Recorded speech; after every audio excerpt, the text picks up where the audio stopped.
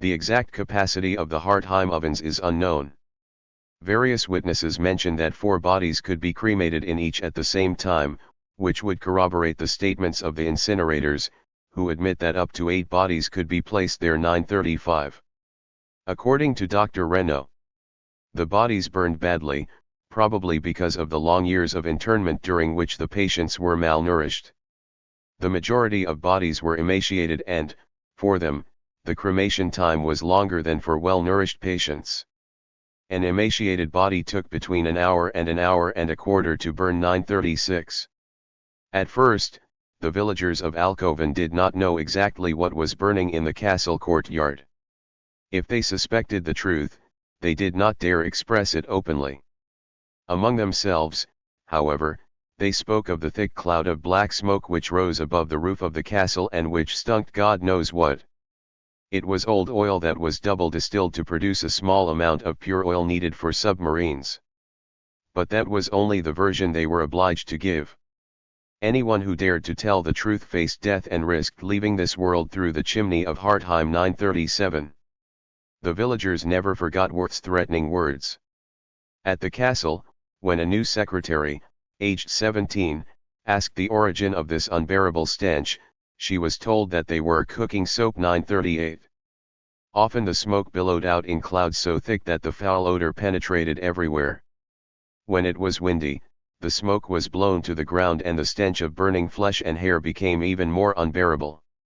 As in Brandenburg, clumps of hair with a pungent odor escaped through the chimney and floated in the air. The foul taste of the smoke caused the villagers of Alkoven to lose their appetite. When it fell on the surrounding orchards and vegetable gardens, the crops were covered in black, greasy soot and everything had to be thrown away. The inhabitants of Alkoven could not eat people's ashes. 939. If they encountered an SS man in the street, the villagers did not greet him. They remained silent and, ostensibly, took out a handkerchief which they placed over their nose and mouth. 940.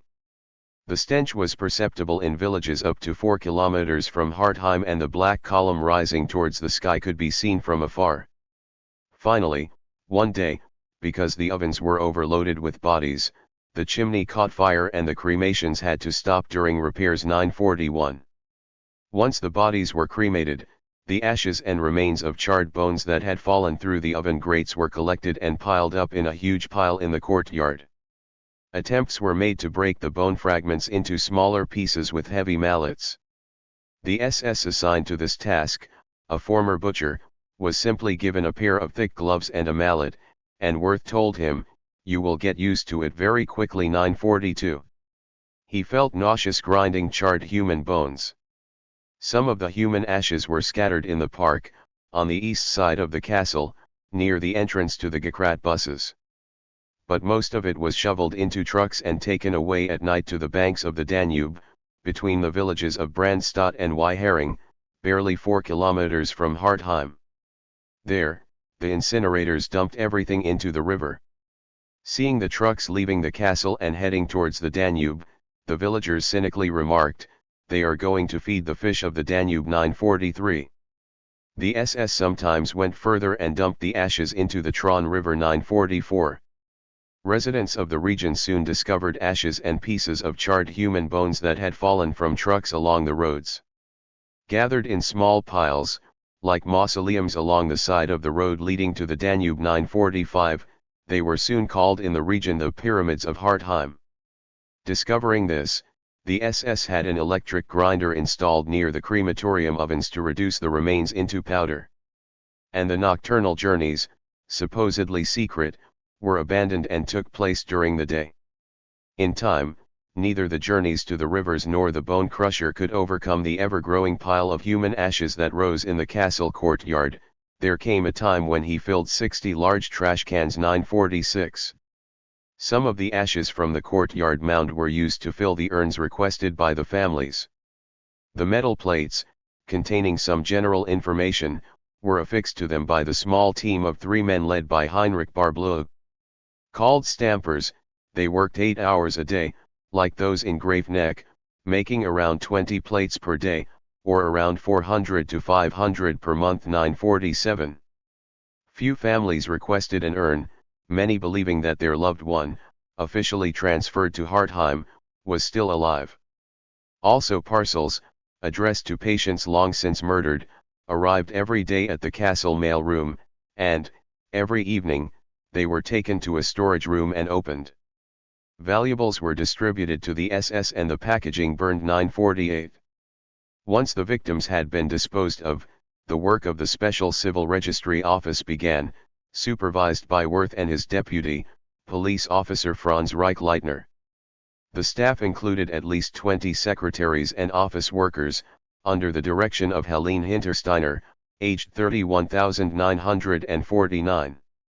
A convinced Nazi, she had previously worked in a tedious job as an accountant at the Haas firm in Linz, which produced baking powder.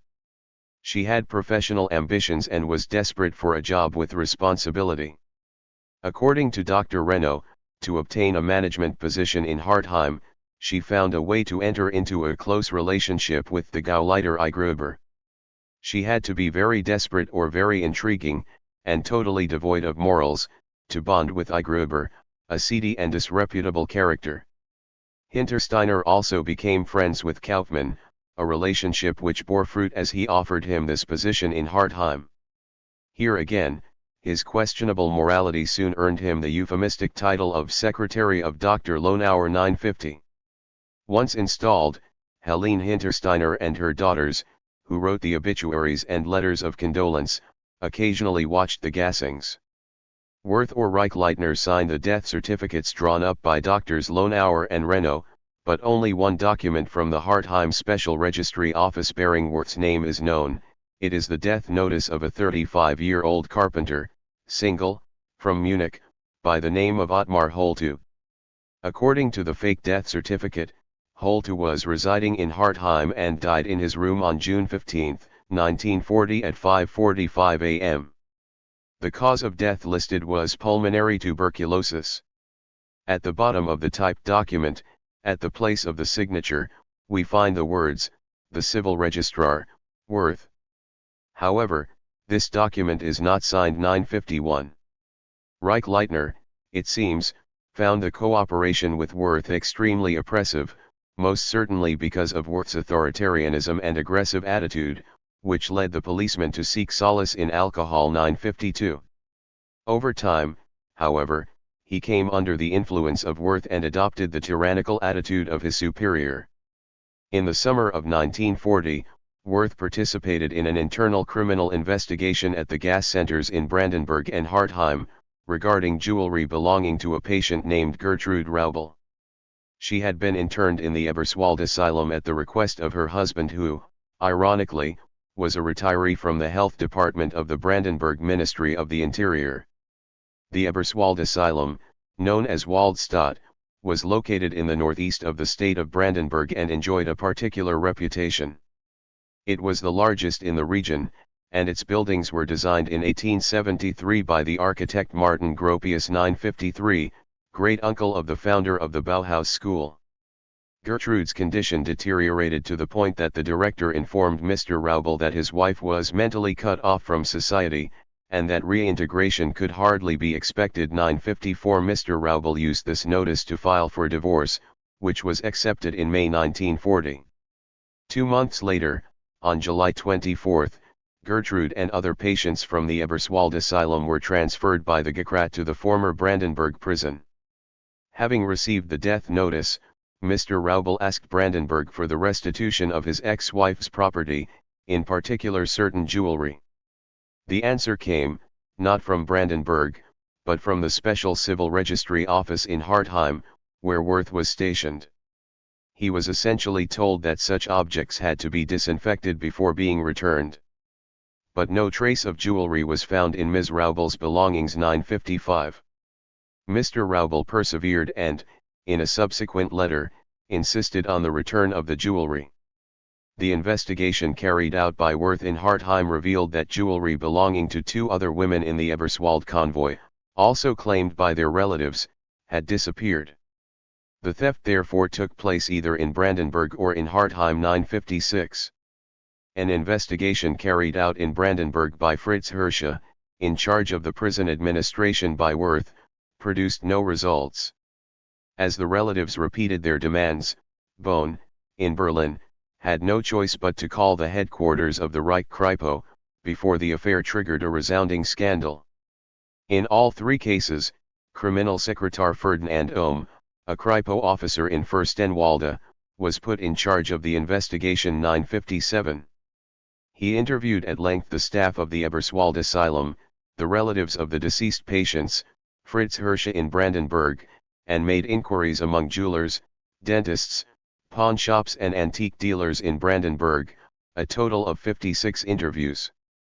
No trace of the missing jewelry was found, but suspicion fell on the guard of the room where the victims' belongings were stored until they were claimed or, if not claimed, sent to the NSV, the Nazi social organization.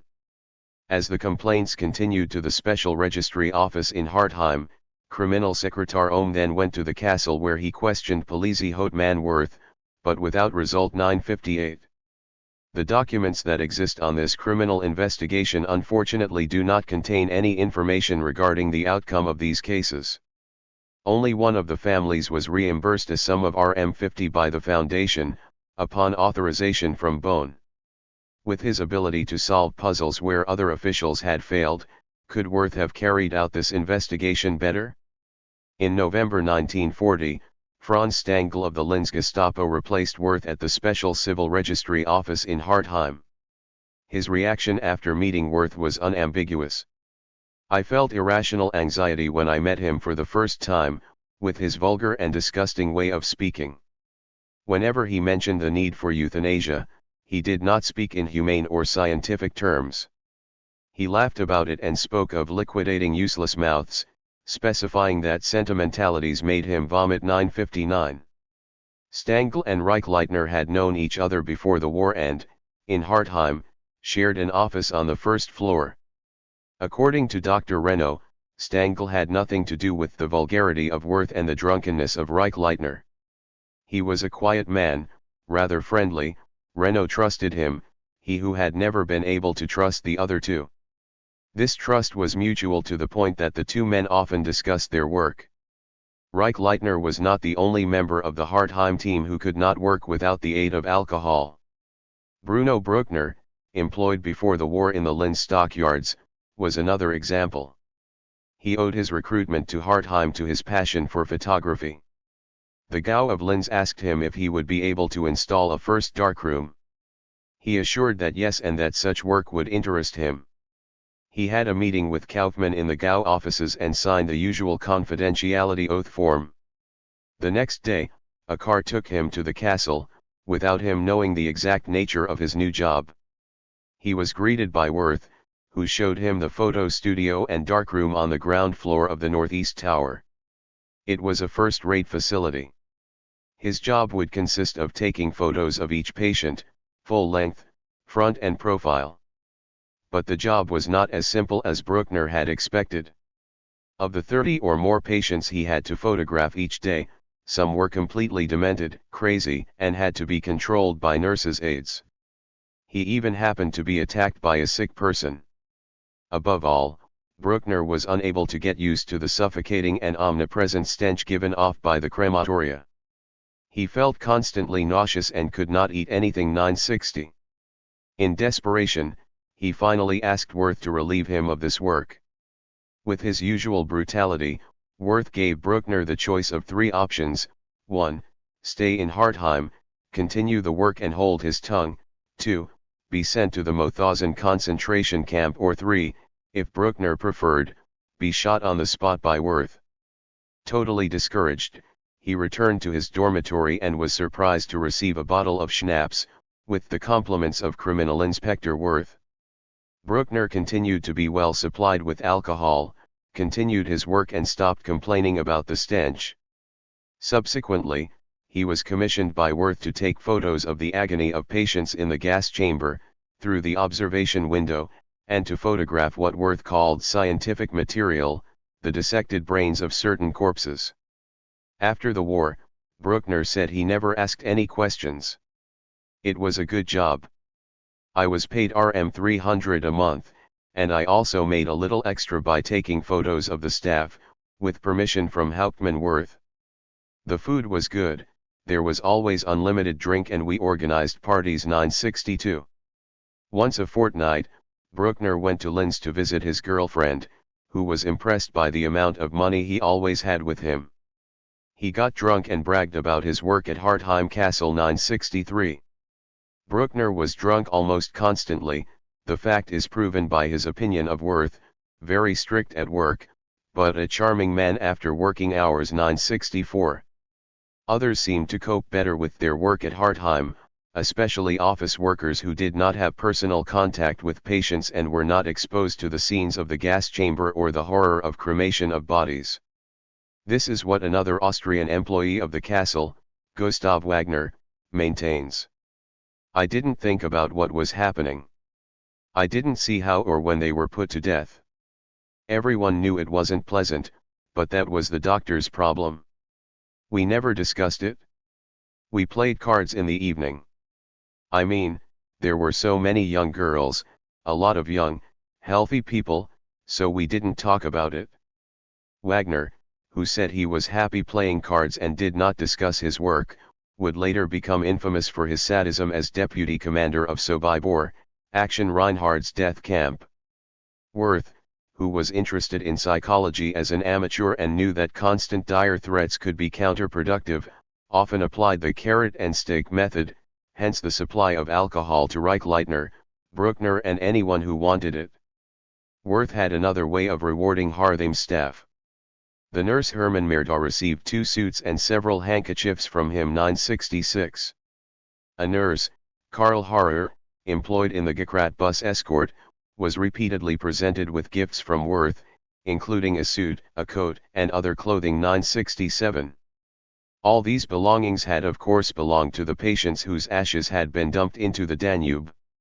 The room that served as a storage room was filled with the victims' unclaimed belongings and packages that arrived every day, sent by families who had not yet received death notices.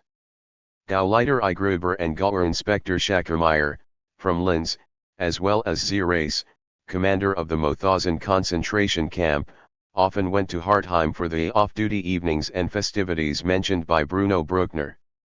Other visitors included delegations of senior officials from Berlin, including Wilhelm Frick, Reich Minister of the Interior, Wilhelm Stuckert, State Secretary of the Reich Ministry of the Interior, and Leonardo Conti, State Secretary for Health. Proudly escorted by I. Gruber, they carried out an inspection tour of the castle, then observed a gassing 968. During these visits, the dignitaries looked with contempt at these incinerators which fueled the ovens in the courtyard, they considered them to be the dregs of the human race 969. Once the inspection and the gassing demonstration were completed, the Berlin dignitaries were invited to go to the banquet hall on the second floor, with Wirth, Reichleitner, and Stangl at the end of the large U-shaped table. These festivities sometimes lasted several days 970. After the war, Conti claimed to have gone to Hartheim because there had been complaints. I asked Brack if everything was working as it should, then did an inspection and was shown what types of patients were there. The patients shown to me were indeed the most serious cases, so that I could see for myself that these patients were put to death according to the orders of the Führer 971. One of the victims of the Hartheim gas chamber was Alois Avith, a 49-year-old depressive schizophrenic, murdered on December 6, 1940, about a month after Stangl replaced Wirth. She had been interned for 9 years in the large A.M. Steinhof Asylum on the Baumgartner Höhe, in the Viennese suburb of Penzig, where she was locked up in a special ward. She spent most of her time chained to an iron bed because of her outbursts of rage, her hallucinations, and her absences.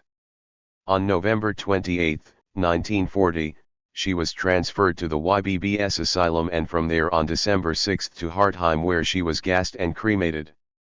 His ashes were thrown into the Danube. Alois Avith belonged to the family of Adolf Hitler. She was a first cousin on the Führer's father's side, the Schickel Grubers, whose family had a history of madness. Joseph Vieth, Alois's father, fathered only idiots.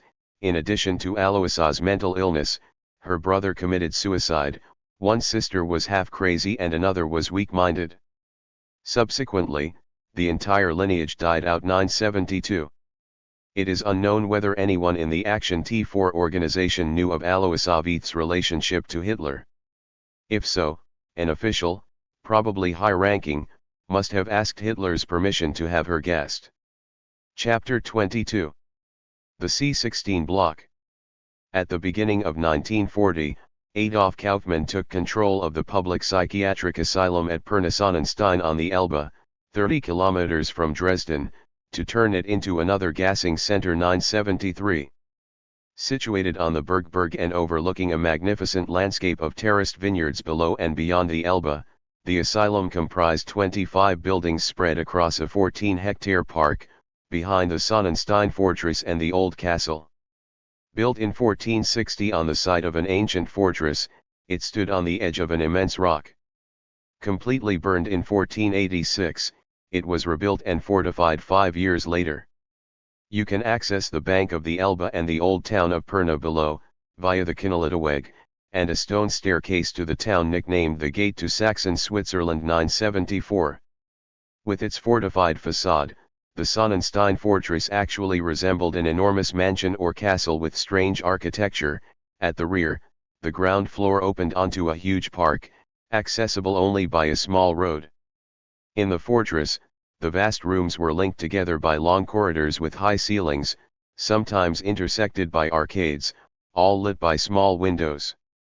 Overall, the building, although not very light, gave the impression of being spacious and functional. Established in 1811, the asylum was closed in 1813 by the French occupation troops who restored its military function to the fortress. Reopened in 1855, the asylum was considerably enlarged between 1890 and 1913 by other modern buildings built in the large park and gardens which extended to the rear of the fortress. Pirna-Sonnenstein was hailed throughout the world as a model of modern psychiatry, an asylum where occupational therapy had been practiced since 1928, and where the most innovative treatments had been applied since 1883 and imitated by other asylums 975. The development and improvement of treatment methods was interrupted by the First World War, during which more than 1,000 patients died of starvation or contagious diseases. After the war, new treatments and methods of occupational therapy were introduced 976. In 1928, when the asylum housed more than 800 patients, Professor Paul Nitsche was appointed director. He belonged to the school actively engaged in psychiatric reforms. He undertook segregation of the chronically ill in the interests of racial hygiene and took other draconian measures, notably the introduction in 1936 of a special diet, without meat and almost without lipids, consisting of cabbages, alternately white and red, and turnips. Death occurred within 3 months 977. The reserve military hospital created the previous year was closed and transferred to Leipzig in April 1940-0978, and the resettlement camp intended for Volksdeutschen Volynens and Galiciens closed the same month. Construction and conversion work began in Sonnenstein at the beginning of April, around the same time as that in Hartheim. Behind the patient's garden reserved for men, a set of 4 buildings, numbered from C14 to C17, was separated from the others by a wall 979. The southern part of the asylum, renamed the Special Institution, was separated by a fence. This, however, did not obstruct the view from the windows of a neighboring house whose inhabitants, Hermann Roth, the last chaplain of the asylum, and his family, were evicted in May 980. No objections were apparently raised to the presence of the Volksdeutsche resettlement camp just 100 meters from the Action T4 complex, and the local newspaper Pirner Anzeiger even published articles about the camp, to which Leonardo Conti went. 981 Only one building outside the Action T4 complex, the Mariaheim, retained its functions as a psychiatric asylum. Block C16, a 3-story building isolated in the park, between Kinolitaweg and Kunnersdorfer Strasse, was requisitioned to install gassing and cremation equipment in the basement 982. The reception rooms and the changing room for patients were installed on the ground floor, while the two upper floors, as well as the ground floor and the second floor of Block C-17, were reserved for accommodation of Foundation staff. Only SS non-commissioned officers employed as disinfectors and incinerators lived separately, in Block C-16, close to their workplace 983. The Special Civil Registry Office was also located in Block C-17, on the first floor. Both blocks were previously part of the Perna II Reserve Military Hospital. It was in the courtyard which separated the two blocks that the GKRAT buses arrived. An old barn had been converted into a garage. A so-called infirmary was installed in Block C-14 where patients could, if necessary, spend a night. 984. This complex, which subsequently included 11 buildings, was guarded by a unit of around 15 police officers from Perna and Dresden, under the direction of Paul Rost, responsible for the security of the region and the control of entries and exits at the gate of the gassing center. 985. The police commando was housed in a former bowling alley. 986. The conversion work on Block C-16 was carried out by a team of workers supervised by Erwin Lambert. They lasted approximately 6 weeks, between April and June 1940. Lambert also renovated and converted the old barn intended for GKRAT. 987. The rooms on the ground floor of Block 16, entered through the east door, were used as waiting rooms, a changing room for patients, a medical examination room and a photo studio.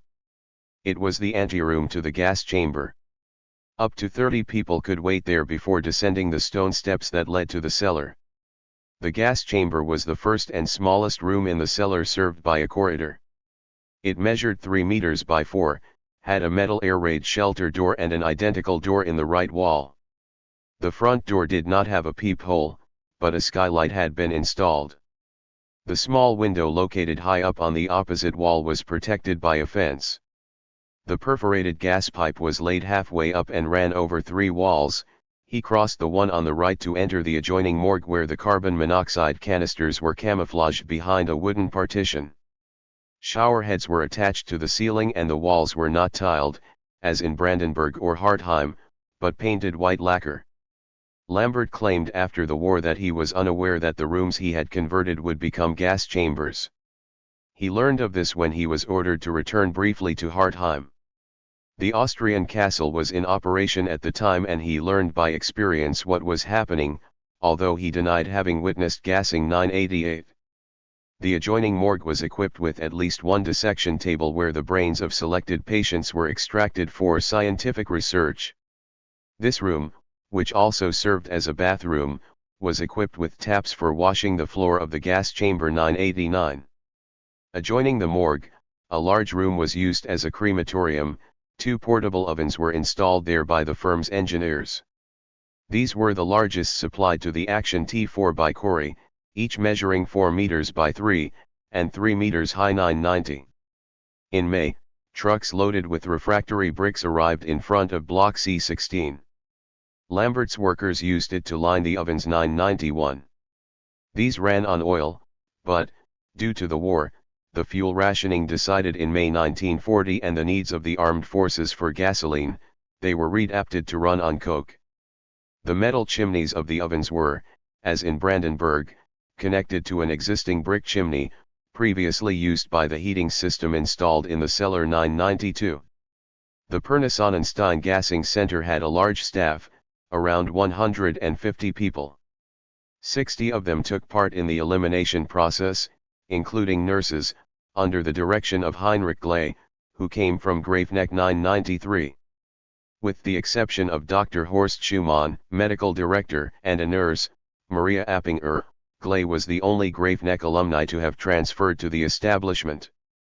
He was appointed head of the nursing staff who accompanied patients on GKRAT 994 buses. 4 Dresden police officers were requisitioned from Perna Sonnenstein, Ernst Skemmel, Fritz Tauscher, Walter Klaas, and Paul Rost. All would subsequently serve under Wirth in the Action Reinhard death camps. The oldest was Skemmel, 57, who came from the Kripo headquarters in Dresden and was transferred from Graveneck to Perna Sonnenstein. As office manager, one of his tasks was to make lists of patients to be brought to the gas center. Donning a white coat to pass himself off as a doctor, he also participated in the medical examination and the selection of patients 995.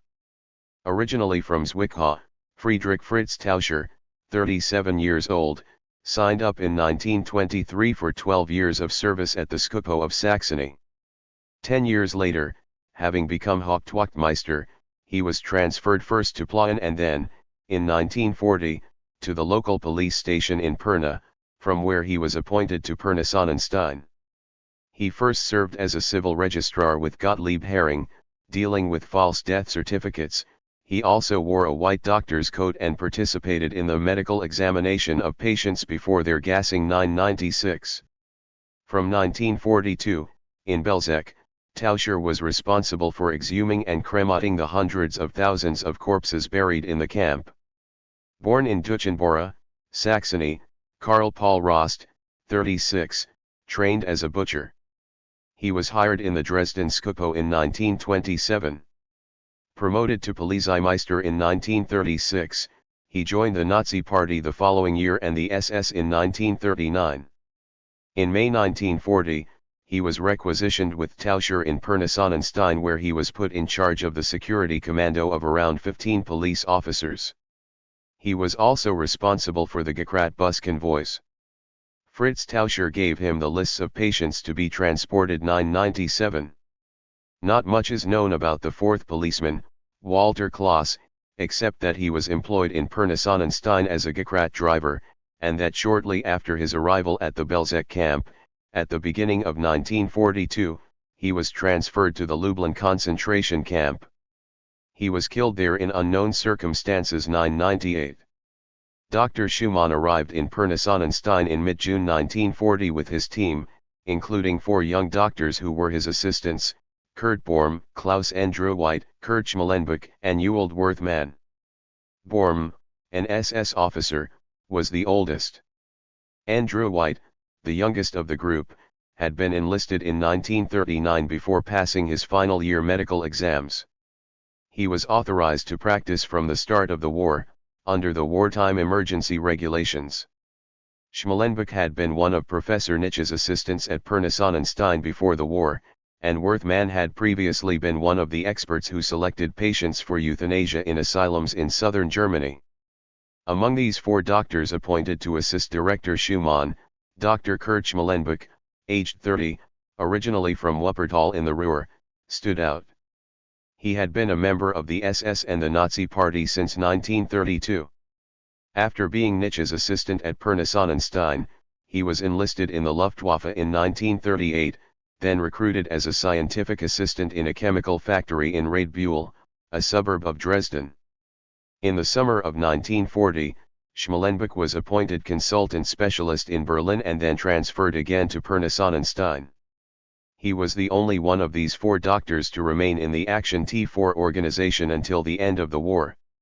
The other members of the staff constituted a disparate group, summoned to Pirna-Sonnenstein for emergency wartime mission once their political loyalty had been tested by the Gestapo, the police, or their former employers. Sometimes a special hiring commission led by Victor Brack and Werner Blankenberg visited cities in search of specialized personnel, while other employees were recruited by local hiring offices 1000. Some employees were recruited very far from Pirna-Sonnenstein. 7 people, 5 women and 2 men, came from Frankfurt am Main, 5 other women were requisitioned from a savings bank branch in Gladbach in Rhineland-Palatinate, and 3 shorthand typists from companies in Berlin. With 2 exceptions, the 7 Gekrat bus drivers came from Annaberg, in Silesia. The others were from Dresden and its surroundings, or from Pirna itself 1001. The 12 SS non-commissioned officers employed as incinerators at the crematorium also came from outside, mainly from the Sudetenland, East Prussia, and Berlin 1002. The first gassing tests on 10 patients took place on June 28. The mass elimination began in earnest the following month, with the gassing of 1,116 patients. Typically, the convoy of 4 Gekrat buses, one of which was rented from a private company in Dresden, left Pirna-Sonnenstein to pick up patients 3 or 4 times a week, each time between 4 a.m. and 5 a.m., and returned in the afternoon. Sometimes, when a single bus returned with around 30 people, it was considered unnecessary to gas such a small group. Dr. Schumann was waiting for a sufficient number to be gathered to operate his elimination system 1005. The patients were then temporarily housed in Block C14 or C15. Conversely, when too many patients arrived at the same time, they were kept in the same buildings and gassed in groups. 1006. As soon as they learned that a convoy was going to arrive, the incinerators went down to the cellar of Block C16 and lit the ovens. During this heating, which lasted about an hour, they observed the patients who were taken down the corridor to the gas chamber 1007. When the GKRAT buses stopped in front of building C16, the death block, the patients first met the reception committee, made up of Ernst Skemmel, Fritz Tauscher, and nurses Heinrich Gley and Frieda Kutzschera, all in white coats. 1008. Skemmel received the patient files and their valuables from the convoy leader, Paul Rost, and handed them to the doctors in the examination room 1009.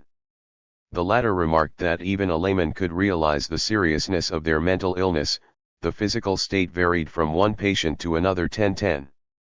Schumann himself remarked about the so-called medical examination, which lasted no more than 2 minutes per patient, that it was practically impossible to make a decision in such a short time.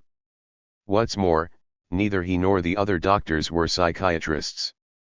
Our action therefore had to be limited to a brief interview during which we had to determine whether the patient was able to orient himself in time or space, and whether we could speak to him. Sometimes it was even more difficult because the patients had been given tranquilizers. Dr. Schumann admitted after the war that only in rare cases, perhaps 10, were patients discharged. A few, who were completely lucid and in good physical health, were employed in the kitchen or cleaning the buildings used by Action T41012. According to a staff member who would become an SS guard at the Treblinka death camp. Although Dr. Schumann was a convinced Nazi, he treated patients correctly, he showed himself to be human. He even ordered, when a large group arrived, that men and women be gassed separately. 1013. After assisting Schumann on 2 convoys, Dr. Werthmann nevertheless found fault with his methods. He was then ordered to just sit and watch the patients parade around naked.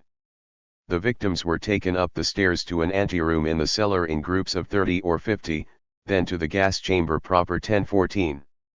To simulate a shower, the more lucid ones were given towels and a piece of soap. 1015. The procedure was identical to that of Grafenegg, Brandenburg, and Hartheim, except that the gassing sometimes took place at night. While some patients shouted, howled and banged on the metal door of the gas chamber, the secretaries on the ground floor heard the noise from the cellar as if it was coming from the next room. 1016. One day, the ever-punctilious Dr. Werthmann looked through the peephole into the gas chamber. This caused me such a shock that I asked Dr. Schumann to transfer me. There is no doubt that this depressed me enormously. Later I telephoned Professor Haidt in Berlin and requested my call back to Berlin. He was very unpleasant on the phone, ordered me to stay quiet and stop calling. 1017. Schumann proposed that Werthmann become director of a gassing center in return for the cancellation of his request. Far from wishing for such a promotion, Werthmann maintained his request. Schumann stopped arguing and wished him good luck. Dr. Werthmann left Pirna-Sonnenstein after barely 6 weeks. According to Schumann, Dr. Andrew White, also, was still very young and too tender. To a large extent, we managed it so that, in my absence, it fell to Dr. Borm to operate the gas. I remember that once Dr. Borm himself reported that he had spared Dr. Andrew White from operating the gassing system. 1018. Borm, long devoted to the SS, which he had joined in 1933, was totally reliable. From 1939 he held positions as a military doctor accompanying the SS Totenkopf division in the Sudetenland and in Prague, as a company major. In June 1940 he was transferred to the SS Standarte Westland in Munich-Fremont. It was a special SS regiment, created for volunteers from the Netherlands and the Flemish-speaking regions of Belgium, under the supervision of SS Brigade Führer Gottlob Berger, head of the SS Main Office and Chief of Staff of the Waffen-SS. With the rank of SS Obersturmführer, Dr. Borm had the task of administering a medical examination to the 2,448 volunteers. He disqualified nearly half of them, deemed unfit for service in the Waffen-SS. In November 1940, Borm was transferred to the Waffen-SS Medical Inspection Office in Berlin, and the following month received a written summons ordering him to report to Werner Blankenberg's office in the Führer Chancellery for special assignment. There, Blankenberg informed him that he had been recommended and requisitioned for a secret euthanasia operation, but he did not go into details. Born was sent to Sonnenstein to become Dr. Schumann's deputy. There is no doubt that his rank of company major in Prague designated him to be Schumann's adjutant major at Pirna Sonnenstein. In this capacity, he signed more than 6,000 letters of condolence under the pseudonym Dr. Storm.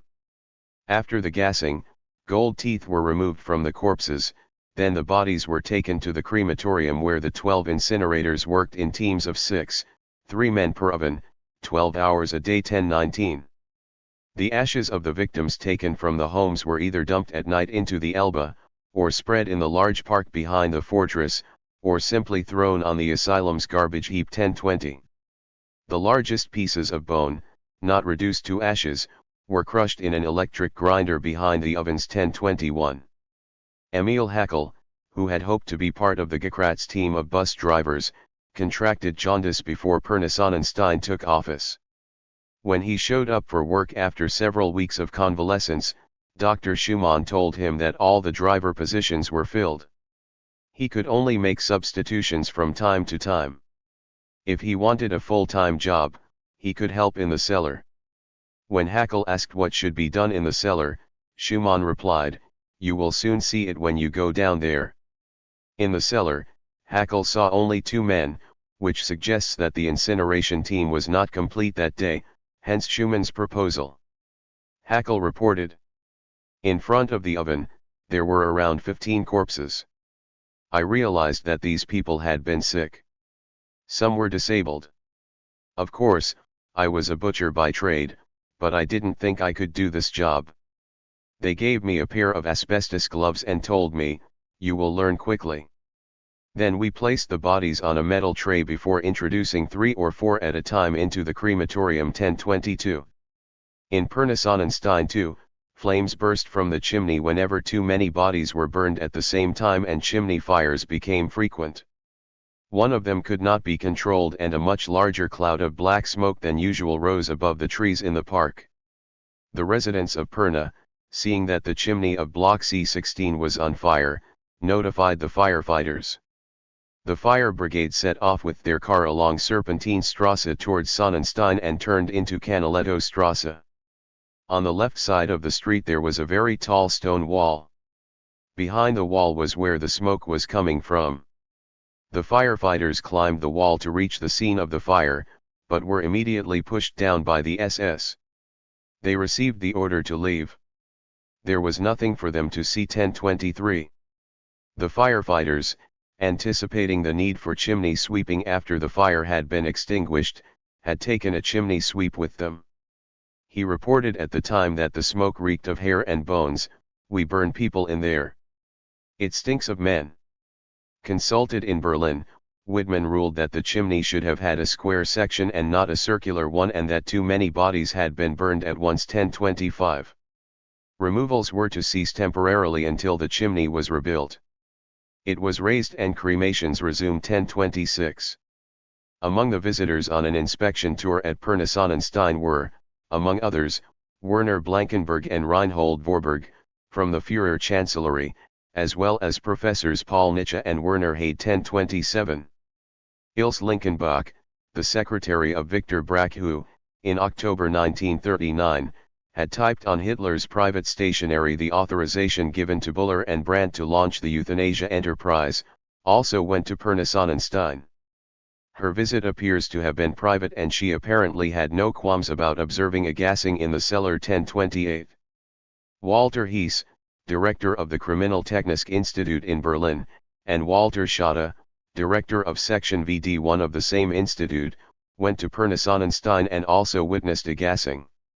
An ardent supporter of the euthanasia enterprise, Hees rattled off the hackneyed arguments: in times of total war, we cannot continue to feed the incurably ill, when we so badly need beds and nursing staff in hospitals. Just as in Hartheim, during these visits, the incinerators who carried out their macabre task in the cellar were despised by Action T4 dignitaries and visitors from Berlin 1029. Although the Pirna-Sonnenstein Center covered asylums in the regions of Saxony, Thuringia and Silesia and some other asylums in southern Germany, it also took in patients from asylums in the Reichsgau of Wartheland and East Prussia for gassing purposes. Documents show that some were transferred either to an asylum outside East Prussia or to an asylum in Saxony. In both cases, they were not transferred immediately to Pirna-Sonnenstein, but to the asylum in Groß-Weidnitz near Gorlitz, or to that of Schadras, near Kolditz, in the Muldental region of Saxony, from where they were then sent to Pirna-Sonnenstein 1030. In July 1940, a convoy of 500 patients from the Konradstein Asylum, in the suburb of Danzig-Stargard, as well as patients from other asylums in West Prussia, were sent to Saxony by train. Directed this time immediately to Pirna-Sonnenstein, they constituted one of the most important convoys in the center. They were extremely sick or very weakened by hunger, and they were gassed within 24 hours of their arrival 1031. Others were sent first to the asylum in Arnsdorf, then, in mid-August, to Pirna-Sonnenstein. The medical records of these patients, numbering around 4,000, from West and East Prussian asylums, gassed in Pirna-Sonnenstein, were sent to Tiergartenstrasse 4 in 5 large crates 1032. In the fall of 1940, Pirna-Sonnenstein became the site of a documentary on euthanasia, directed by GKRAT director Hermann Schweninger. He claimed to be a film expert and his ambition to become a film director dated back to his studies. It was his old classmate Victor Brack and Professor Paul Nietzsche who gave him the long-awaited opportunity. He was given the mission to visit several asylums and film footage that could be used in documentaries. This mission had been promised by Brack to Schweninger when he appointed him as director of GKRAT 1033. Schweninger and Nietzsche wrote a draft screenplay on euthanasia and the merciful death of the mentally ill by carbon monoxide 1034. The films were shot in particularly architecturally beautiful asylums of great aesthetic value, located in castles or estates. Sonnenstein topped the list. The aesthetic aspect of the film was to contrast with the extent of human suffering in these asylums and the burden that these patients represented for their loved ones and for the state. A production contract was prepared by Schweninger and Wilhelm Stopler, director of the company Tobis Film Kunst, an independent film production company created in 1927 and a competitor to UFA, the main studio in Germany. It was signed on August 1, 1940 by Herbert Linden, of Section IVG of the Department of Health, at the Reich Ministry of the Interior. 3 weeks later, this film project entitled Dossier ohne Leben was submitted, along with a production estimate. With the authorization of Werner Blankenberg, the costs were covered by the Führer Chancellery. Pirna-Sonnenstein, with its imposing fortress overlooking the town, its buildings scattered in the park behind it, and the superb view of the surrounding countryside and the Elbe, was ultimately chosen as the main filming location. Hans Heffelmann, of Central Office 2 in charge of the child euthanasia enterprise, wrote to Werner Hay that the elimination of some of the sickest and most deformed patients was deferred until they could be filmed. At the Krumbach Asylum in Tyrol, there were 70 idiot children who would provide particularly interesting raw material for the film. It was the Vincennes House, which accommodated both adults and seriously disabled children, in a valley in the Tyrolean Alps. The patients were filmed in Dossier ohne Leben, then gassed at Hartheim Castle 1037. At Graveneck Castle, the gassing of a number of particularly remarkable idiot specimens was also postponed so that Schweninger could film them. He complained of sometimes having to rush from one asylum to another with his film crew before the victims disappeared into the gas chambers 1038. This complaint is hardly surprising. He crossed the entire Reich, from Hesse to Bavaria and Silesia, to go to asylums sheltered in old castles and monasteries. 4 of them were particularly impressive. Werneck, near Schweinfurt, was surrounded by a park, with a lake nestled in the forest. The former Cistercian monastery of Lübis, in Lower Silesia, imposing with its architecture. The public psychiatric asylums of Lower Main, northeast of Würzburg in Lower Franconia, and of Skeuern, near Neuerberg, in Hesse. Around 40 patients, particularly good cinematographic material, who were to be gassed, benefited from a reprieve at the Skeuern asylum and were transferred to Sonnenstein to be filmed there. 1039. The material suitable for the film, that is to say the most serious cases of mental and physical disability, was also selected from the information forms.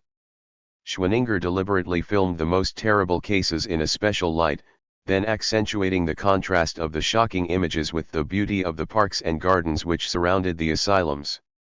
In Pirna Sonnenstein, he also filmed, with his film crew of around 30 people, a sequence of gassing through the skylight of the gas chamber, while the patients were dying.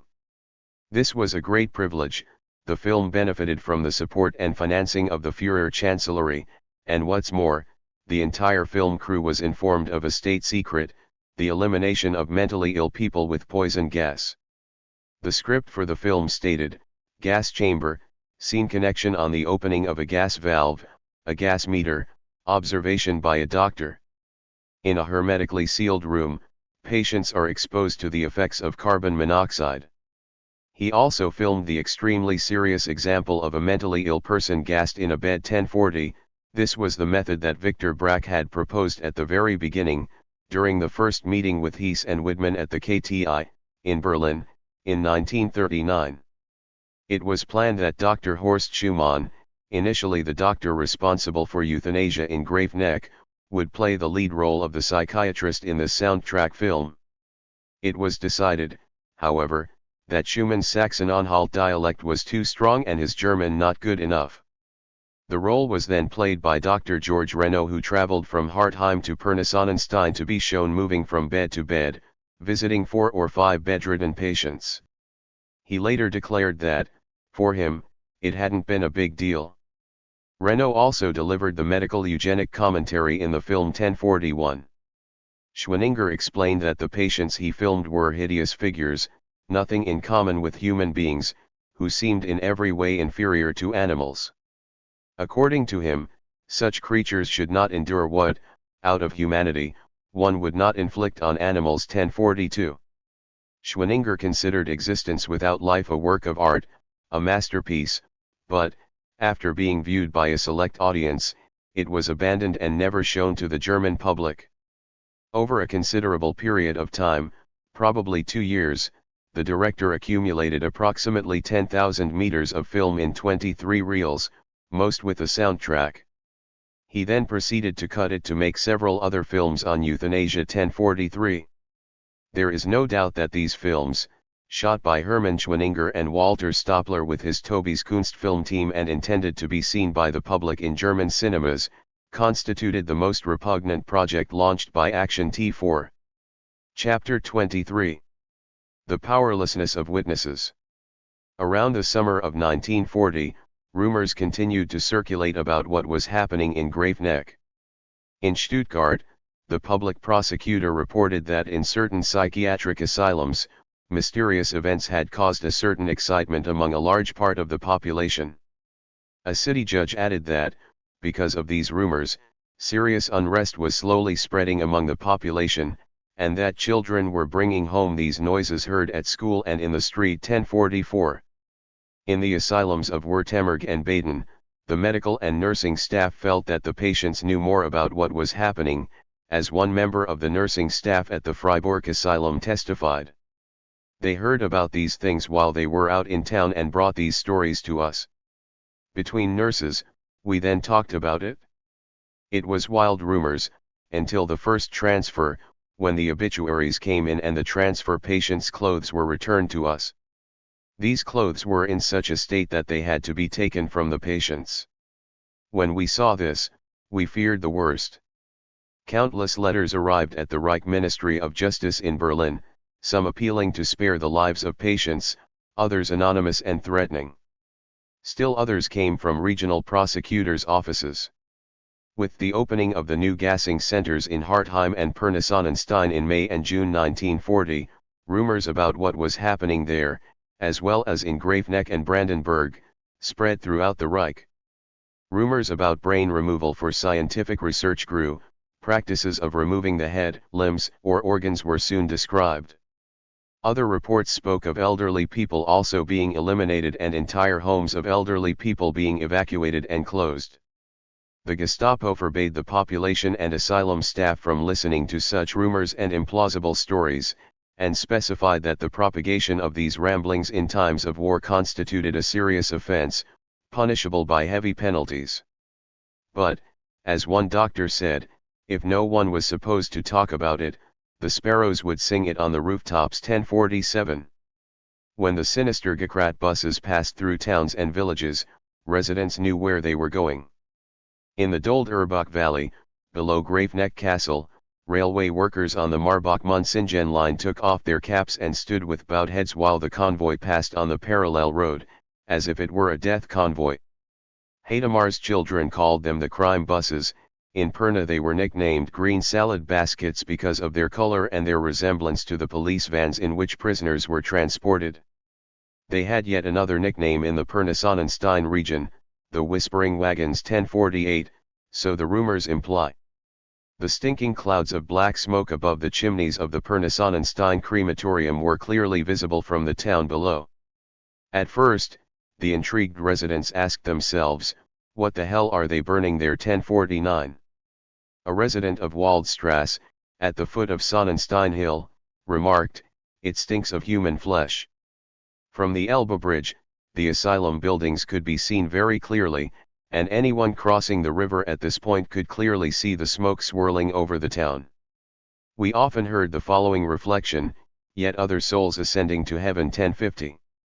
At the Pirna school, the teacher, who was a long-time member of the Nazi Party whose gold badge he proudly displayed, was very frank about the source of the smoke. Questioned by children curious to know what this meant, he gave them the following answer, direct and ideologically correct, the smoke comes from the extermination of elements unworthy of life. 1051. As we will see later, in Haidamar, the chimney of the block of death was also clearly visible from the city below. When smoke and flames burst from the chimneys, even a toddler could understand what was happening. 1052. When they argued, the children would shout at each other, stay still, or you'll end up in the chimney. Or you're going to go up in smoke. The Gekrat no longer used only Reich Postal Service buses to transport patients, but also what appeared to be SS or police buses, sinister black vehicles with the sides decorated with the eagle and the swastika. 1053. As the asylums were warned the day before the arrival of the Gekrat buses, some entirely sane patients tried to hide to avoid being loaded into these formidable vehicles, others spent the night in prayer or singing hymns. In certain Catholic asylums, the night before a convoy, the priest said a mass, organized services of collective absolution and collected the confessions of the sick. 1054. The next morning, the arrival of buses to pick up patients created a gloomy atmosphere among staff and lucid patients, especially those who had physical deformities or were socially maladjusted but completely sane. It was as if a shroud was spread over the asylum. 1055. The most seriously affected patients also felt misfortune approaching and experienced panic fear. 1056. This fear and apprehension was largely caused by the behavior of Gekrat convoy leaders, drivers, and nurses, tall men and women in white coats, 1057, who acquired a reputation for being brutal, crude, and disgusting, even terrifying. The nurses seemed to be worse than the orderlies, rather large, brutal, and harsh-speaking women.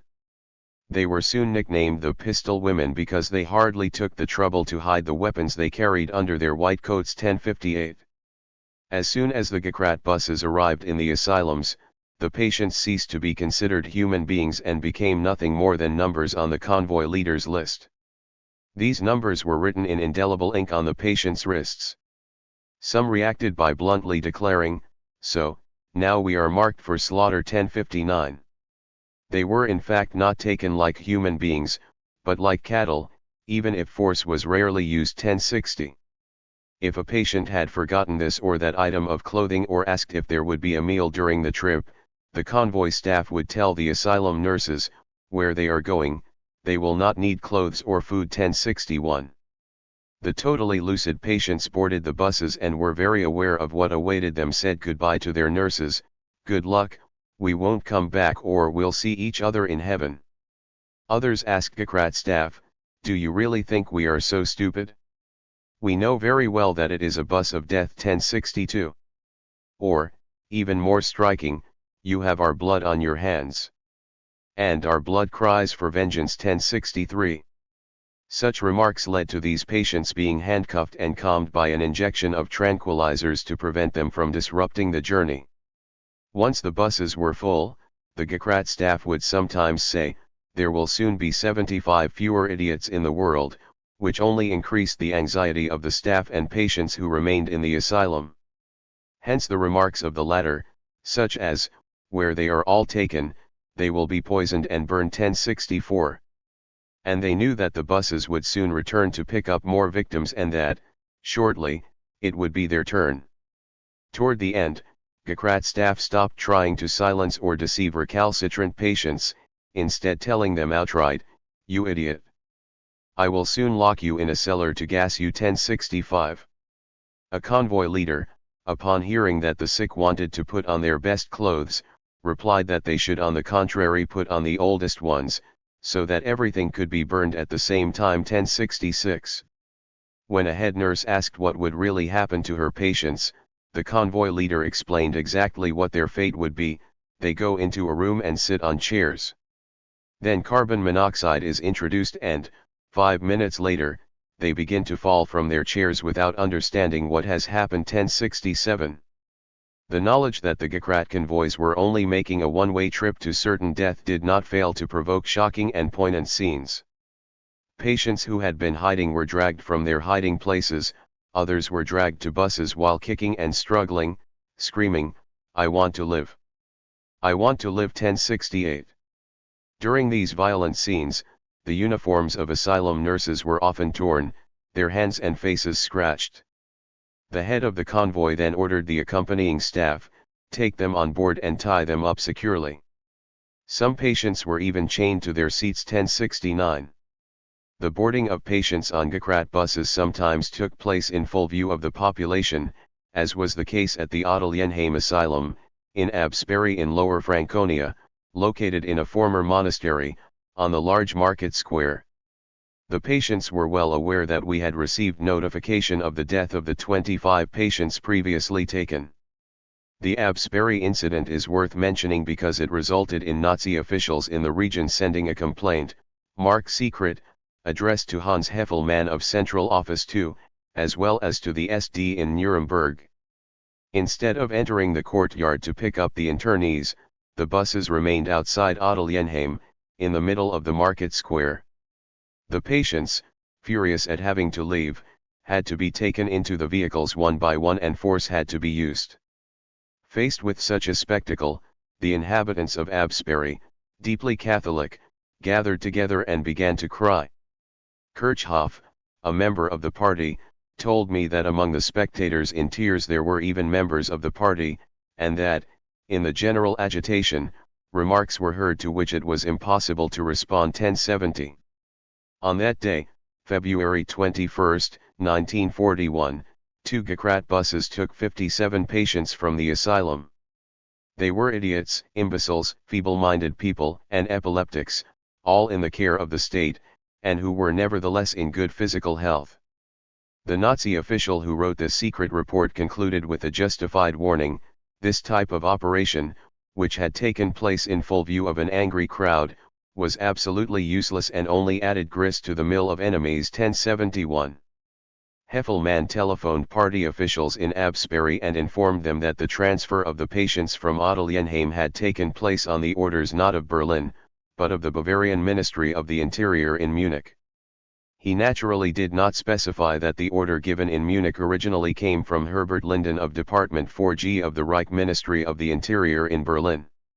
Nazi officials in Absperry even tried, unsuccessfully, to find out which party members had wept in public during the incident, while the party's regional office in Nuremberg deplored the incident and expressed the fervent hope that such a mistake would not be repeated in the future.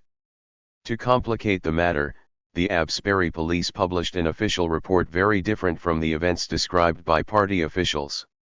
According to this document, nothing untoward had happened during the loading of the first convoy, which had taken place not in the street, but in the courtyard of the asylum, out of sight of passers-by.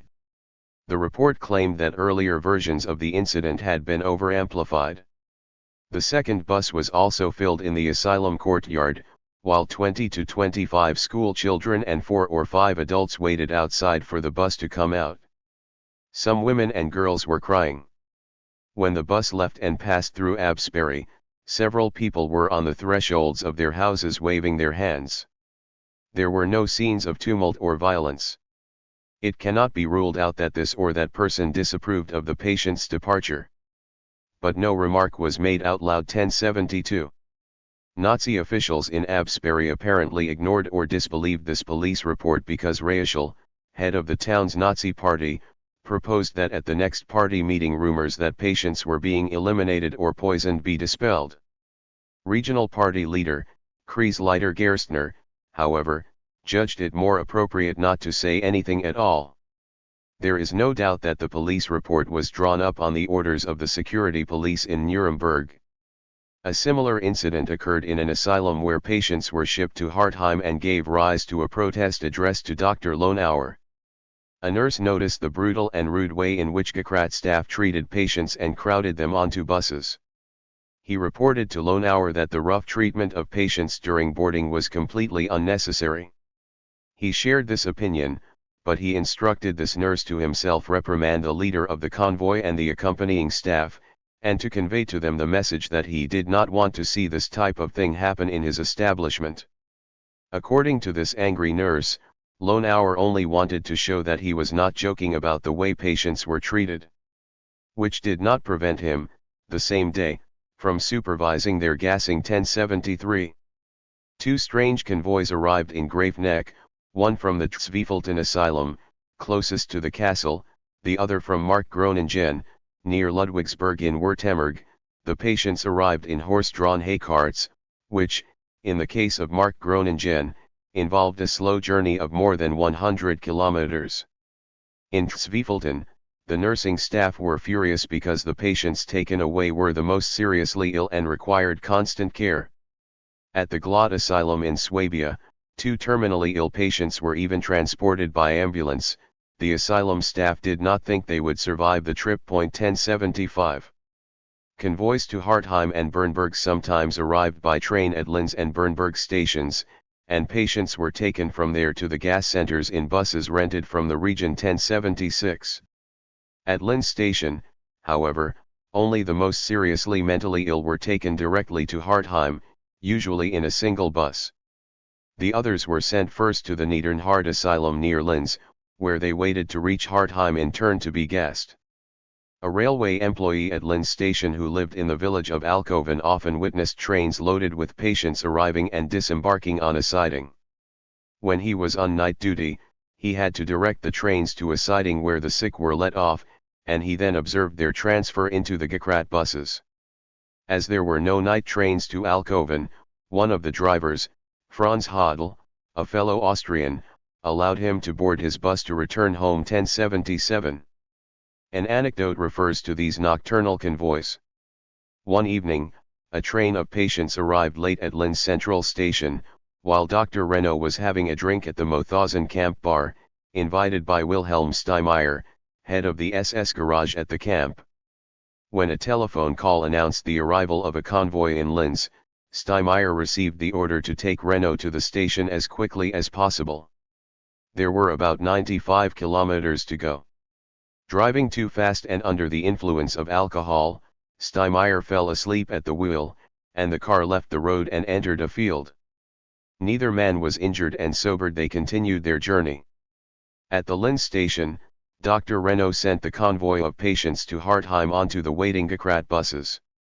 Then Steinmeier took him back to Mauthausen where they both started drinking again 1078. Transferred in 1939 from Hartheim to Niedernhard, head nurse Felicitas described the Gekrat convoy. According to her, the nursing staff who accompanied the patients were dressed in a way to deceive them.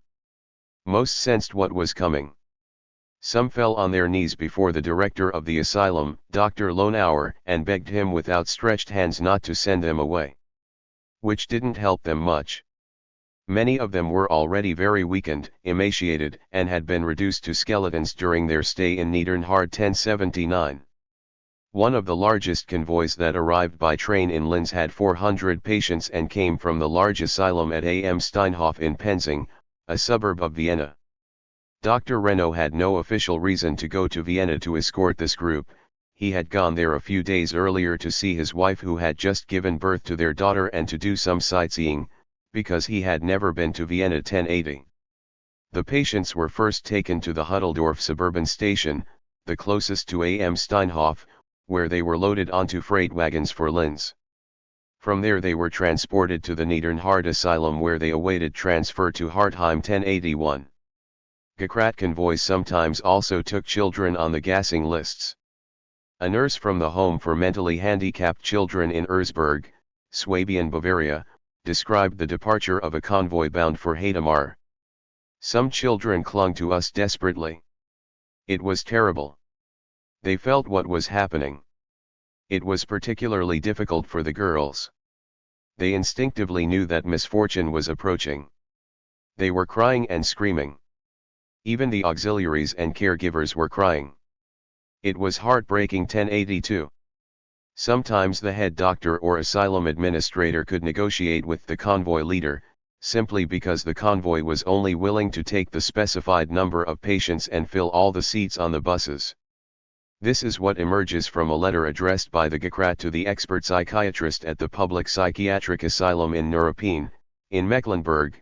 The list of the convoy included 69 names, but only 50 patients were taken, so that there is a certain flexibility regarding those who were taken, those who died, etc.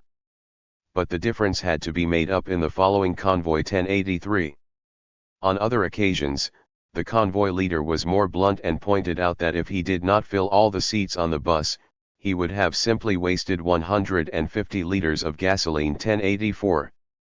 In total contradiction with the psychiatric evaluation supposed to be used to draw up the lists, those who were removed were simply replaced by others 1085.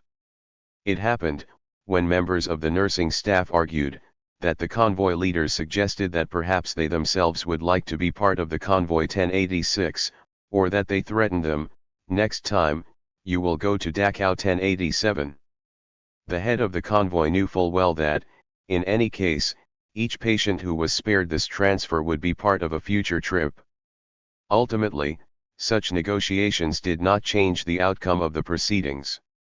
If the administrator of an asylum tried to assert that a certain number of patients on the list were in fact good workers and that they could not be done without them, the leader of the convoy cynically advised him to contact the labor office in order to obtain other replacement workers 1088.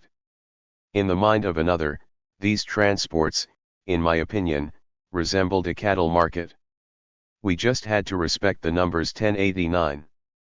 Only on very rare occasions did the convoy leader order his nursing staff to leave alone terminally ill patients on the death lists. They will die before the next convoy, 1090, he said. If the asylum could not provide the number of patients requested by the Gekrat, or in cases of transfer from an asylum where only patients capable of working remained, the convoy leader produced a second list of names. In this case, negotiation was virtually impossible, as a member of the nursing staff at the Weisenau Asylum in Upper Swabia explained. The list of the last convoy mainly included patients who, because they worked, were valuable, and it was difficult to do without them. It also included those who did not suffer from hereditary diseases, but for example from a mild form of Parkinson's disease, traumatic psychosis, and those who suffered from mild senile dementia and were soon to be released 1091. The bargaining over who would be taken and who could stay only served to soothe the conscience of those in charge of the asylum. After the war, these negotiations were interpreted as a form of anti-Nazi resistance. 1092.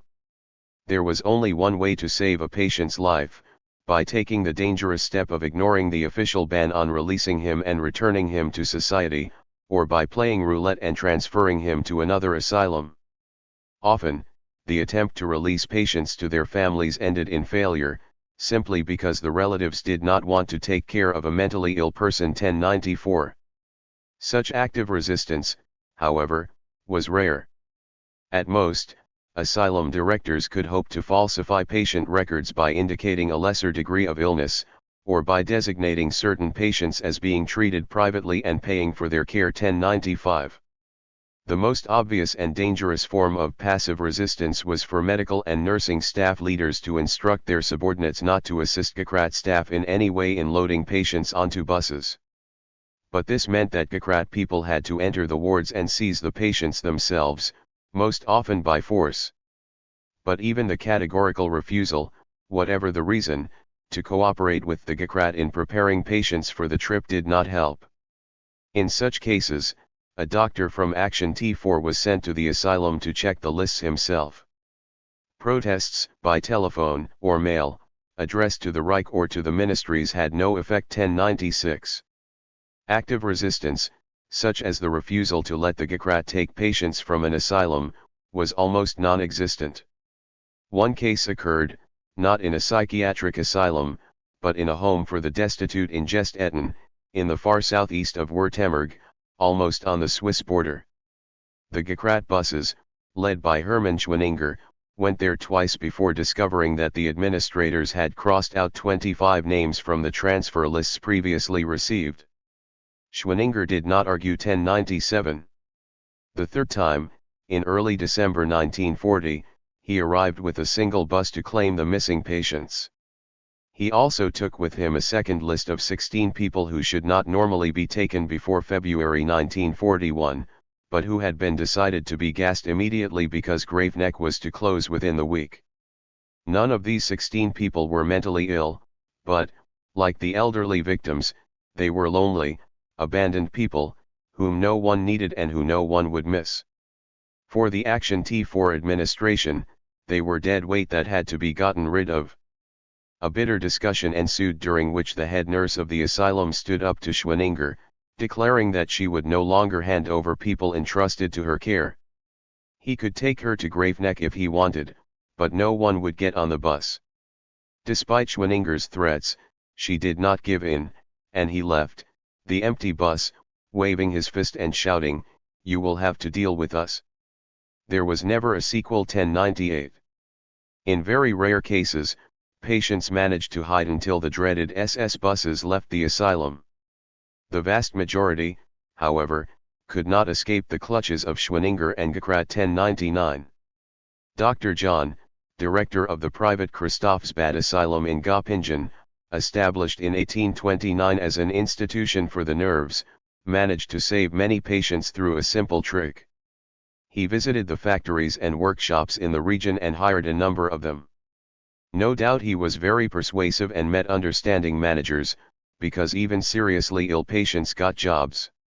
He was then able to inform the Traveling Medical Commission of Action T4 that 80% of the patients at the Christophsbad Asylum were working, and present proof of what he was saying. When the director of the commission insisted that a certain number of patients board the GKRAT buses, John bluntly asked whether they would be taken to a state psychiatric asylum or directly to an extermination center. 1100. 28 patients were taken, less than a bus could hold. When the GKRAT returned, Dr. John convinced the convoy leader that the 47 patients on the kill list were in fact valuable workers. The bus left empty. 1101. But in other cases, asylum directors in the same region agreed not to save patients from death, but to send them to a gassing center. 1102. As the company progressed, the selection process deteriorated and the patient categories scrupulously defined at the beginning were almost abandoned. Most asylums lacked doctors, and those who worked there were too busy or uninterested. They ended up delegating the task of selection to nursing staff and even caregivers. And human nature won out. Anyone who looked sick or was a problem was put on the list, with the staff simply choosing those they didn't like. The doctors had so many patients that they could not know them personally, and they simply added their names to the lists. 1103 This random process, devoid of humanity, made the nursing staff more brutal, who came to resemble the Gakrat staff. Finally, as the circle of people involved in the transfer of patients continued to expand, the disposal enterprise no longer became a state secret, but an open secret. Directly or not, the staff or witnesses to the embarkation and disembarkation of the convoys organized by the Gakrat participated, as did the nursing staff of the original asylums who often accompanied their patients, at least for part of the journey. 1104. Chapter 24. Towards the closure of the centers. No one left to guess. The last person to visit Graveneck Castle before its closure at the end of 1940 was Drive Arthur Schreck, the director of the Wiesloch Asylum, one of the evaluators of the forms.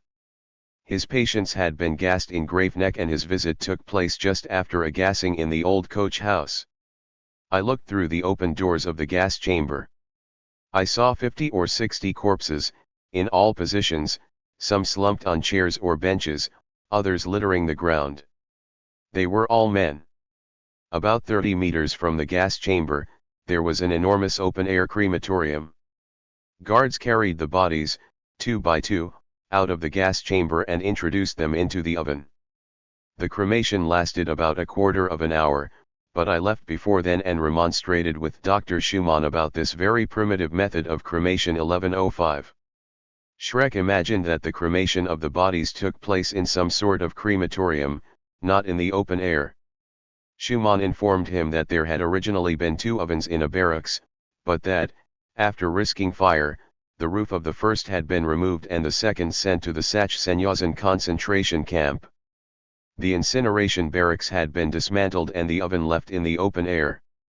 Schumann also explained that, in any case, Graveneck would be closed within a few weeks and that new crematoriums had been built in other asylums. 1106. In the Worm Valley, about 20 kilometers southwest of Stuttgart, stood Morin Castle, the residence of a family of Swabian nobility, the von Lois of Minar. With its 4 square towers, it was a simple, solid building, surrounded by terraced gardens adorned with 2 swimming pools fed by 2 natural springs. Seen from the south, the castle was very picturesque and, when seen emerging from the dark and silent forest, the impression was strong and lasting. 1107. It was from this castle that, on November 25, 1940, a letter of protest about Graveneck was sent by Else von Lois from Minar. At the age of 60, this aristocrat was director of the Association of Nazi Women in the Böblingen region, who met regularly with the leaders of the regime. She had already heard about the euthanasia enterprise in mid-October, during a meeting in Stuttgart, where the public was assured that this enterprise only concerned complete imbeciles. However, she had learned in the meantime that things were different and that the eliminations were not at all limited to the mentally ill. The letter was addressed to one of his close friends, the wife of Walter Buch, president of the Nazi Party Tribunal and father-in-law of Reichsleiter Martin Bormann. Ms. Buch also attended the meeting in Stuttgart. In her letter, Else von Lois declared herself outraged by the Graveneck tragedy. She was particularly worried about the reaction of the population in the vicinity of the castle, declaring that, when the peasants saw the Gakrat buses arriving, they knew where they were going and why, just like when they see, day and night, the smoke rising from the chimney of the crematorium. She also expressed horror at these indiscriminate eliminations, which apparently included many patients who were mildly ill or had long periods of lucidity and who were in no way deprived of a glimmer of human consciousness. She deplored the attempts of the Nazi hierarchy to deceive the German people about the elimination of the mentally ill, particularly the deaths due to an alleged epidemic at the castle. Faced with the ever-increasing number of deaths, no one now believed what was obviously a lie. Else von Lois was not opposed to the principle of euthanasia, but to the deviousness and apparent illegality of its implementation, which tarnished the reputation of the party and undermined the confidence of the population in its leaders. She was convinced that euthanasia would have been well accepted by the population if it had been the subject of a formal law, which would have prevented sliding down a bad slope and the elimination of all kinds of patients. A convinced Nazi, Mrs. von Lois, who had always had unshakable confidence in the Führer, now had the feeling that the ground was slipping away from under her feet. Like many party members, she clung to the hope that he did not know, but that he had to be informed before it was too late. 1108 She urged Mrs. Book to communicate the contents of her letter to her influential husband. Else von Lois certainly knew the risks she ran, for herself and for her entire family, by posting such a letter. The Gestapo zealously applied the rule of Sippenhaft, that is to say the arrest of an entire family for an offense committed by only one of its members. So her granddaughter, Gretel von Duss, kept a loaded pistol under her pillow to sleep from then on. Alexandra Kromer, her niece, did not understand how her aunt, a high-ranking Nazi official in the region, a woman of such political lucidity, could be so deceived. 1109. Between mid-October and the writing of this dangerous letter of protest on November 25, 1940, more than 1,300 patients had been gassed and cremated in Graveneck. Judge Book, also a convinced Nazi, had difficulty believing what his wife told him. This information, he believed, was certainly erroneous, but nonetheless damaging to the Nazi Party. On December 7, 1940, he wrote to Himmler, noting that he knew as little as his wife about the elimination of the mentally ill.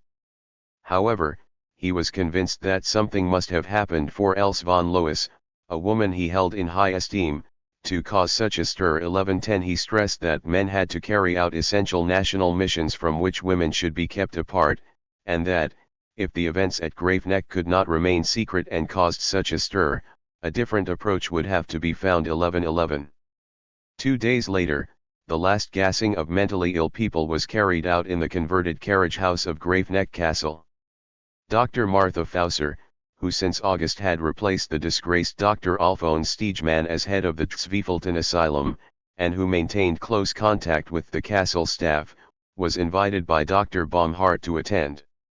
They had been on good terms since he had spared the gassing of one of Dr. Fauser's patients, diagnosed as schizophrenic and transferred to Graveneck. According to Fauser, the patient was an excellent pianist and they had often played as a duo in Zwiefelten. She had been stunned to see that she was part of a convoy to Graveneck. After having spoken warmly about it to Dr. Baumhart, he read the medical file and agreed to release her. 1112. Martha Fauser accepted the invitation with a heavy heart. She drove to Graveneck, and during the journey, a phrase from Schiller came to her mind: "Woe to anyone who goes to the truth by the paths of sin, it will never be joyful for him." 1113. On site, she observed a gassing through the peephole set up in the door of the old coach house, but, too deeply upset, did not witness the cremation of the bodies. 1114. Almost 2 months earlier, on October 5, the Bishop of Rottenburg am Neckar, in Württemberg, who for 11 months had been negotiating with the Nazi authorities to obtain the right to spiritually administer the patients of Graveneck, had written to the Ministry of the Interior in Stuttgart. "We feel that it is our duty to urge you that under Article 28 of the Reich Concordat of July 20, 1933, we be authorized to administer the last rites to the patients of Graveneck. Graveneck is part of the parish of Egglingen where the post of priest is vacant." 1115. On December 10, the day after the last gassing in Graveneck, the bishop received a telephone call. An official from the Ministry of the Interior in Stuttgart bluntly informed the clergyman's office that the Graveneck institution would be relieved of its special mission. 1116. There was no longer any point in continuing talks between church and state. In reality, Graveneck closed because the asylums that sent the mentally ill had no more patients, almost all of the patients in the region's hospitals having been eliminated. This was confirmed by August Becker, who supplied the gas canisters, by stating succinctly that there was no one left to gas. 1117. A farewell evening was organized in the refectory, attended by Polizei Hauptmann Christian Wirth and all the staff 1118. Then most of the staff went on leave until New Year 1119. A few employees remained at the castle to sort the goods and personal effects of the deceased and restore the premises. All traces of the gassings in the shed were erased, new doors and windows were installed and the original coach box partitioning was restored. The charred branches of the chestnut trees under which the crematorium ovens had been installed remained the only sad and mute vestiges of the events of the past year 1120. The files from the Special Civil Registry Office were taken to the Württemberg Ministry of the Interior in Stuttgart. The secret files were marked not to fall into enemy hands, to be destroyed in the event of an enemy threat 1121. During their 11 months of operation, the gas chambers of the former coach house claimed 9,839 victims from psychiatric institutions in the southern German states of Württemberg, Baden, and Bavaria, as well as from more northern Länder. Around 4,000 of them came from Württemberg, a third of them from Stuttgart 1122. Some patients sent to Graveneck to be gassed survived. We know that 29 adults and 60 children were rejected because, according to Dr. Baumhart, their condition did not justify putting them to death. They were returned to their original asylums, but some were included in later convoys and gassed. There were probably others for whom no records exist, but the total probably does not exceed 100 survivors. By the time they left Graveneck, the SS non-commissioned officers who, day after day, had removed the dead bodies from the gas chambers, dragged them to the ovens and introduced them into the flames, considered themselves veterans and proudly awarded themselves the title Graveneckers. For them, the victims were no longer human beings, but slaughtered animals whose carcasses had to be burned. All feeling had long since faded or vanished in the vapors of alcohol. Reduced to a state of mental apathy, they carried out their work like automatons 1123. So it was no coincidence that 14 former members of Graveneck Castle staff, SS, police, and civilians, were chosen to work at Belzec which, under the command of Wirth, would become the first death camp of Action Reinhard 1124. On December 13, 4 days after the last gassing at the castle, Himmler had a meeting with Dr. Karl Brandt, and at midday the next day he was to meet with Victor Brack to discuss the possible damage that the eliminations could cause at Graveneck. Next to Brack's name in Himmler's appointment book is a single word, euthanasia. Himmler, however, cancelled the meeting and, at 1:30 p.m., had lunch with Hitler and Philipp Buller 1125. 5 days after the cancelled appointment, on December 19, Himmler, who in the meantime had received the letter from Judge Walter Buch, wrote to him, informing him confidentially that the euthanasia in progress had been authorized personally by the Führer and was carried out by a group of doctors. The SS provides assistance with trucks, cars, etc. I share your opinion on one point: there must be a flaw in the process if the subject has become as public as it seems. I will immediately contact the relevant office to report these errors and advise dismantling Graveneck 1126. This is exactly what Himmler did. The same day he wrote to Brack. I hear that there is a big stir in the Swabian Alps because of the Graveneck institution. The population recognizes the SS buses and thinks they know what is going on there with the constantly smoking crematorium. What is going on there is supposed to remain secret, and yet it is no longer. Furthermore, there is the worst atmosphere there is, and, in my opinion, all that remains is to abandon the use of this institution in this place and, if necessary, to make in this region, in an intelligent, sensible, and enlightened way, a film on hereditary mental illnesses 1127. This letter proves that Himmler was not aware that Graveneck had ceased to function 10 days previously. Victor Brack apparently remained unfazed by Himmler's remonstrance. On November 9, he was promoted to SS Oberführer and named to the team of Reichsführer SS 1128. He emphasized that many family members are happy that such a heavy loved one has been so happily relieved of their suffering. We receive a large number of letters expressing perfect understanding and total agreement with our work 1129. Certainly, many relatives, perhaps even the majority, had been scandalized to learn that a member of their family had been eliminated and cremated, but this reaction was far from general. Many others expressed indifference to the news of death, or even accepted it as a merciful deliverance. Some, as Brack noted, welcomed the death of a seriously mentally ill patient with whom they had had no contact, and it was not uncommon for them to express relief at no longer having to support a patient in an asylum. 1130 A few people who knew about the merciful deaths, but not about the methods used, were only unhappy that the asylum had not made them aware of the procedure, but they were in favor of euthanasia anyway. No arrangements were made to return Graveneck Castle to its rightful owners, the Samaritan Foundation of the Evangelical Church of Stuttgart. At the beginning of April 1941, Dr. Eduard Frank, the last director before the castle was requisitioned for a particular purpose in 1939, returned to visit with 2 SS men. He discovered that the rooms of the castle had been restored to their original state. The old coach house bore no sign of its former gruesome functions, but across the alley the barracks that had served as a locker room were in flames. The inhabitants of the neighboring village of Dapfen reduced it to ashes. 1132. At the Ministry of the Interior on Dorotheenstrasse in Stuttgart, the doctor was informed that the place had been offered to house the Hitler Youth. The organization, hardly surprising, declined the offer. 1133. On April 20, Graveneck became a shelter for around 100 children evacuated from Stuttgart threatened by Allied bombings. They remained there until October, then the castle remained empty for several weeks. At the beginning of December, it was once again inhabited by 90 children from Stuttgart. 1134. In the summer of 1941, one of the non-commissioned officers who had been hired as a disinfector and incinerator in Graveneck returned on vacation to a neighboring village. He asked the estate administrator if he could visit the castle. When they arrived in front of the old coach house, the SS entered and asked the administrator to close the doors. The SS immediately opened them and rushed outside, explaining that it was his habit. His job had been to open the doors of the gas chamber after a gassing and rush out.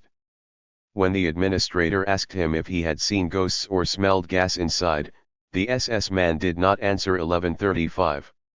Gassing operations also ceased in Brandenburg towards the end of 1940, for the same reason as in Graveneck, there was no longer anyone to gas in the region covered by the center. 1136. During the 11 months that the former prison served as a gassing center, there were 9,772 victims from the Prussian provinces of Brandenburg, Saxony and Schleswig-Holstein, the states of Brunswick, Mecklenburg, Anhalt, and Hamburg, as well as Berlin. 1137. No patient sent to Brandenburg survived Dr. Eberl's ruthless regime. Chapter 25. Gas God and the World. In October 1940, in the vicinity of Bernburg, about 100 kilometers southwest of Berlin and not far from Dessau in Saxony-Anhalt, part of the public psychiatric asylum under the direction of Dr. Willy Enck had been requisitioned by Adolf Kaufmann to become the 5th gassing center, replacing Brandenburg. 1138. Founded in 1875, the Bernburg Asylum then had 132 beds and was specialized in the treatment of patients with brain disorders. 1139. Bernburg, capital of the canton of Salzland, was a small town of 40,000 inhabitants, crossed by the Saale River and dominated by its impressive 16th-century castle on the east bank, and, like Graveneck and Sonnenstein, located on a rock overlooking the town. The majority of the population worked either for Solvay, a Belgian potassium company placed in receivership, or in a few factories producing cement, alkalis, or light agricultural equipment, as well as in sugar refineries. After the Lutheran Church built more than a century earlier, the buildings comprising the public psychiatric asylum constituted the most imposing ensemble in the city, between Rittmeisterstrasse and the Saale, to the west of the center. Although located in a park planted with trees and flowers, the 12 red brick buildings of the asylum, surrounded by a high wall, resembled a prison. The land belonged to the state of Anhalt and was managed by the Dessau Social Services Office, headed by Amtsleiter Bierwart. he too had been made aware of the state secret. In Bernburg, only the mayor, the city registrar, the director of the municipal cemetery and the police chief were informed that part of the asylum was going to be entrusted to Adolf Kaufmann, on behalf of the Berlin Foundation. The registrar, as well as the cemetery administration, had to be notified of the sending of death notices. In order to organize the burial of the urns of ashes, they were instructed to only carry out these burials in the evening, when visitors to the cemetery were rare.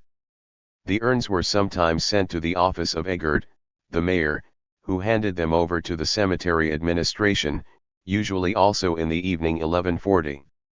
However, the chief of police, Hauptmann Ackermann, was not told the whole truth, but only that a special SS unit would be stationed in the asylum and that a police officer from Bernburg-Grana would establish a special civil registry office, called Bernburg 2 1141. Kaufmann chose several buildings for the foundation, Blocks I and II, and Blocks 3 and 4. Block 2 became the Block of Death. Bierwirth made these buildings available free of charge to the foundation, which only paid the electricity and heating bills 1142. The patients were evacuated from this complex, which took the name Dr. Eberl's department. The other buildings continued to house a public psychiatric asylum, as did Mariaheim in Sonnenstein, called the Anhalt Psychiatric Clinic, under the direction of Dr. Enke 1143.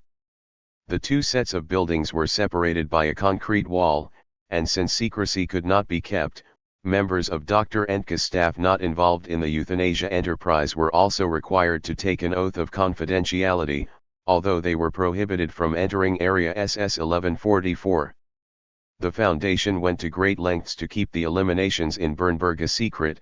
Moreover, Dr. Eberl's correspondence concerning the Gekrat convoys was only addressed to a post office box and no workers were hired locally for cleaning. A special team of cleaning ladies from Berlin traveled back and forth every day 1145.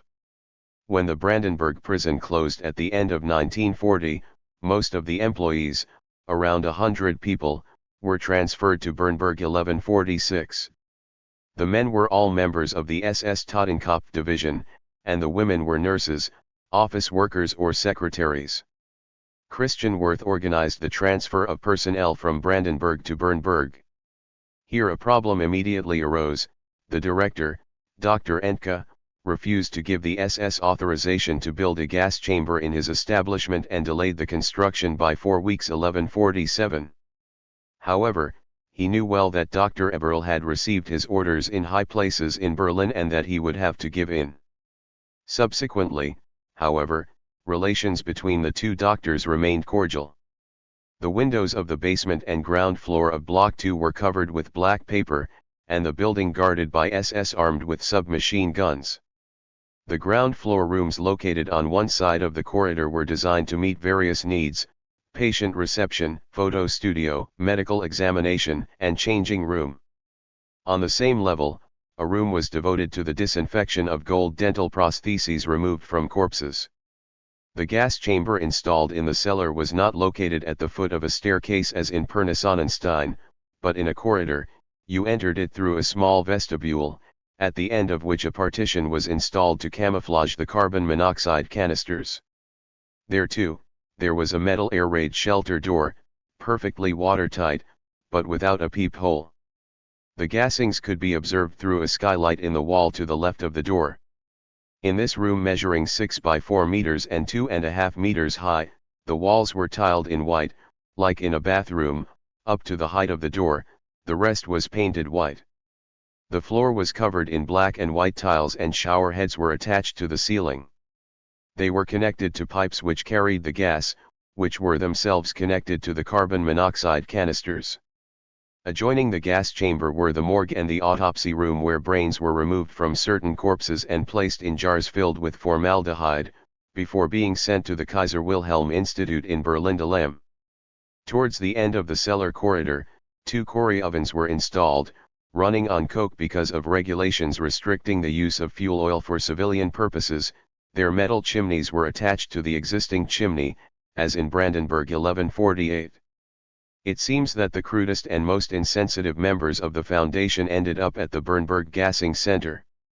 The 12 SS non-commissioned officers who worked in the death block and who lived there called the establishment the Stable of Psychos 1149. The rest of the staff were housed in the other blocks, and all the nursing staff, men and women described by witnesses as vulgar, carried pistols and shot quite a few victims on sight. They were even blamed by doctors for the harshness with which they treated patients. Thus Gerhard Godenschweig, office worker, who was part of the civilian staff, he had previously been an assistant to a lawyer at the Berlin Charlottenburg court, and, according to Dr. Eberl, had things in common with Wirth. Extremely misogynistic, bloodthirsty, and sadistic, he wanted to gas God and the world 1150. Streamlined and efficient, the extermination process took just 1 hour, from the time the patients got off the Gekrat buses to the time the first group entered the gas chamber. At first, Gekrat buses arrived in the courtyard between blocks I and II. They went around to park at the back of Block 2 and avoid being seen from the high windows of Dr. Anck's building. Subsequently, a wooden garage was built, called Garage, in which patients disembarked and entered directly to the ground floor of Block 2. From then on, no one was allowed to enter or approach the fenced yard. Sometimes Gekrat buses to Bernburg were escorted by uniformed police officers not attached to the Foundation in Berlin. They often spent the night in the staff building. They always arrived in civilian clothes, but left the next day in uniform 1151. The arrival of patients was described as follows by a Gekrat employee. As soon as the buses entered the new garage, the doors were immediately closed. The patients were then brought down and directed to a new door in the wall of Block 2. They had to climb a slope to the floor where the offices, the guard room and the changing rooms were located 1152. Office staff and secretaries in the administrative offices located on the ground floor of Block 2 could see the victims passing through the corridor towards the changing room and examination rooms before descending the stairs to the cellar. Doctors Eberl, Borm, and Bunk, none of whom were psychiatrists, simply identified each patient and listed any illness that might later be cited as a cause on the false death certificates. Once their file was consulted, the patients were taken to the cellar stairs. Those in wheelchairs had to be carried. The gas chamber was located just below the administration offices, and the staff could clearly hear the cries of the SS non-commissioned officers, the sound of blows, the screams and cries of the victims who were being herded into the room, then the slamming of the door 1153. The entire staff observed the first gassing through the skylight in the wall.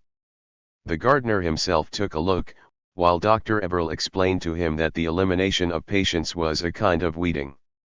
The head of the Special Civil Registry Office, who was asked if he was a gardener, replied that he knew something about it and that he had been told that, in gardens, the weeds had to be destroyed. In the same way, therefore, it was necessary to get rid of those who were unworthy of life 1155.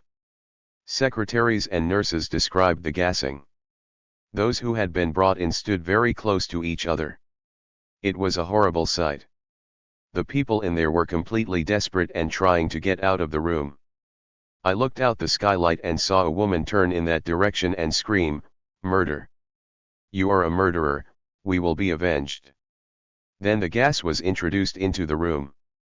After 5 minutes, people were dead. The operation was led by Dr. Eberl 1156. About half an hour later, the hum of the electric fan announced the end of the gassing.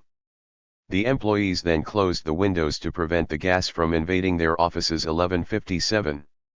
Bodies were transported on hospital carts from the gas chamber to the cremation room, where between 50 and 80 bodies were cremated every 12 hours in the Corey coke ovens. Cremation was carried out by the SS incinerators/disinfectors, Gottfried Swartz, Joseph Oberhauser, and Werner Dubois, generally at night, between 8 p.m. and 4 a.m. In the meantime, the bodies were piled up in a room in the cellar which served as a morgue. In Bernburg, an electric mill was also used to reduce the largest pieces of bone that had not completely burned into powder, and this powder was used in part to fill the urns requested by the relatives of the murdered patients 1159. A large number of ballot boxes were stored in the premises to be sent by post, if requested. A courier took them to the post offices in and around Bernburg, Nyenburg, and Gussen. Other urns were buried in Municipal Cemetery No. 3 in Bernburg 1160.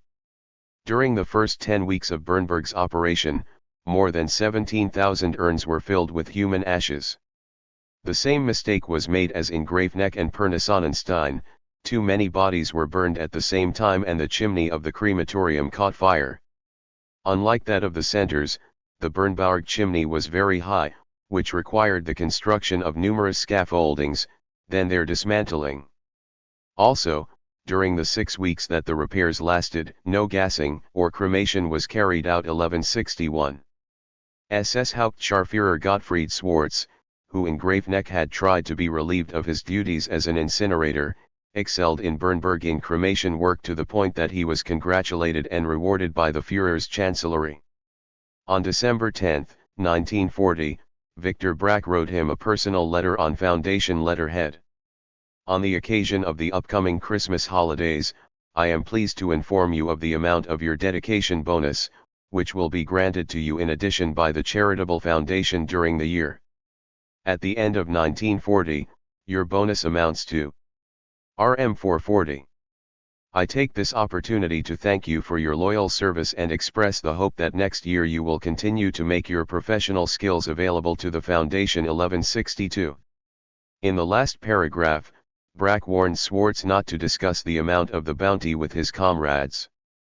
The letter was signed Generwein, the pseudonym of Brack. 1163. SS Oberscharführer Joseph Oberhauser, who like Schwarz had tried to leave Graafneck, renewed his request in Bernburg, addressing it to Dr. Eberl. In his letter, not only did he complain about the detrimental impact of cremation work on his health, but he felt he deserved a better job. He added that, if he had stayed in his regiment, he would have already obtained a promotion. He asked Dr. Eberl to forward his request to the commandantur of the Sachsenhausen concentration camp, where he was stationed in the SS before being requisitioned by the Foundation. 1164. Eberl sent the letter to Friedel Haus, the personnel manager at Tiergartenstrasse 4. The application was refused.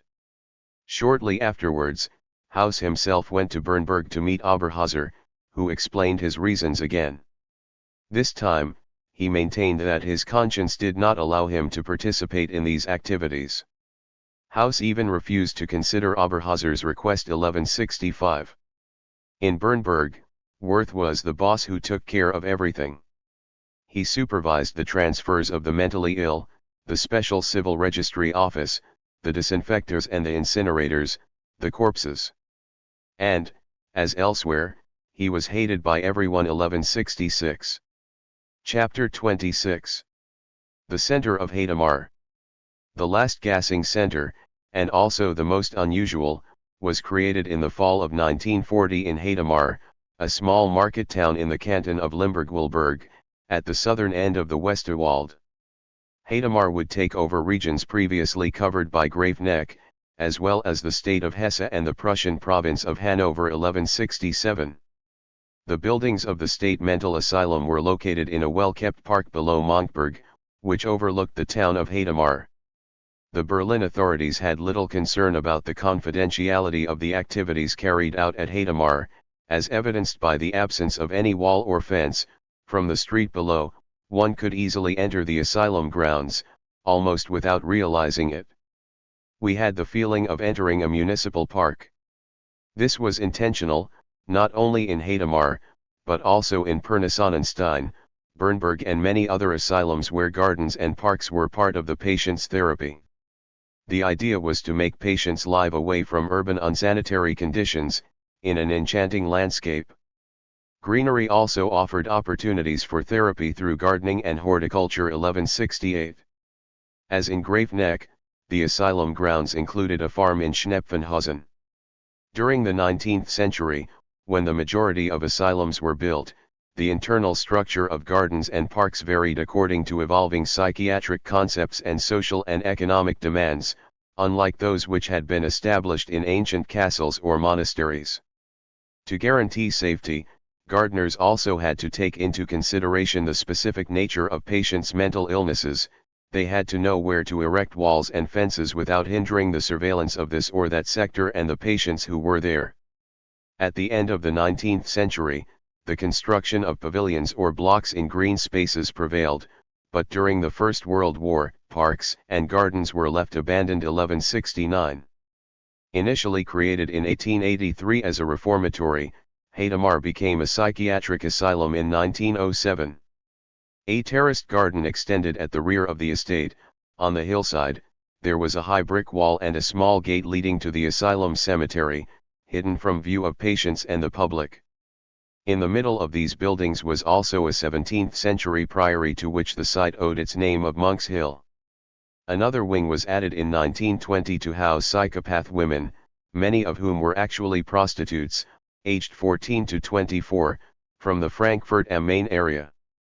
In 1930, the asylum housed more than 300 patients 1170.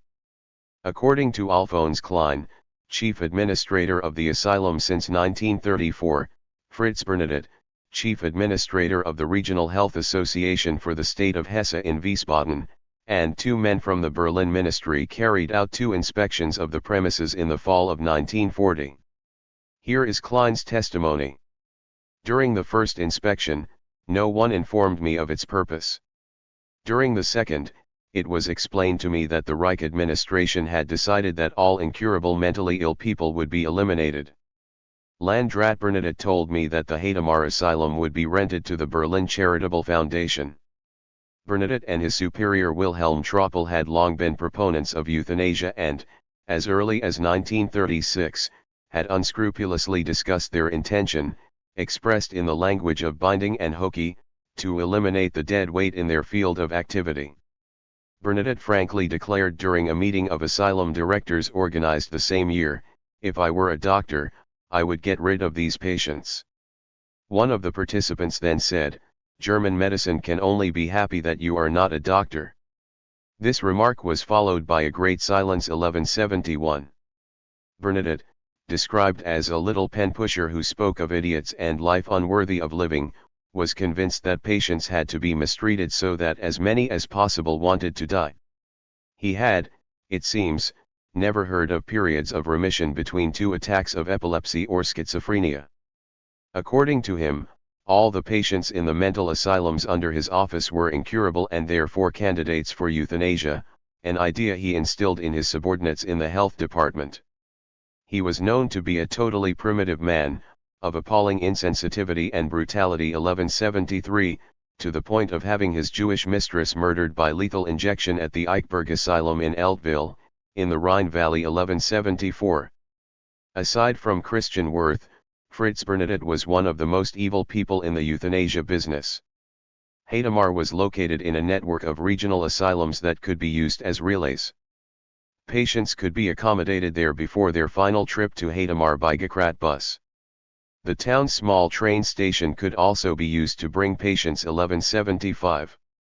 At the beginning of November 1940, the right wing of the main building and the neighboring former priory were rented to Kaufmann by the health authorities of the Wiesbaden region. Unlike in Bernburg, where the foundation and staff buildings were completely separated from the other buildings of the state psychiatric asylum, 25 members of the original Hadamar staff were taken over by the foundation, among them Alphonse Klein, chief administrator, Adolf Merkel, accountant, and Irmgard Huber, head nurse who had worked there since 1932.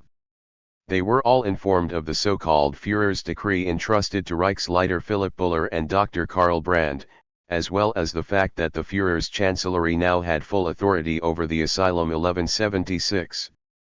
Present at All Saints' Day 1940, during the signing of the confidentiality oaths by the original staff, Fritz Bernadette threatened everyone with death in the event of a violation of secrecy. In the following months, he retained considerable influence over the functioning of the asylum 1177. On January 8, 1940, a formal contract was in fact established between Willy Schneider, at Tiergartenstrasse 4 in Berlin, on behalf of the Foundation, and the Regional Health Association in Hesse. It placed the buildings and facilities of Monkberg in Hadamar at the disposal of the Foundation. The contract was signed on February 15, in the presence of Troppel, by Prince Philip of Hesse, Oberpräsident of Hesse-Nassau, honorary member of the SS with the rank of SS Brigadeführer 1178. Prince Philip, always dressed to the nines and composed, very similar to Philipp Buller, interacted with the Nazi hierarchy. He was a longtime friend of Reichsmarschall Hermann Göring, who had sworn him in as Oberpräsident in 1933, although the prince sometimes seemed lost in such illustrious company. He was a man motivated by the vanity of playing a traditional public role in the style of his aristocratic ancestors, rather than by political ambition, as if this role should be that of an impeccable Nazi. 1179 He therefore found himself in a bad position to refuse to sign a document closely linked to an enterprise endorsed by the Führer. The contract stipulated that the modifications made to the buildings of the Hadamar Asylum could not be carried out without the agreement of the regional association. The cost of restoring the buildings to their original situation would fall on the foundation which, in the month following the evacuation of the premises, would also pay for any damage caused. 1180. Under the terms of the contract, the asylum farm in Schnepfenhausen was to remain under the administration of the Wiesbaden Regional Association. Up to 80 patients, mostly men, were housed in a barracks there and employed in agricultural work or as carpenters, locksmiths, and shoemakers, sometimes even in the asylum workshops. Some had good contact with their family and received visits. 1181. However, according to Hadamar's information forms returned to Berlin, many of these patients were so ill as to warrant euthanasia, but because the word good worker had been added, the main reason for excluding the patients from the death list, they were temporarily spared. When their condition deteriorated, they were sent to Hadamar and replaced by patients from the asylums of Eichberg, Herborn, or Wilmünster. 1182. In Hadamar, the development work was carried out by craftsmen sent from Berlin, assisted by local labor. It was Bernadette himself who supervised most of it. The services of the main building were divided into small collective or individual rooms, while the administration offices and the special civil status office were installed in the old priory, which opened onto the courtyard opposite the main building. This is where a team of office workers and secretaries was established, supervised by Wirth, also in charge of security, who was later assisted by Gottlieb Hering, his comrade from the Stuttgart police. 1183. In Edstein, a small town surrounded by the forests of the Taunus Mountains between Wiesbaden and Frankfurt am Main, Heinrich Koppes's well-established construction and mechanics company received an order, the construction of a large wooden garage for the Gekrat buses in the courtyard behind the main building. 1184. It was specified that this garage, equipped with a double door, would be connected to the side of the main building by a wooden corridor called the lock, which would hide the arrival of patients in the building through a door specially fitted in the exterior wall.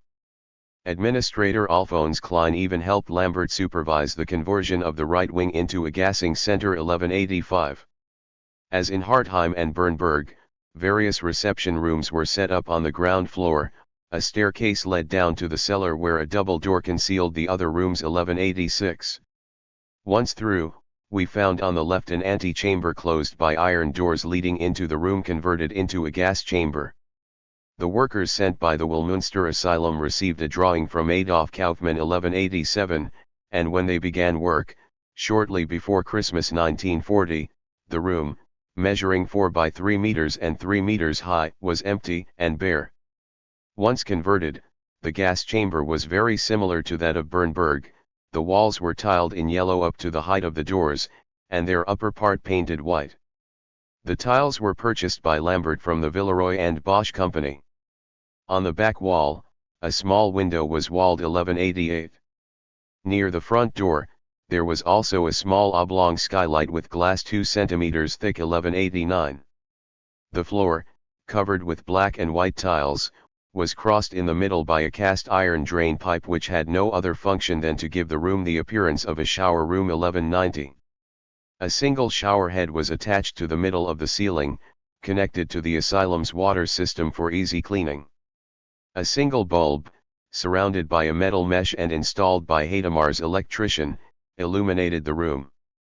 Fritz Bernadotte hired his brother-in-law, Fritz Skirwing, to install the gas and drain pipes, the shower heads and the skylight. The latter testified that with the help of the Hadamar electrician he had drilled around 50 or 60 holes in the gas pipe installed along the walls, at a height of approximately 70 centimeters from the ground, and had fixed it to the wall with metal hooks. This pipe, which came into the room just below the skylight, was connected to the 2 carbon monoxide canisters placed on the other side of the wall, in the next room, and hidden by a wooden partition 1192. Up to 5 cylinders were stored there, in a metal formwork fixed to the wall, and 2 were used for each gassing 1193. The morgue was in the corridor, next to the gas chamber. In the adjoining autopsy room there were 2 tables and drainage pipes. Installing the cremation appliances was a difficult task. In the corridor, upon exiting the gas chamber, narrow gauge rails were placed on the concrete floor, crossing an antechamber before arriving in the large cremation room. At each end of the antechamber, doors were installed to isolate the gassing and dissection area from the cremation area. However, before extending the rails to the end of the room where the ovens were to be installed, the ground had to be dug to a depth of 1 meter. The basement ceiling was too low to install the 2 Corey ovens which measured nearly 8 feet high 1194. Once installed, the ovens were covered with bricks by Lambert and his workers. The square section metal chimneys of the ovens were connected to a large square red brick chimney which rose outwards above the rear wall of the death block, passing through the 3 floors and the attic to emerge on the roof at the rear of the building. The Graveneck Castle staff arrived in Hadamar in January 1941 to join Dr. Adolf Wallmann, a 64-year-old senior physician, who had twice been the asylum's director, from 1908 to 1911, then again since 1933, with an interruption in 1936. During this year he was employed in Heidelberg by the pharmaceutical company Knoll, where he administered the new treatment by injection of pentetrazole to schizophrenic patients, just as Professor Paul Nitsche had done at Pirna-Sonnenstein. Wallmann was also active in the German mental health movement and, since 1937, was a member of the Allgemeine SS. His assistant, Administrator Alphonse Klein, was highly appreciated for his abilities. In Hadamar, Drs. Baumhart and Henneck used the pseudonyms Dr. Barth and Dr. Ott respectively to sign official documents, while Gerhard Simon, from the Special Registry Office in Graveneck, was in charge of the liquidation office which handled the closure of the Graveneck Center. Simon's wife was appointed convoy leader. The 25 Hadamar staff members who, after the asylum's conversion, remained to work alongside the foundation staff, were placed under the direction of nurse Heinrich Ruoff and under the aegis of the Bernadotte Regional Association in Wiesbaden. The latter paid their salaries, while the employees of the foundation were paid by Tiergartenstrasse 41,196. Other staff members arrived directly from Berlin, from Frankfurt, from the mental asylums in Herborn and Wilmünster where they had been drafted for emergency wartime duty. Of the 150 staff members, 24 were directly involved in the elimination process which began in January 1941. During that first month, 956 patients were gassed. During the inauguration meeting, staff were informed that Hadamar was under the supreme authority of the Führer Chancellery and that no one, regardless of rank, could enter the asylum without permission.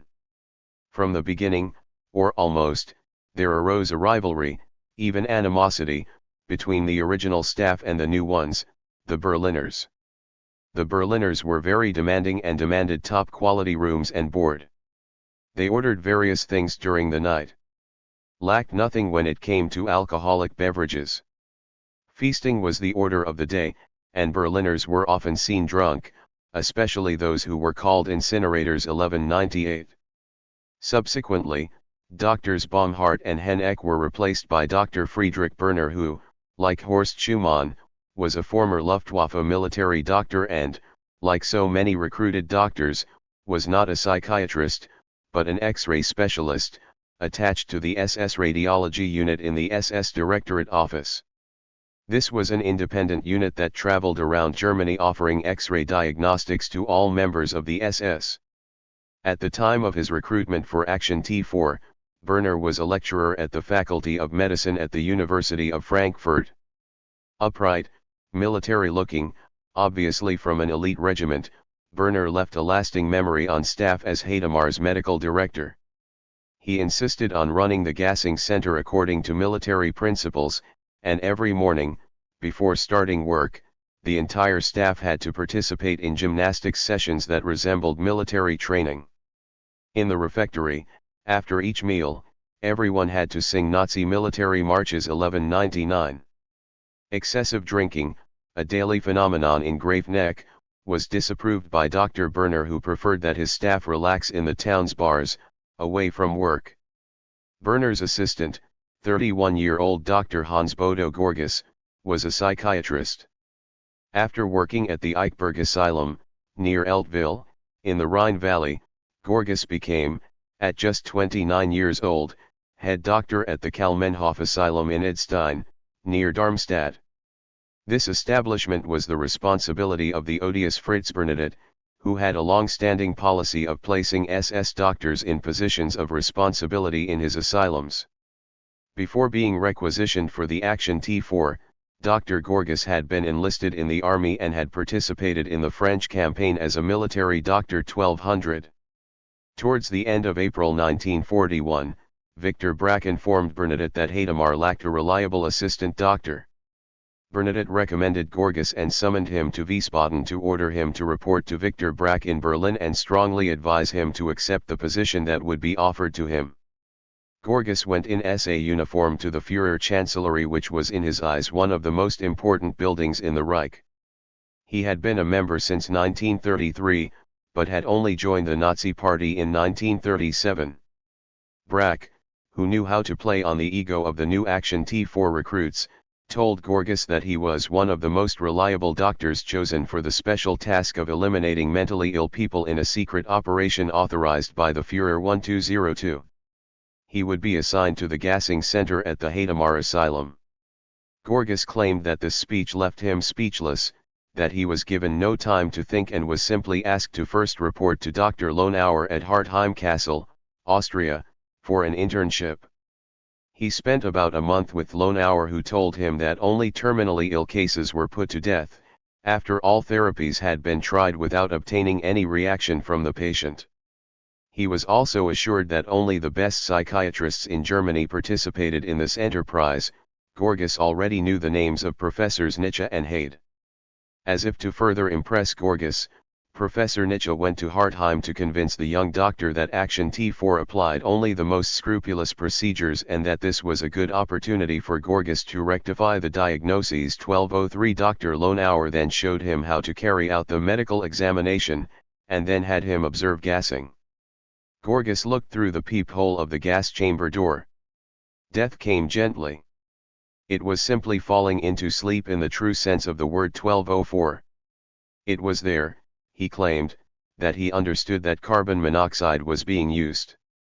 After this preparatory course, Dr. Gorgas was sent to Haidemar, where Dr. Berner made him swear an oath of confidentiality and informed him that he was now like an officer leading troops to certain death. Then he was asked to gain practical experience by carrying out most of the medical examinations and operating the gassing machine. 1205. In the town of Haidemar, below the asylum, residents gradually began to realize what was happening in the facility. One of them explained, "Up there, everything started quietly without us noticing anything. One day we were bothered by the smell of burning skin and hair. People who came from the countryside to do their shopping in Haidemar began to say, 'We can't go up there anymore, we would be burned.' What sort of men and women were part of the cremation commando, I would prefer not to talk about. 1206. When the Gekrat buses entered the newly built wooden garage in the courtyard, at the rear of the right wing called the death block, the doors were closed and the patients got out. They were then taken into the dimly lit, wooden-covered, L-shaped corridor that started from the garage, ran along the exterior wall of the death block and ended at the door that gave access to the large room on the ground floor. After undressing, the patients were led one by one into another room, separated by a curtain. On one side sat the administration employees who had the medical file of each patient, given by the Gakrat convoy leader, on the other were the doctors. Gorgas recounted in his testimony. They were paraded in front of office staff who had to determine whether the data in the medical records matched the photocopies of the information forms they had on hand. Problematic cases on which office staff could not immediately comment were submitted to me. Some patients were able to say their names, the majority of schizophrenics could give their name. Sometimes staff would ask a patient their date of birth, but it was often difficult to determine. I looked at medical records and chose the most plausible cause of death. From the comments made or the questions asked by some patients, it was obvious that they knew what was happening. 1207. After the examination, the patients were taken one by one to be photographed and weighed, marked with a number on their back and provided with a locker room number card to collect their clothes later. They then had to wait in a room across the hall until everything was ready in the cellar. Those who showed signs of agitation or indiscipline received an injection of tranquilizers. 2 members of the nursing staff accompanied them up the stairs leading to the cellar and took them into the gas chamber, in groups of approximately 60. 1208. At first, the Gakrat convoys being small, the patients sat on benches, but soon the benches were removed in order to accommodate up to 100 people. Only 2 nurses refused to accompany the victims to the gas chamber, Lydia Thomas, 30, a convinced Nazi, who was transferred from Hadamar to the Wilmunster Asylum, and Agnes Schrankel, 36, employed at Hadamar since 1937, who had never joined the Nazi Party. When Nurse Thomas refused to obey Alphonse Klein's order to take the patients to the gas chamber, he replied, "You lazy sow, you'll be the one going there next time." On this threat, she accompanied 25 patients to the gas chamber. Nurse Schrankel initially firmly resisted all attempts to involve her and was sent to work in the asylum kitchen. Subsequently, it seems that she lost all her inhibitions and she began to accompany patients to the cellar whenever she was ordered to do so. 1210. Other nursing staff, male and female, had no such qualms about following orders. They adopted the same attitude as the nurse Paul Rotter, for whom the Führer orders, "We obey." 1211. He believed that the victims were truly lives not worth living, many of whom had already spent 30 or 40 years in asylums, costing the taxpayer several thousand Reichsmarks. He believed that the enormous sum sunk into the care of these patients would be allocated to the construction of housing for large families with healthy children. Once the patients were locked inside the gas chamber, in the next room, Doctors Baumhart or Henneck opened the valves to let the carbon monoxide enter the room. Dr. Wallmann justified the gassings in typical Nazi jargon. In general, those eliminated were the chronically ill, for whom a painless death was a relief. Demented people are useless to society and, as a general rule, do not feel pain. 1212.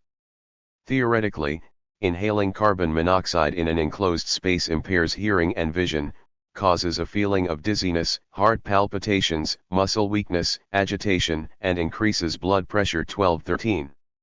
This description, like that given by Albert Widman, was far from corresponding to the atrocious reality of death in the gas chamber. Several descriptions of a gassing in Hadamar prove this irrefutably, including that of Maximilian Lindner, deputy administrator, who one day came to look through the skylight in the side wall, out of pure curiosity. "What if I witnessed a gassing?" "My God, unfortunately yes."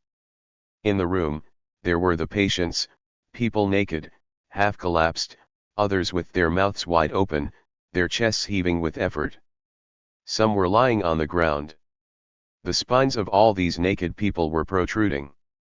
Some were sitting on a bench, their mouths open, their eyes wide, breathing with difficulty. I saw that. I had never witnessed such a horrible sight. I walked away, went back up the stairs. Upstairs there were toilets. I threw up everything I had eaten. 1214. Another witness, a nurse, saw a group of 45 patients in the room, pressed against each other, slowly dying. Some were lying on the ground, others were on their knees, many with their mouths open, as if they were unable to suck in air. I watched for 2 or 3 minutes, then I left, because I could no longer stand this spectacle. 12:15. Most witnesses who witnessed a gassing were of the same opinion. It was so atrocious that it could not be called human death, especially when so many victims were either lucid or had moments of lucidity inside the gas chamber. Among Haidamar's casualties were a number of casualties from the First World War, to whom the elimination enterprise had been extended, as well as members of the German army seriously injured on the battlefields of the current war. Dr. Gorgas, it seems, never refused to gas patients. Only once did an inconvenience occur. He noticed that one of the naked women parading before him for the medical examination was pregnant. Dr. Berner was absent that day and the decision had to be made by Gorgas. He could not gas a woman in this state and tried to have her admitted to the Eichberg Asylum, where the director, Dr. Fritz Menneck, hastened to telephone Berlin. Dr. Gorgas received a phone call from Berlin, probably from Victor Brack, who had the final say in doubtful cases. He ordered him to include the woman in the next group to be gassed. 12:18. Dr. Gorgas, however, could not bring himself to do so. He ordered one of the nurses to give the woman a lethal injection. Once the gas chamber was ventilated, the bodies marked with gold teeth and those intended for dissection were taken to the adjoining morgue. This room was closed by a steel door behind which brains and other organs were removed from the bodies. These were spread out on 2 cement tables equipped with channels and covered with a zinc plate to facilitate cleaning. Most of the bodies were stacked on the narrow-gauge railway cars, pushed to the cremation room and piled up near the door. They were finally placed on iron stretchers, pushed into the oven, then slipped into the flames. Ostracized by the rest of the personnel, the SS incinerators had to live, eat, and sleep separately. 12:19. Their bedrooms and bathroom were on the ground floor, directly opposite the entrance and above the gas chamber. It was a deliberate choice on Worth's part to give the impression that those working upstairs were doing their duty, while those in the cellar were demons going about their macabre task, including grinding pieces of charred bones in an electric mill. The living conditions in the cellar rooms must have been almost unbearable for the incinerators. The terrible heat of the ovens and the stench of burned flesh, hair, and bones only made them worse. 12:20. After each cremation, the ashes collected in the hearth were piled up and, as in other gassing centers, a certain quantity was used to fill the urns. If the family requested one, it was mailed to the desired local cemetery. Officially, the bodies were cremated in Crematorium 2 in Wiesloch. 12:21. The rest was disposed of by spreading it in the surrounding fields or in those of the asylum farm in Schnepfenhausen. The cloud of black smoke, clearly visible from the city, gushed from behind the right wing of the building. 12:22, and when the wind blew the smoke back into the streets, the fetid smell of burning hair and flesh was nauseating. As had been the case in Graafneck and Hartheim, the farmers of the region complained of the soot which was deposited on their fields and in their gardens, spoiling their fruit and vegetable harvests. In the old priory, a team of 20 office workers and secretaries, supervised by Christian Worth and Gottlieb Hering, wrote death certificates and notices, as well as letters of condolence. The Special Civil Registry Office was also responsible for correspondence with relatives who requested permission to visit a patient transferred to Hadamar. They generally encountered a refusal motivated by an epidemic. Some, however, received a seemingly encouraging response that specified only that visit must be submitted 8 days before the scheduled date of the visit. 12:23. A few days later, relatives received a death notice. Fritz Neumann, a young hospital doctor from Bonn, wanted to verify for himself whether it was true that the mentally ill in the Hadamar asylum were put to death and cremated. At the Gotthard, a bar on the market square, the owner refused to answer her questions. The SS from the asylum regularly frequented her establishment in the evening. Neumann, unaware of the danger he was running, persisted in questioning him. The woman then told him that she was in favor of euthanasia. However, although we got rid of the idiots, it was unbearable afterwards. because of the stench given off by the cremation of the bodies. The tone rose between Dr. Newman, outraged by these remarks, and the manager, who hastened to telephone the asylum to inform the SS. Newman hastily left the scene 12:24. The guards, SS, and police stationed around the asylum had received precise instructions concerning the unwelcome people who tried to enter. They had to be apprehended, and either Worth or Alphonse Klein would harshly apostrophize them, "Get the hell out," otherwise, if, in Worth's absence, they refused to leave, the porter had the order to shoot them. In his gatehouse, behind the entrance door, Philip Bloom, porter and switchboard operator at the asylum before the arrival of the Action T4 staff, had at his disposal for this purpose a Czech submachine gun, a Polish 9mm pistol and a rifle loaded with 8 cartridges 12-25. Christian Worth made himself known and hated in Hadamar as much as elsewhere. To newly arrived staff members, he always announced, "There are no sick people here, only dead people." Just like in Graveneck and in the other gassing centers, he dominated everyone and did not tolerate the slightest opposition or violation of the rules. After the war, Hubert Komarski, who later became a guard at the Sobibor death camp, tactfully and concisely expressed the general opinion about Worth, "The mere memory of Worth arouses in me great uneasiness." 12:26. Chapter 27. A licentious atmosphere. The progress of the T4 elimination enterprise, at the beginning of 1941, was mentioned in his diary by Joseph Goebbels, Minister of Propaganda, on January 31 after a meeting with Philip Buller. 40,000 have already left, 60,000 are still waiting. It is a painful task, but necessary. And it must be done now. 12:27. This figure turned out to be remarkably accurate. The total, at the end of January 1941, stood at 39,276. Goebbels also commented with disgust. The morality of party cadres must be improved. Many Reichsleiters and Gauleiters live in debauchery and luxury. Corruption reigns, unfortunately, even in the Führer's chancellery, Buller's stronghold. It also stinks in the highest spheres. 12:28. Goebbels knew better. Gerhard Bohn, the very prudish general director of Action T4, also noted a whole list of misdeeds committed by senior party officials. He himself had little time for the Nazi Party and, apart from his functions in Action T4, devoted much of his efforts to the German Red Cross. He wrote a long memorandum intended, among others, for SS Obergruppenführer Reinhard Heydrich to complain bitterly about this deplorable situation, in particular profits on food and alcohol, alcohol abuse and sexual excesses, as well as the private use of official vehicles. This last complaint was directed by name against Philip Buller, who, despite strict gasoline rationing, still goes twice a week, back and forth in his big Mercedes, from Berlin to his land in Upper Bavaria. 12:29. This was a serious accusation given the very strict laws governing gasoline rationing. Bohn also accused Buller and Victor Brack of organizing orgies with the secretaries of Action T4 during parties. Such moral laxity quickly leads to a general decline in service. 12:30. Dr. Karl Brandt was accused by Bohn of being a great womanizer, carrying on intrigues with almost all the women of the charitable foundation.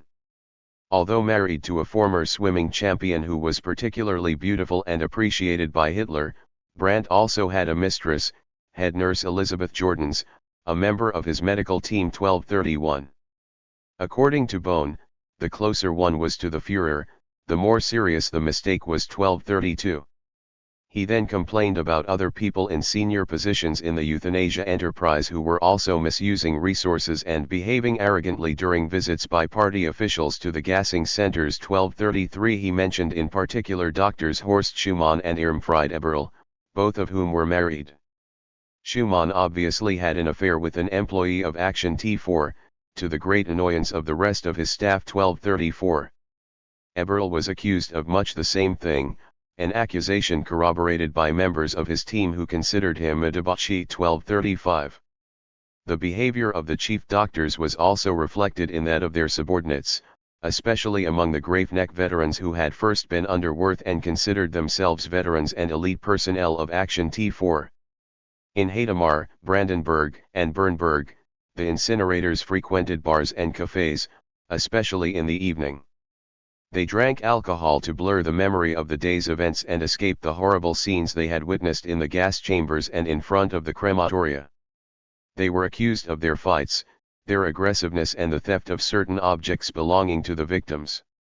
When they were drunk, they bragged about their misdeeds in bars.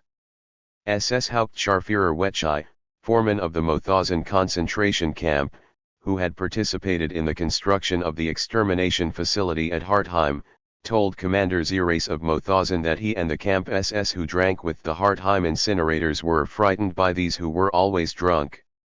They congratulated themselves on the number of people they had burned alive in their ovens. Both staff and regular customers of bars and cafes avoided incinerators 1237.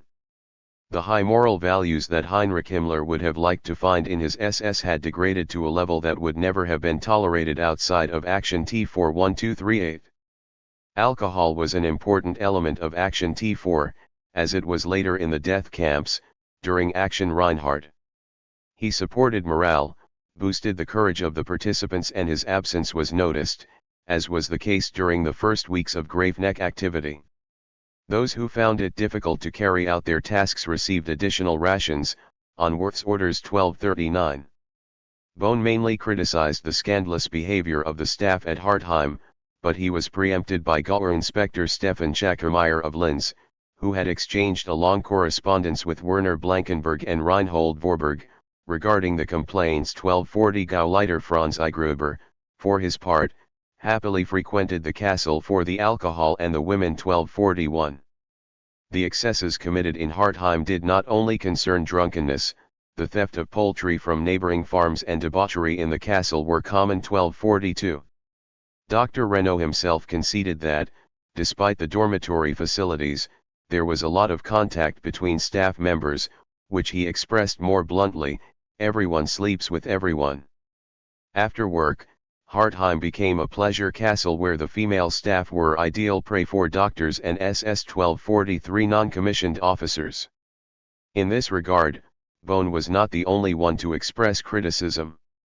SS Hauptscharführer Lenz, Deputy Director of Administration at Hartheim, was also scandalized by the sexual immorality of the staff but, like Bohn, seemed to be deliberately ignoring the gassings which took place every day. 1244. He was particularly shocked to learn that naked men and women were gassed together. He was not opposed to gassings, but his prudishness was offended. They should have been separated, out of decency. There were also what Dr. Renaud called erotic contacts between Hartheim staff and the SS at the Mauthausen concentration camp. Some of these contacts also led to marriages. 1245. According to Dr. Renaud, his superior, Dr. Lonauer had a passionate affair with a nurse from Hartheim. At home, his wife was certainly an authoritarian woman, but she supported him. A convinced Nazi, she had led a career in medicine and in the Nazi Party, and was deeply convinced of the merits of her husband's work in Hartheim. 1246. Although married, police officer Franz Stangl, who worked at the Special Civil Registry Office in Hartheim, had an affair with an employee of this office. 1247. Nor was being married an obstacle for Hartheim's female staff. After all, their husbands, fighting at the front, were absent. Dr. Renaud pointed out that no female staff received any special favors or promotions for being a compliant partner. Sexual relations were a result of the conditions of the time. 1248. And the sexual scandals that reached the ears of Bohn, a prudish character, did not only concern Hartheim, but all the gassing centers. Liaisons also ended up forming in and around the village of Alkoven, which resulted in a large number of births of illegitimate children. 1249. Buller was not the only one to violate the strict gasoline rationing laws. Action T4 staff members unscrupulously used Gekrat buses for their personal use. Hartheim staff traveled by bus to Linz to satisfy their shopping spree at the stores. When there were few of them who went to town, The employees entered the buses and sat next to the patients who were going to be gassed 1250. On other occasions, GKRAT buses were used to take Action T4 personnel on excursions to the Harz Mountains in Thuringia, to the lakes of Upper Bavaria, to Salzkammergut in Austria, or simply to visit colleagues at other gassing centers.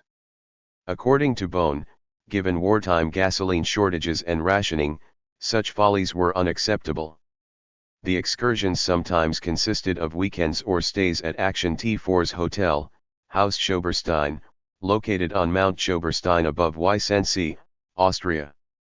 Other excesses were committed there. As Dr. Renault mentioned, there were a lot of parties and a lot of noise. After these evenings, the inhabitants of Weissenbuch, on the edge of the lake, often encountered completely drunk revelers who wandered through the streets staggering.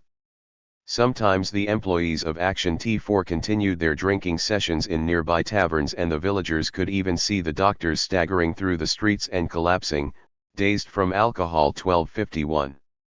Bohn particularly remembered that, one day, a hotel manager had to evict a group of doctors, nurses and secretaries from Action T4, because of their scandalous behavior which offended other guests. 1252. But certain crimes, of a criminal nature, were much more serious. In Graafneck, Kriminalkommissar Johannes Wager, an acolyte of Worth, was accused of selling goods from the Castle farm, placed under his authority, for his own benefit. He was summoned to Tiergartenstrasse 4 to receive a new assignment, but no department wanted him. In August 1940 he was fired and returned to his old job in the Stuttgart police.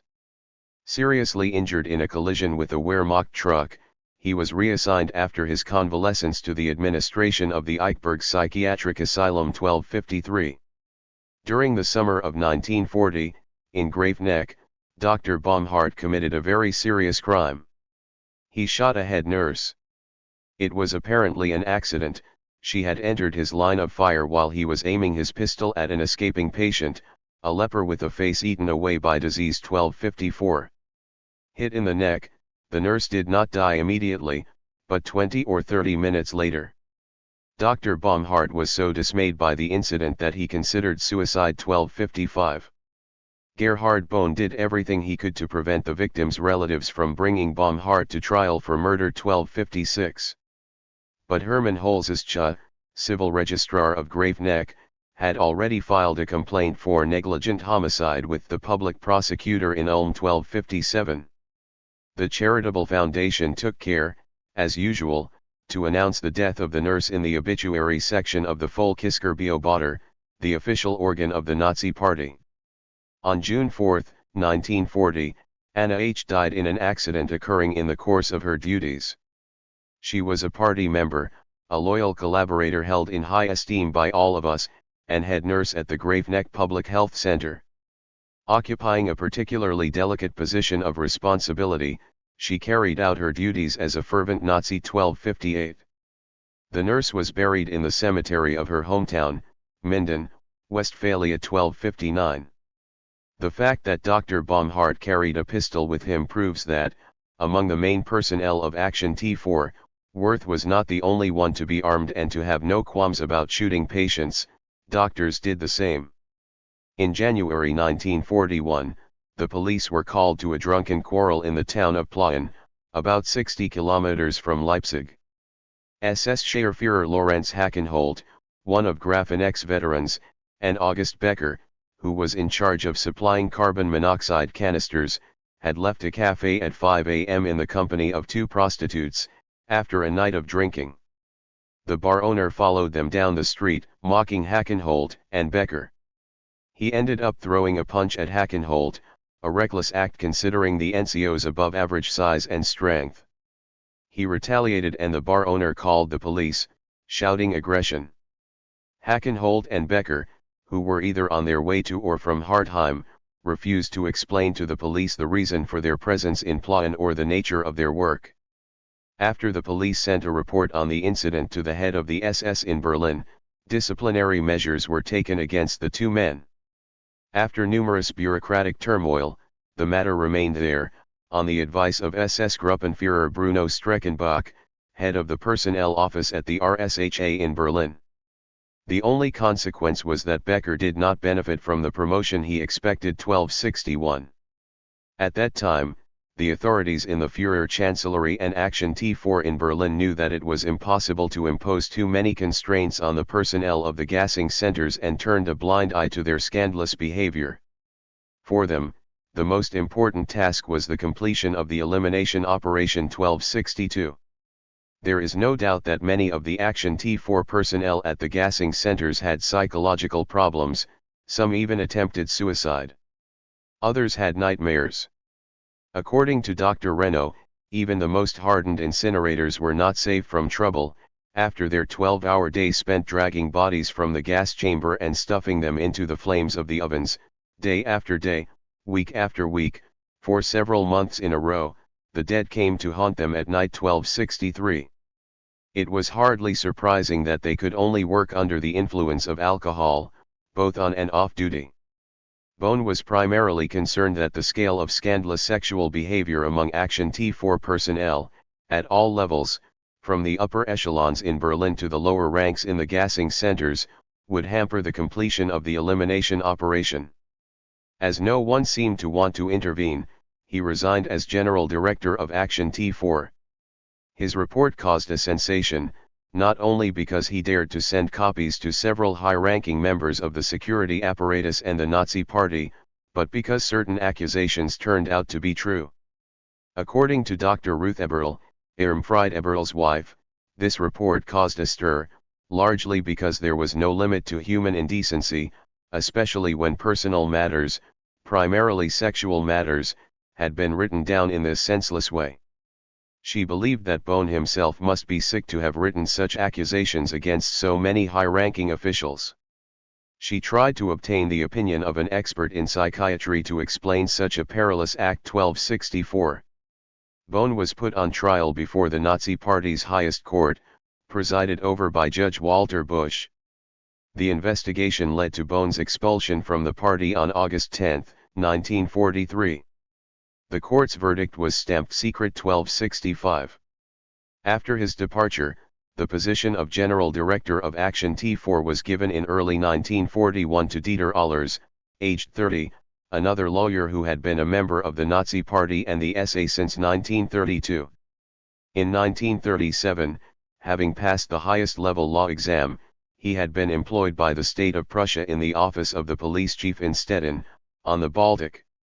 At the time of his recruitment for Action T4, he was serving in the Wehrmacht, first as an instructor of the 417th Regiment of the 10th Company in Liegnitz in Silesia, then in Kielce, Poland. He was demobilized and transferred to the Action T4 organization following a chance meeting, in a Berlin street, between his mother and Werner Blankenberg, who had known each other before the war. 1266. The latter organized the demobilization of the person concerned and his transfer to Action T4. At the Führer Chancellery, Blankenberg informed Allers of the euthanasia enterprise in which only the incurably mentally ill were eliminated to spare them terrible suffering. Allers would serve as general manager and would be employed for approximately 6 months. 1267. His reaction was rather moderate. He simply responded that, while being a humanist, he recognized that it was humanly justifiable to spare seriously mentally ill patients from suffering. 1268. He went to Tiergartenstrasse 4 to take up his new position. From 1942, Dieter Allers would be closely involved in the extermination of the Jews. It was during this time that he visited Belzec and other Action Reinhard death camps, such as Sobibor and Treblinka. Chapter 28. Worth. The Purification Inspector. During the summer of 1940, it was decided, at the Führer Chancellery and within Action T4, that Worth would be responsible for bringing the debauched personnel from the gassing centers into line. He was already known for his brutality in the closed environments of the gassing centers, and had the reputation of being a very tough man who did not tolerate the slightest opposition. Worth was appointed Purification Inspector, a position in which he behaved as an undisputed master, confirming his bad character. 1269. It was during this period that he received the nickname, in Action T4, Christian the Enraged or Christian the Terrible.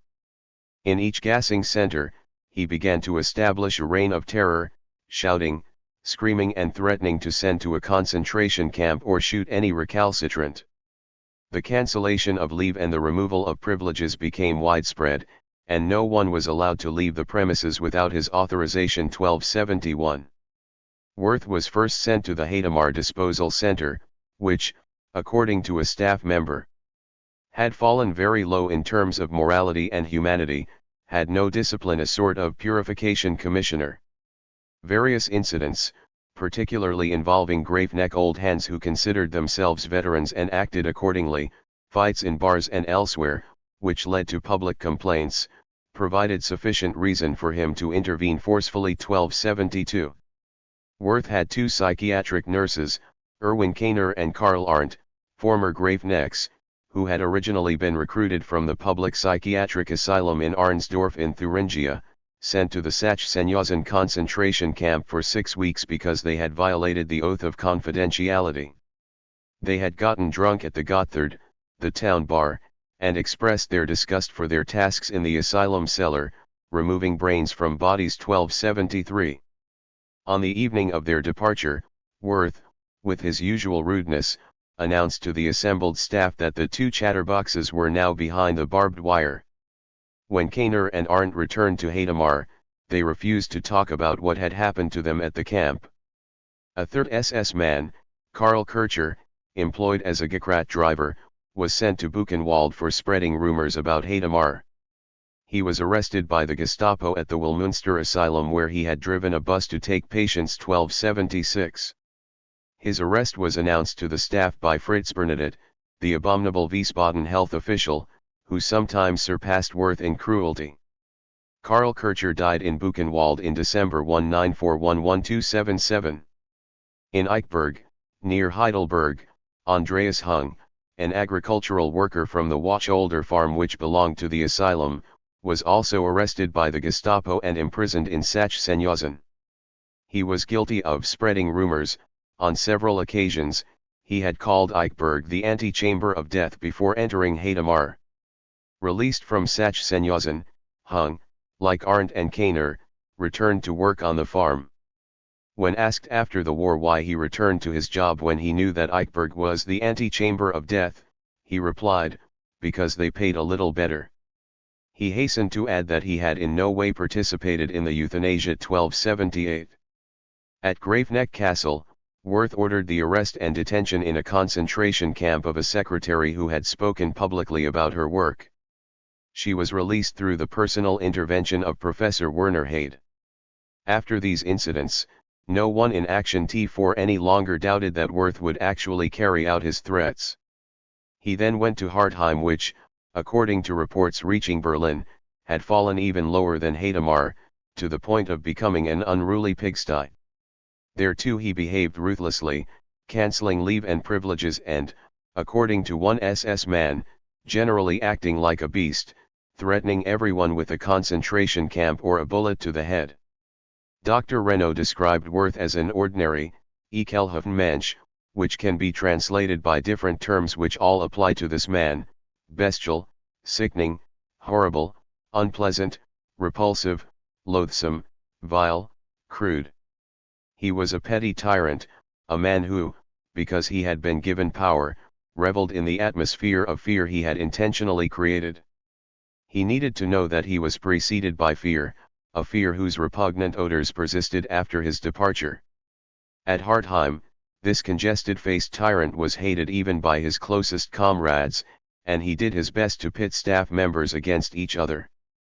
Even the inhabitants of the village of Alkoven knew and feared him. 1281. Emil Reisenberger, guard of Hartheim Castle, should have been shot for the reckless and dangerous act he committed.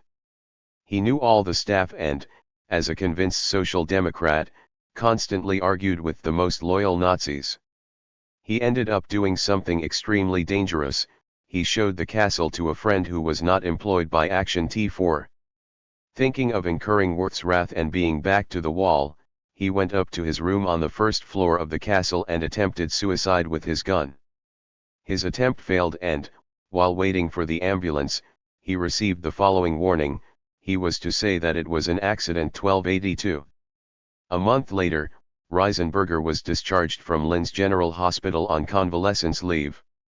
On his return to Hartheim, he received a visit from Werner Blankenberg, accompanied by Dr. Lonauer, who informed him that he would be sent to a concentration camp for 6 months. Fortunately for him, this was not the case. He was dismissed from Action T4 and, shortly after, he enlisted in the Wehrmacht.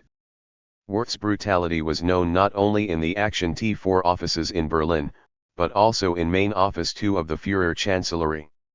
However, nothing was done against him. Just as his pre-war excesses in the police force had been tolerated because he got results, Berlin officials did not intervene because he maintained discipline in the gassing centers and ensured the smooth running of the elimination enterprise. To calm drunken and rebellious staff members by means other than terror, attempts were made in 1940 to 1941 to improve their psychological comfort. Orchestras were formed, as well as football and basketball teams, which played matches between employees of the gas centers. 1283, outings were organized in the surrounding towns or tourist sites, crowned by evenings with friends and music hall concerts. Gekrat buses responsible for transporting victims to their deaths were used for these excursions. 1284. Dr. Renault was particularly proud of the concerts organized in Hartheim. A good harmonica and flute player, he often performed for staff, particularly during inspection visits by officials from Berlin. Renault would sit on a small balcony overlooking the courtyard and play the flute or harmonica while the illustrious visitors, including Action T4 leaders Haidt and Nietzsche, sat in rows on chairs in the courtyard. They listened attentively, a few meters from the burning and smoking crematorium ovens. 1285. SS Standartenführer Franz P. Terseil, Gauleiter of Linz and hero of the city and of all of Upper Austria since he was seen in a photograph shaking the Führer's hand, was a particularly welcome guest in Hartheim. In 1938, after the Anschluss, he confiscated a distillery belonging to a Jewish family, the Mostry. He Aryanized the company, and then had an almost unlimited supply of alcohol which he shared generously with the Hartheim staff. 1286. Alcohol also flowed in abundance for Dr. Lonauer. He had his own cellar under the castle, next to the thousands of Action T4 files. According to Dr. Renault, all these files were useless since these patients were dead. 1287. In Graveneck as in Hadamar, other diversions were offered.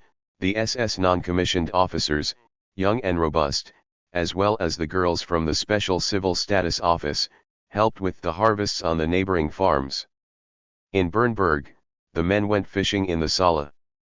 The bank was located just on the other side of the asylum wall. 1288. The chief doctors continued to give pep talks in the institutions, and, on occasion, the leaders of Action T4 and even sometimes the odious Christian Wirth did the same. Chapter 29. The Reluctance of Asylums. On January 21, 1941, Franz Gürtner, Reich Minister of Justice, died. With him disappeared one of the main opponents of the secret euthanasia enterprise. Like many other jurists, including many attorneys general, Gürtner had always tried, in vain, to legalize the eliminations by a formal law. He was temporarily replaced by Minister Franz Schlegelberger, 65, originally from Königsberg, East Prussia, who held this position until his retirement in 1942. A civil servant in the Ministry of Justice since 1918, he was State Secretary since 1932, under Gürtner. Schlegelberger only joined the Nazi Party when Hitler ordered him to do so in 1938-1289, but once installed in the Reich Ministry of Justice, he ruled with an iron fist. During his tenure, the number of death sentences skyrocketed. While Schlegelberger was putting the office files in order after the death of his predecessor, he received a memorandum from Victor Brack. He certainly trusted the new minister, since he sent him various files on the euthanasia business. Brack apparently did not see fit to show them to Gürtner, and he emphasized that these files should be kept under lock and key in a personal safe. 1290. After the relief felt in the Führer Chancellery at the death of Gürtner, the rest of 1941 was full of problems for the Chancellery and for Action T4. The first problem had persisted since the previous summer. A growing number of asylums refused to fill out information forms. In addition, all kinds of bureaucratic errors made it obvious to public opinion that the mentally ill were being eliminated without the slightest legal basis. In Reich asylums, directors and administrators now knew that any form filled out was tantamount to a death sentence for the patient, and many doctors feared being accused of having committed an illegal act, that is, murder, by handing over their patients to the euthanasia enterprise. In many cases, the fear of prosecution came from a letter sent to several asylums by Dr. Karsten Jasperson. He was chief psychiatrist at the Bethel Asylum in Bielefeld, an establishment with an international reputation, headed by Pastor Friedrich von Bodelschwing. Dr. Jasperson warned recipients that they were liable for complicity in murder. Some did not heed his warning, expressing their astonishment at such an idea at 1291.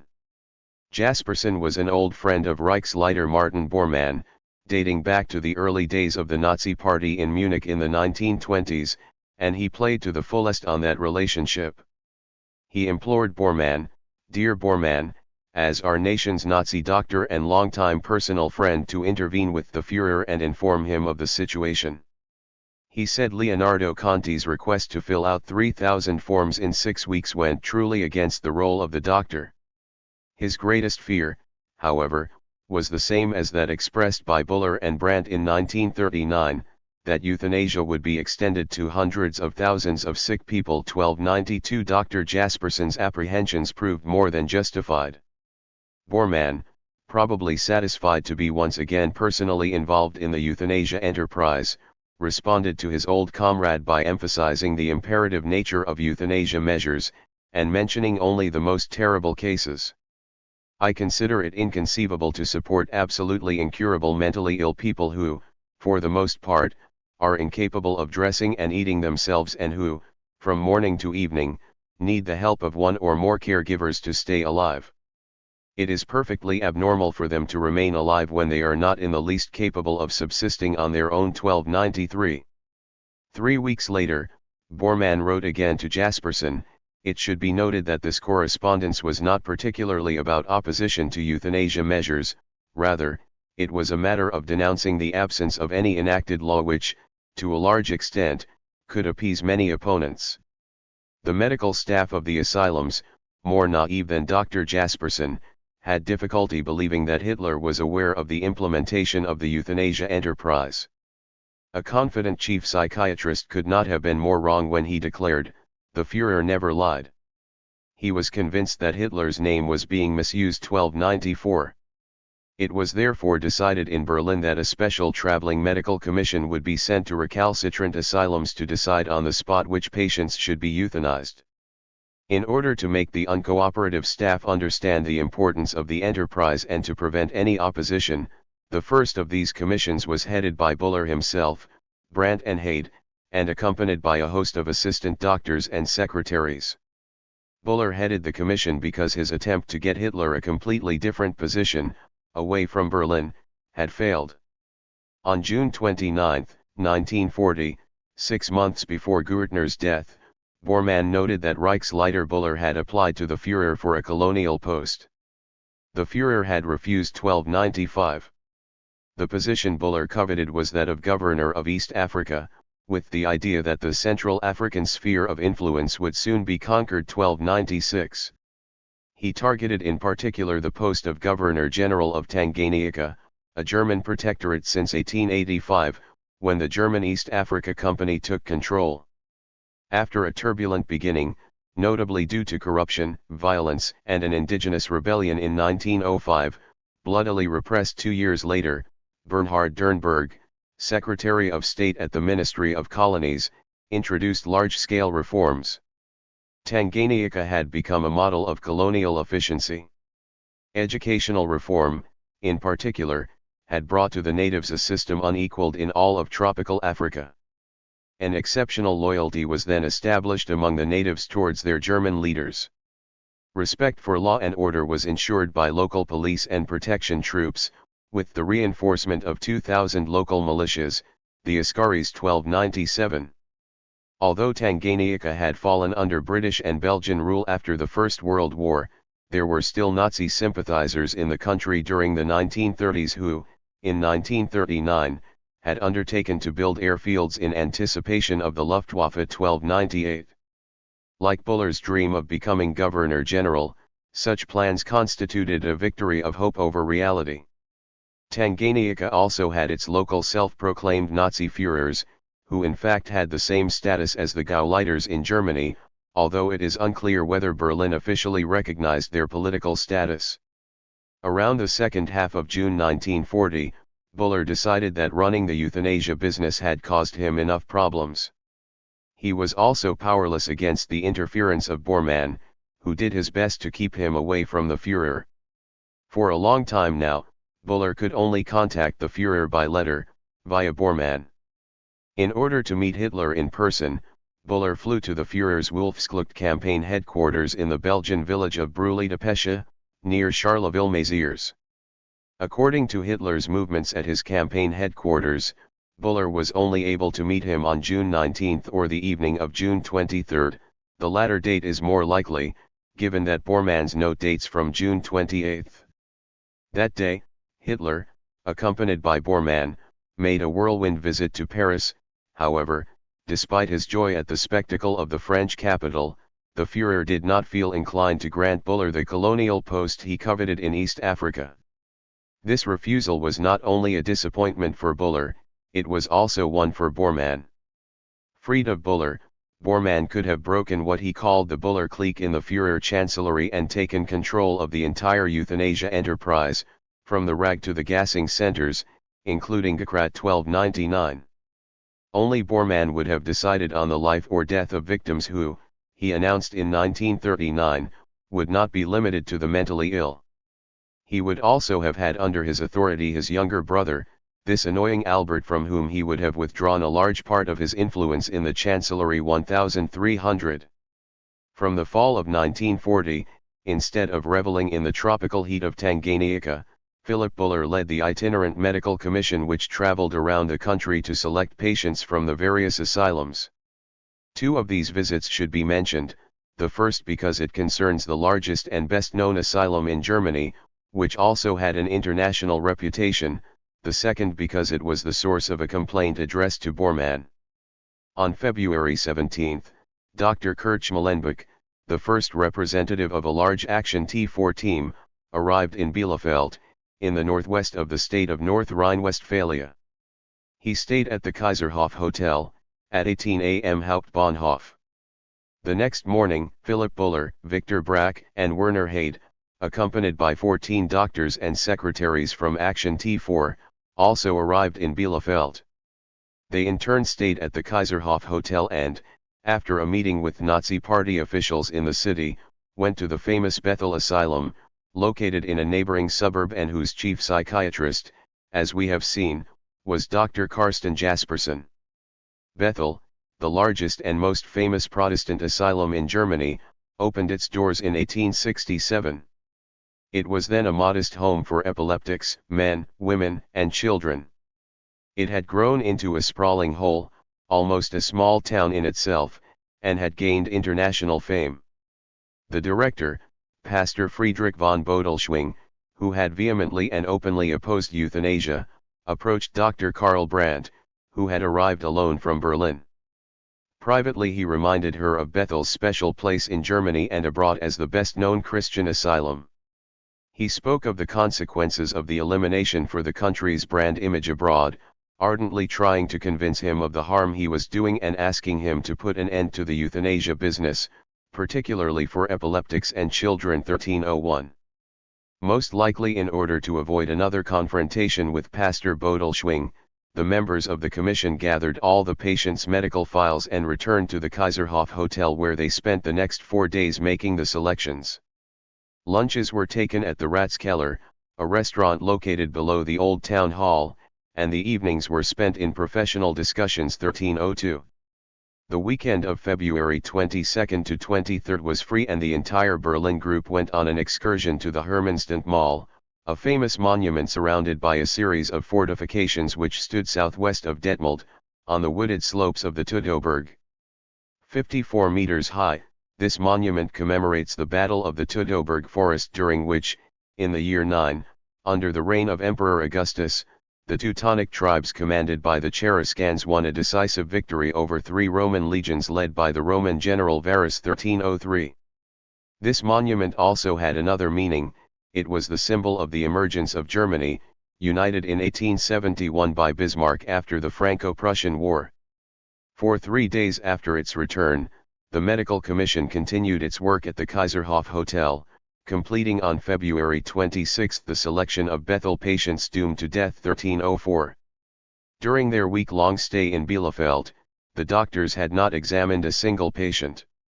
A similar medical commission, also headed by Buller, visited the Lutheran asylum at Neuendettelsau in the Ansbach region of Bavaria. Founded in 1854 for minor women suffering from illness, in 1940 this asylum housed more than 2,000 patients. It was the Commission's visit that gave rise to a written complaint to Reichsleiter Bormann. The director, Dr. Rudolf Buch, protested against the way the Commission selected its patients. Not a single one of them had been examined.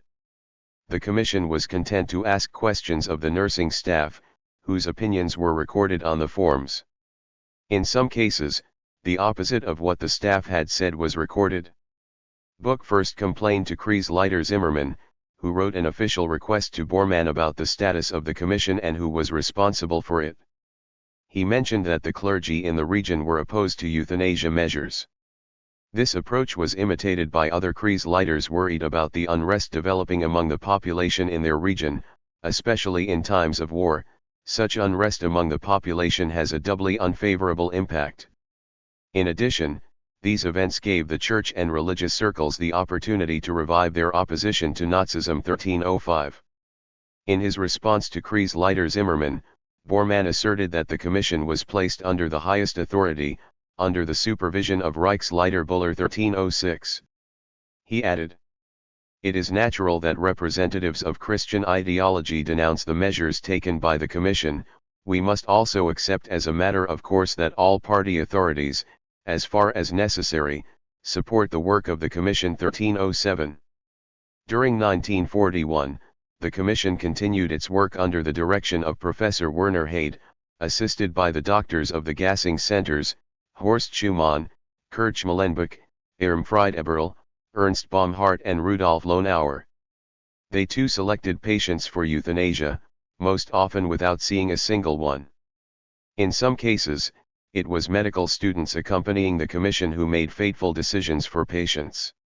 Whenever possible, senior doctors found ways to organize excursions and vacations, visiting picturesque areas of the country, including the Austrian Alps, while also visiting Austrian asylums. The task of making the selection was then left to the medical students. Chapter 30. Bureaucracy and Disinformation. In the Action T4. In addition to the problems caused by uncooperative asylum directors, the internal bureaucratic system of Action T4 began to falter, much to Bormann's benefit. On May 10, 1941, Rudolf Hess, deputy to the Führer, fled to Scotland. Bormann had replaced him in this role as Hitler's Eminence Greiss and considerably increased his power and influence. However, he had made a blunder in making his opinion on Hess's defection known. It was he who came up with the theory that Hess was mad, and who persuaded Hitler to state it in the first official communiqué on the affair. This was a serious political error which, once publicly launched, could never be repaired. It was inevitable that people would wonder how it was possible, if his mental state was known, for Hess to have remained the Führer's deputy for so long. Bormann, now at the height of his power, had no trouble accusing Buller of torpedoing the euthanasia business, and Victor Brack, too, blamed him for monstrous errors, mainly linked to erroneous political decisions. In the gassing centers, the overburdened bureaucratic system began to collapse. We made mistakes, for example, 2 urns of ashes were sent to a family, even though only one patient had died, a death notice sent twice to relatives, impossible causes of death were put forward, etc. Although it was forbidden to take brothers and sisters together on GKRAT buses, it happened that death notices were sent on the same day, and from the same gassing center, for brothers and/or sisters. Worse still, parents received a death notice concerning a loved one they knew to be alive or who had been released and was living with them. 1310.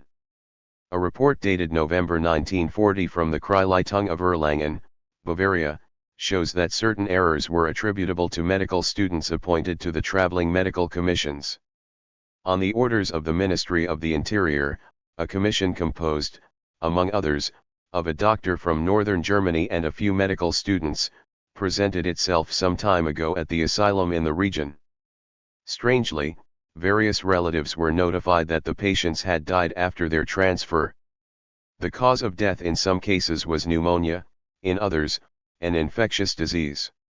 The Special Registry Office in Erlangen was also informed of various causes of death and, again, either pneumonia or an infectious disease was listed as the cause of death, diseases that have no connection with the patient's medical history. It must therefore be assumed that false information was provided. 1311. A large part of the German population was now convinced that the patients taken in the sinister GKRAT buses were systematically put to death, a conviction reinforced by the number of deaths recorded simultaneously in a locality. The result was a flood of obituaries in local newspapers with thinly veiled messages about the real cause of death, proof that the families were fully aware of what was happening.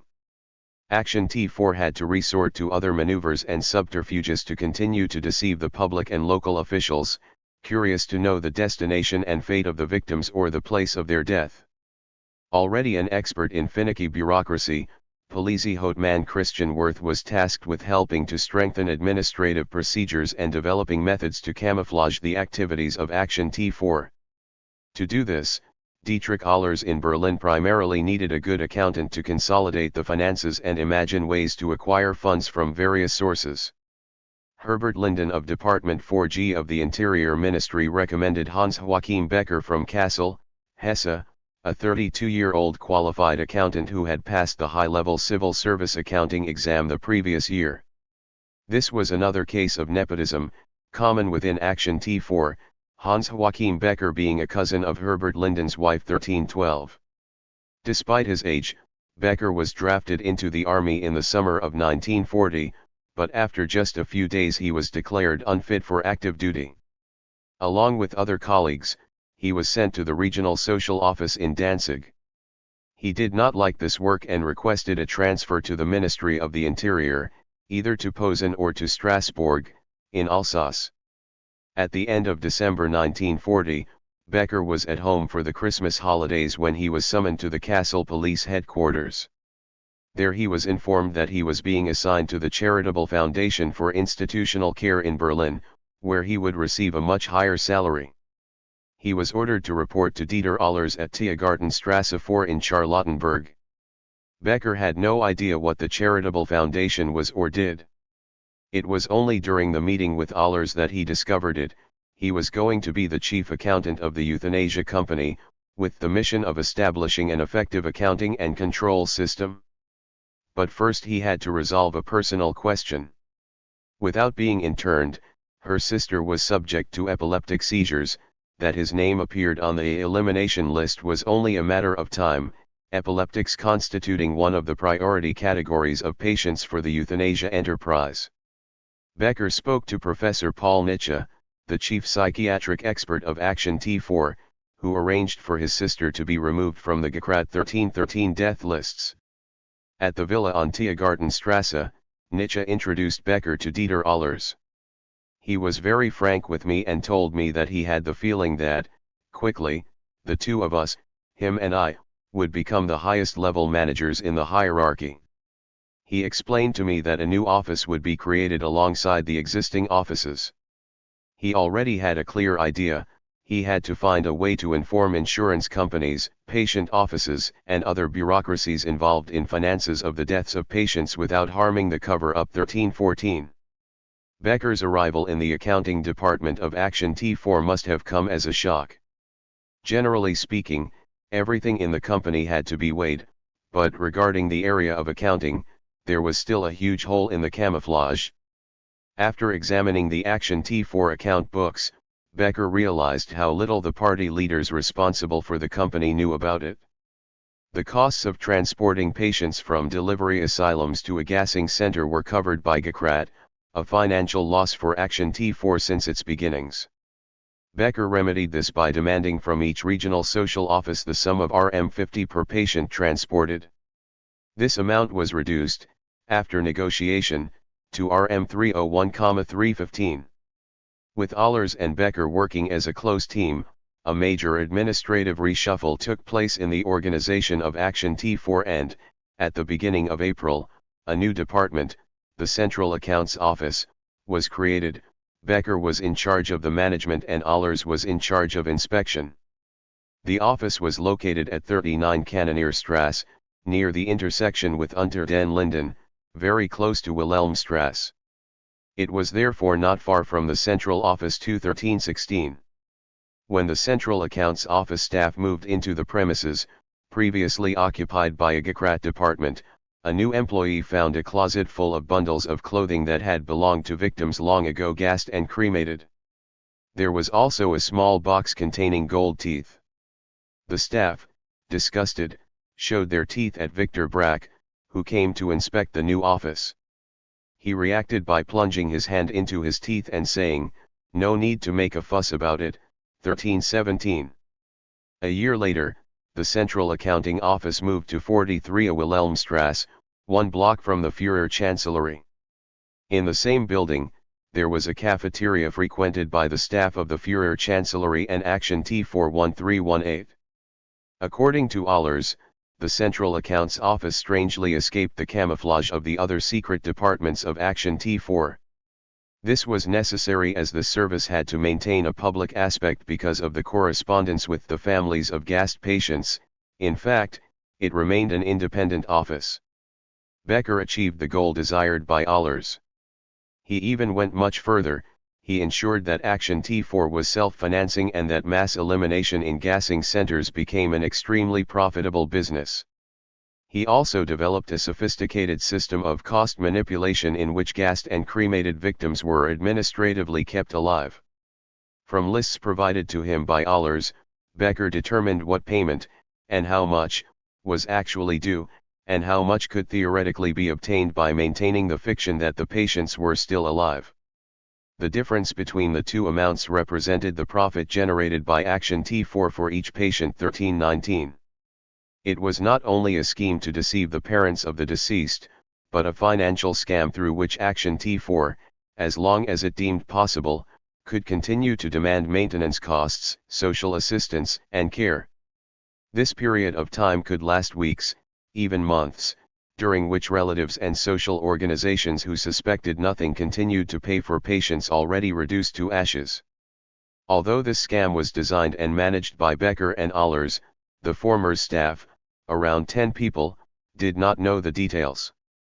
The job of these bookkeepers was solely to determine the payers from patient lists given to Becker by Allers, as well as the amounts owed in each case.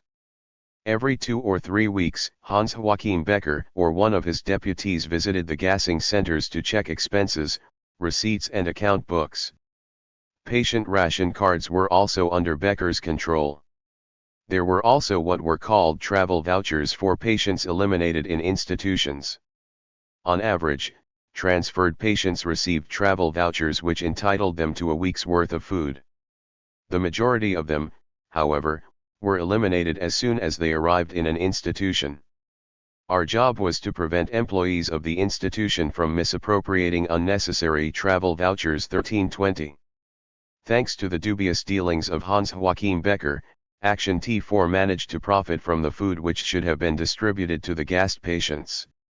The financial embezzlement imagined by Becker brought in between 6 and 8 million Reichsmarks in 1 year for Action T4. He permanently maintained this level of profit, which earned him the internal nickname Mr. Millions. 1321. The scam was facilitated in its execution by the creation, during the previous autumn, of temporary asylums, to better camouflage the euthanasia enterprise. A meeting of asylum directors was organized in Berlin, during which they were shown a large map of Germany, dotted with small flags indicating the various establishments chosen to serve as temporary asylums. 1322 A network of asylums of this type was organized around each gassing center. Patients were sent there temporarily before being transferred to the nearest gassing center via a complicated route, in order to conceal the final destination. Patients were transferred from asylum to asylum, without prior notification to the families. In principle, the provisional asylums were intended to add an additional layer of protection against errors in the selection process through which doctors could review the decision to administer euthanasia. 1323 This was far from true. Patients sent to these asylums were never treated like ordinary patients, and medical and nursing staff were instructed not to do anything for the new arrivals. Thus, between the staff and the patients, no link was formed which could have led to a favorable diagnosis and modified the fateful decision. Temporary asylums were also prohibited from retaining a patient sent to them, which they never attempted to do. 1324. This system simply allowed more flexible management of the sometimes overloaded gassing centers and facilitated the proper functioning of this industrialized death machine by avoiding repeating previous bottlenecks. The treadmill of death could be effectively implemented, precisely controlling the arrival of convoys, the gassing operation and the incineration of bodies. This was confirmed by Dr. George Renault in Hartheim. He declared after the war that temporary asylums had in no way been created to save the slightest patient, but to promote transport techniques. 1325. The murderous logic of the organizers at the Führer Chancellery and within Action T4 assumed that patients already locked up in temporary asylums would be the first to be gassed, simply to make room for other convoys of patients selected from the asylums. Those transferred were sometimes literally crammed into the 3-level bunk beds offered by these asylums. These appalling conditions were made worse by the fact that many patients had to wait for their turn all winter. The shortage of coal, heat, and food further increased an already high mortality rate. When the Gekrat buses came to pick them up, many patients were already half dead from hunger and disease. 1326. There was almost no opposition to the creation of dozens of temporary asylums throughout Germany. Only in the Rhineland did the director of the Regional Health Association, Heinz Hock, refuse to make the asylums under his authority available to Action T4. He persisted in his refusal, despite the long correspondence he had with Berlin. It took Werner Haidt, Friedrich Tillmann, and Reinhold Vorberg to visit him in person to convince him to change his mind, perhaps by showing him Hitler's signature on a copy of the backdated authorization given to Buller and Brack. However, Hock only accepted this transformation for 2 asylums, Andernach in Rhineland-Palatinate, and Gaukhausen, in the suburbs of Langenfeld, in North Rhine-Westphalia. 1327. His deputy, Wilhelm Kitz, refused to intervene and, when the director of Gaukhausen, George Bayerhaus, understood what awaited his asylum, a heart attack struck him down in the middle of the Dusseldorf train station. 1328. Hans Joachim Becker also took charge of the management of the victims' property, the most lucrative part of which was gold dentures, which could be melted down and recycled, another source of profit for Action T4. The teeth were cleaned in hydrochloric acid and a part was sent to Widman at the KTI. Most of the dental gold was delivered to the German gold and silver refinery in Frankfurt am Main. In 1943 the company was referred to by its acronym Degussa. 1329. This melted the precious metal extracted from the mouths of the victims into marketable gold ingots. It should be noted, however, that under the Nazis, the company could not choose the type of metals it worked and melted. Degussa, like everyone else in Nazi Germany, did what the authorities ordered him to do. From the summer of 1940, Wirth was helped in his task of strengthening the camouflage of administrative procedures by Friedrich Tillmann, 37, who had been employed at Action T4 since the beginning of the year. Previously a social services official at the municipality of Cologne, responsible for orphanages and assistance to orphans in the region, Tillman soon became the General Inspector of the Special Civil Registry offices of the various gassing centers. 1330. A small attic in the villa on Tiergartenstrasse was made available to him, as well as a room in each gassing center. I was in Berlin every fortnight, Monday, and I lived in a very small room. Most of the time I had things to do in Berlin until Wednesday or Thursday. I then went to a gassing center to take care of the Special Civil Registry office, and returned to Cologne for the weekend. 1331. The simplest method invented by Tillman to disguise the location and actual number of deaths consisted of designating the gassing centers in the correspondence with a coded letter: Graefneck, Brandenburg, Hartheim, Sonnenstein, Bernburg, and Hadamar. This system included the names of Graefneck and Brandenburg even though these two centers were already closed. Any returned form was given a coded number for internal use. This figure appeared on the 5 photocopies of Form 1332. It later appeared on the patient's death notice, preceded by the gas center code letter. For example, on a death notice for Sonnenstein dated December 16, 1940, the reference D90981333 appeared. Each document also had 2 stamps. The first was in the lower left corner, for example, to D, December 16, 1940, which meant that the form and obituary were sent from Sonnenstein on that date. The second was affixed in the upper right corner, adjusted to, on, certified in conformity with, on. Obituaries and letters of condolence sent to loved ones also carried one of the code letters, A, B, C, D or E. 1334. The photographs of each nude patient, the majority of which appear to have been taken at Hartheim. 1335, were pasted 2 by 2 onto sheets of paper, with the patient's number stamped on the chest and on the back of each photo. At the top left was the letter of the gassing center, for example D for Sonnenstein, and at the top right was the patient number, for example 90981336. The following information was written in pencil on the back of each photo: patient file number Z, name, date of birth, and the words "de," that is to say disinfected, gassed. 1337. The collection of photos and all the documentation were stored in the cellars of Hartheim and Villa T 41338. Tillman, aided by Wirth, developed a system to avoid the earlier mistake of recording too many deaths in one place and in too short a period of time. This innovation was the pinning department.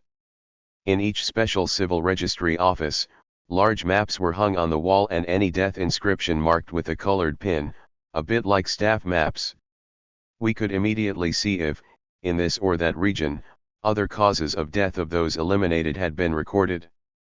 In which case, the death and the date of death were modified, sometimes also the place. 1339. This system ensured a balanced distribution of falsified causes and places of death. To make the system even more complicated, the pinning department often changed its formulas for internal use. The patient number in the disinfection institution became the patient number in the authentication institution, which was not necessarily the same as the gassing center where the patient was eliminated. 1340. This system became so complex that, subsequently, Victor Brack established 2 files, one on the methods of including patients in the euthanasia enterprise, the other with the formulas leading to the bureaucratic work after the death of the patients. He sent a copy of each file to Schlegelberger, acting Minister of Justice. 1341. Thanks to his efforts, Tillman, always busy, was nicknamed in the gassing centers itinerant distinguished visitor. 1342, and, in Berlin, Allers described him as the Eminenzgreis of the Action T 41343.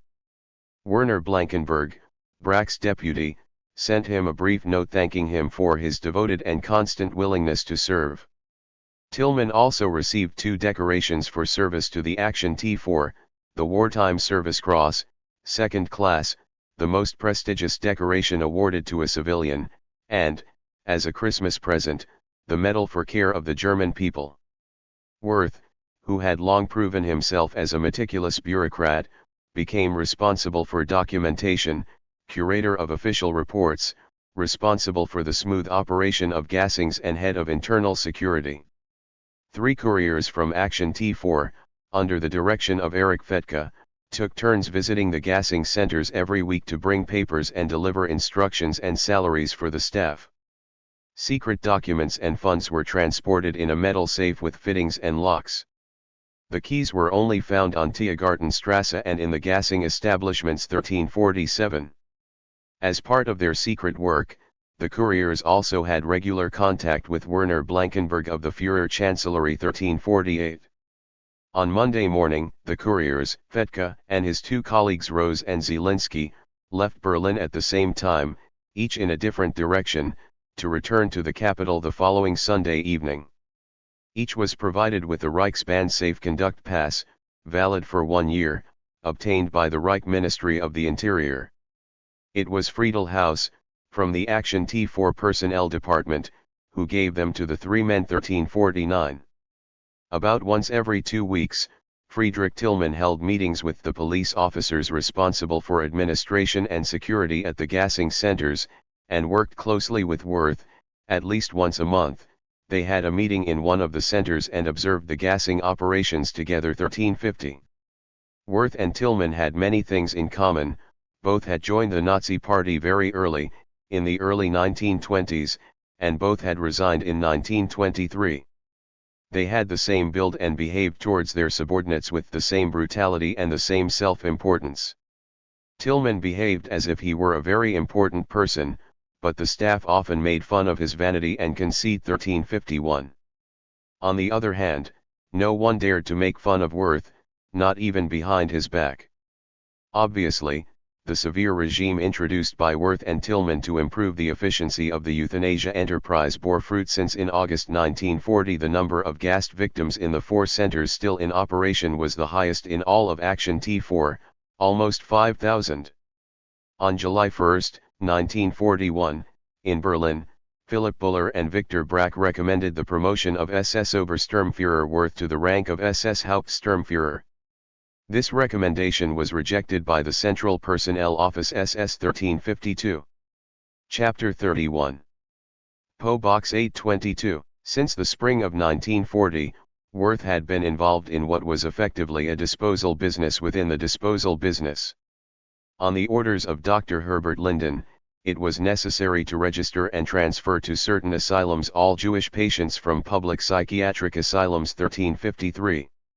At the beginning, Jews had been completely excluded from the euthanasia enterprise, with the exception of a few serious and isolated cases, left to the discretion of the chief physician of each asylum. The Nazis, in fact, did not want the Jews from their philanthropic action. Or, as Victor Brack expressed it, the boon of euthanasia would only be granted to true Germans 1354. The decision to deviate from the ordinary course of action of the Action T4, which was certainly not taken without the approval of the Führer, was implemented by Buller and by Brandt, with the collaboration of Victor Brack. Once the decision was made, instructions were sent to Linden to circulate the written order. This was given because these Jewish mental patients represented a unique group, in that, individually, each of them embodied deficient and dangerous genes in the biomedical sense. On a collective, racial level, they were the poisoners of the race. Their extermination constituted the quintessence of ethnic cleansing. Berlin Book, Hamburg Langenhorn, Eckelfing in Munich and A.M. Steinhoff in Vienna were the main asylums where Jews were gathered. This was the first measure taken by the Nazis towards their systematic extermination. The official reason for the transfer of Jewish patients was that their internment alongside German patients had led to complaints from medical and nursing staff, as well as families of German patients. This situation was no longer tolerable 1355. In the early summer of 1940, Jewish patients began to disappear from state mental asylums. Relatives who tried to find out were told that these establishments did not know anything about the whereabouts of the patients 1356. Officially, they did not know, the Gekrat had not provided them with any information. In fact, she had given instructions on how to formulate such responses while avoiding denying having information. Relatives should be advised to contact the Association of Jews of the German Reich or the Gekrat. The address of the latter organization was provided. But the Reich Association knew nothing, and the Gekrat never responded to such requests. 1357. To reject the most insistent who intended to continue their research, the Gekrat informed the asylum directors that they could mention the transfer of patients to a general government asylum in Poland. If necessary, it could be specified that it was the Lublin region, without giving the name of the asylum. The disappearance of so many Jewish patients and the inability to contact them caused serious problems and confusion for many financial services, insurance companies, civil registry offices and social services who had to provide a date and place of death to complete their official report. Their only recourse was to seek information from the district courts, prosecutors, mayors and interior ministries of the different states. The answers were always evasive and gave no guidance. There was the mention that notification will be sent in due time by the admission asylum, accompanied by the enigmatic assurance that your letter has been communicated to those concerned. 1358. The Dresdner Bank itself was treated unceremoniously when it inquired at an asylum about the whereabouts of one of its clients. The request was forwarded to the Gekrat, who responded, "The aforementioned is no longer in the asylum and we do not know where he is currently interned." Dissatisfied with such a curt response, the bank reiterated its request to the asylum. There was no reaction. A second letter addressed to the Gekrat received an even more laconic response than the first. The patient was transferred on September 20, 1940 to another asylum. We know nothing more. 1359. In November 1940, the mayor of Berlin proudly announced to the various departments that, during a special operation carried out in July, almost all Jewish mental patients from the asylums of the Reich capital and the province of Brandenburg had been transferred to the general government. 1360. The following month, for the first time, a specific location was mentioned, the psychiatric asylum in Chalm, near Lublin. But everyone who wrote to this address was informed that the patients from the Lublin region had all been transferred to Warsaw or Krakow. And it was not specified whether there were Jewish patients among them. 1361.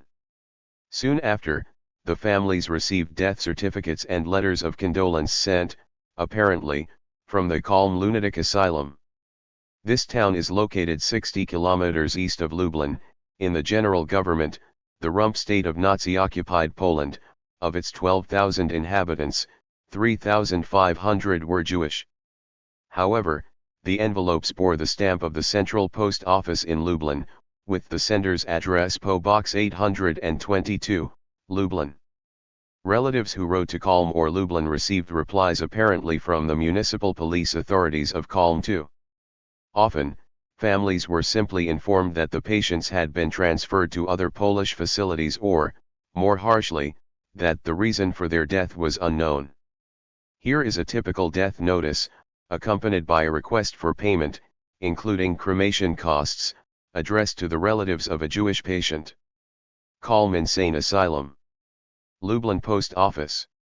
Consultations and visits by appointment only. Ref. No. 248-1089. Chalm, May 7, 1941. Lublin Post. PO Box 822, to the attention of, Congregation St. Joseph Erzberg.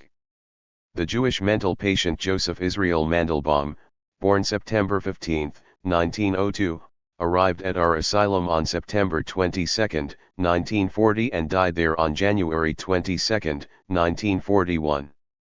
The Berlin Patient Transport Charitable Company informs us that so far it has covered the entire cost. In our asylum, the amount of these costs amounts to treatments from 22.9.1940 to 22.1.1941. 123 days at the rate of RM3, equals RM 369. Incineration. RM 65. Total. RM 434. We ask you to pay as quickly as possible, quoting our reference number, to our postal account in Berlin, number 17050. Attached is a copy of the death certificate. Signature. Any other request for information addressed to the Calm Asylum generally resulted in a negative response from the municipal police authorities, Calm 2-1364. For example, this rather pathetic letter sent on March 21, 1941. I received from Lublin the death notice of my sister, Ruth Sarah Silberstein, accompanied by a note specifying that the letter I had addressed to the director of Wunsdorf was forwarded there. At the same time, I ensured that my sister's linen shrouds, conforming to Jewish law, were passed on. If these shrouds still exist, I ask that they be sent back to me at my expense. 1365. The only response to this letter was, all belongings were sent with the patients at the time of transfer. Clothing and valuables belonging to Ruth Sarah Silberstein are no longer here. The Calm Mental Asylum fiction was one of the most brazen and lucrative scams carried out by Action T4 headquarters. The fake death certificates were post-dated by weeks, or even months, as in the example above, allowing Action T4 to continue collecting social grants and medical costs long after the patients had been reduced to ashes. It was also a stroke of genius to inform the relatives of the deceased that another organization, GKRAT, had paid the overdue bills, making Jewish families believe that they owed money to this organization. Hence the request for payment to an account of the Berliner Bank, held by the branch on Potsdamer Platz, near the Columbus House. The relatives who persisted in asking questions therefore knew that the organization's headquarters were in Berlin. Two other methods were devised to extract money from Jewish families. While Aryan victims were cremated free of charge, relatives of Jewish victims had to pay Rm65 for cremation fees 1366, plus an additional Rm 2.5 per day per patient from October 1, 1939 to October 1, 1940. These additional costs were paid by the Association of Jews of the German Reich. 1367. This association also paid the amount claimed by Action T4, Rm 350,000 for cremation costs 1368. With exceptional bureaucratic attention to detail, the death notices were actually entered into the local civil registers of the Reich. The place of death as well as a false date of death were added to the birth certificate, generally below the mention of the Jewish name of Israel or Sarah, attached to the first name in 1939, as required by law at the time, to indicate that they were full-fledged Jews. 1369. But the Calm psychiatric establishment was empty. The Polish patients had been machine-gunned on the steps of the asylum by an SS squad on January 12, 1940 and thrown into mass graves dug in the gardens. 1370. The empty premises came under the aegis of SS Brigade Führer Odilo Globoknik, head of the SS and police in the Lublin region. At the end of January, during a meeting in Krakow with Himmler and Governor General Hans Frank, Globoknik boasted of the liquidation of patients in a Polish psychiatric asylum. There is every reason to think that he was referring to Calm 1371. 8 days after the massacre, on January 20, Ludwig Israel Alexander, from the Egelfing-Haar Asylum in Munich-Rhein, was the first Jew to die in a Nazi gas chamber in Graveneck. The systematic gassing of Jewish patients began 6 months later. In fact, none left Germany. They were all murdered in the 4 gassing centers of the Reich. Mentally ill Jews were only sent to Poland to be exterminated in the summer of 1942, when they were included in the convoys of German Jews deported to the General Government. 1372. After a brief stay in the so-called transit ghettos, mainly Piaski, Izbica, and Rajowice in the Lublin region, they were transferred to the action death camps Reinhard, Belzec, and Sobibor. The elimination of Jewish patients in the Action T4 gas centers was organized by Office XY, also referred to within the organization as Judenreferat, on the top floor of the Columbus House. It was run by Arnold Behrens, a former cigar wholesaler from Hanover who signed false death certificates for Jews under the pseudonym Schneider. 1373. Gerhard Simon, previously employed in Graveneck, assisted him. According to the latter, our office had carte blanche for Calm's death certificate documents, which meant they could write whatever they wanted. The letters of condolence were written by a team of secretaries under the supervision of police officer Fritz Hirsche, previously assigned to the Brandenburg gassing center. Every 2 or 3 weeks, the Action T4 courier team took the letters and fake death certificates to Lublin, where Reichspost Essen stamped the envelopes before sending them back to the Reich. After the war, Dieter Allers admitted to having sometimes gone to Lublin to the civil registry office in Calm, and that such visits were still linked to euthanasia 1375. To reinforce the camouflage and add to the confusion, Gerhard Simon specified. To my knowledge, the couriers brought back around 50 or 60 files written in Polish each time.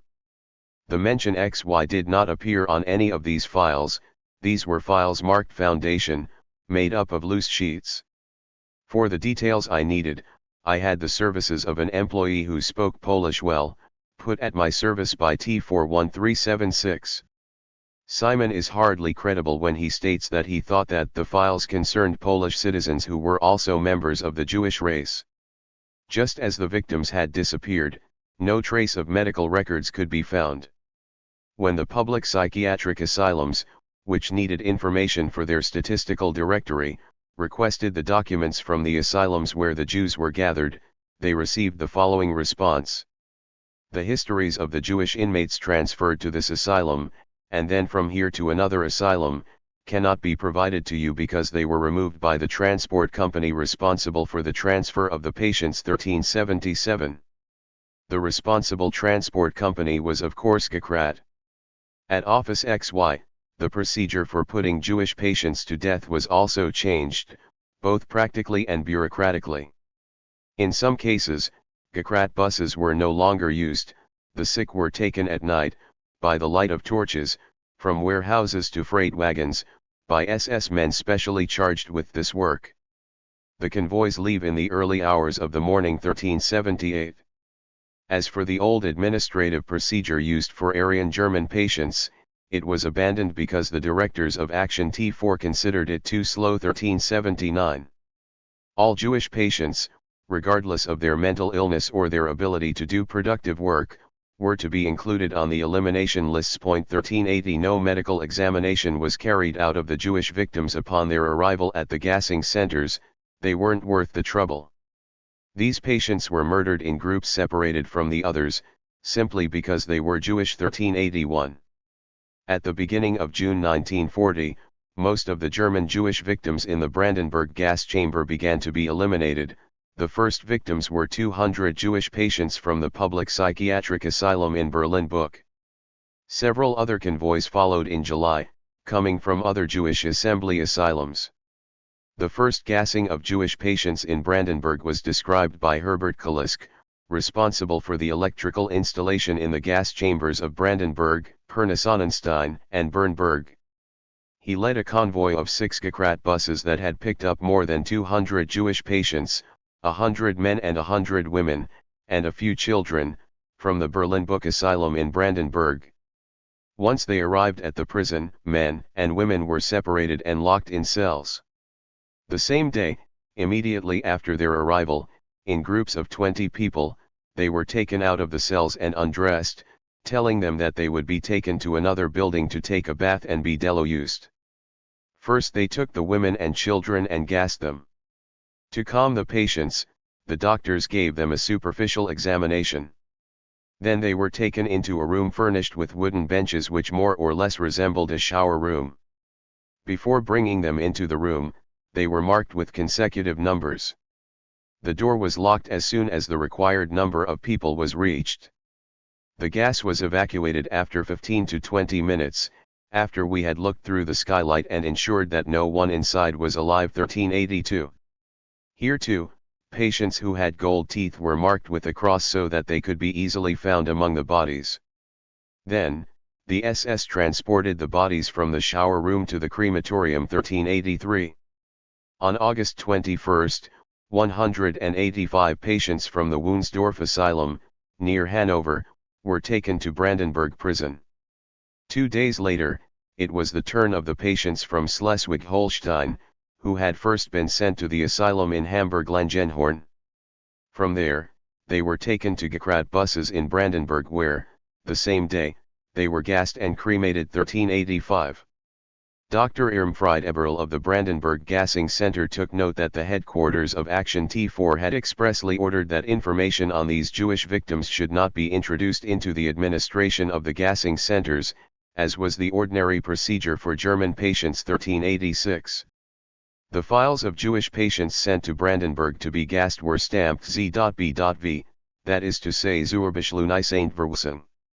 Like Wirth, Dr. Eberl was a punctilious bureaucrat, and his propensity for maintaining a detailed notebook and journal enabled the Central Accounting Office to collect funds from deported Jews that would otherwise have been lost. He recorded in his pocket diary for the year 1940 the arrival of all convoys to the Brandenburg prison, especially the convoys of Jews, as well as the exact number of patients arriving and their gender. This document contains a large number of mentions next to which the letter J for Jude, and the letter M for Manor and F for Frauen are inscribed.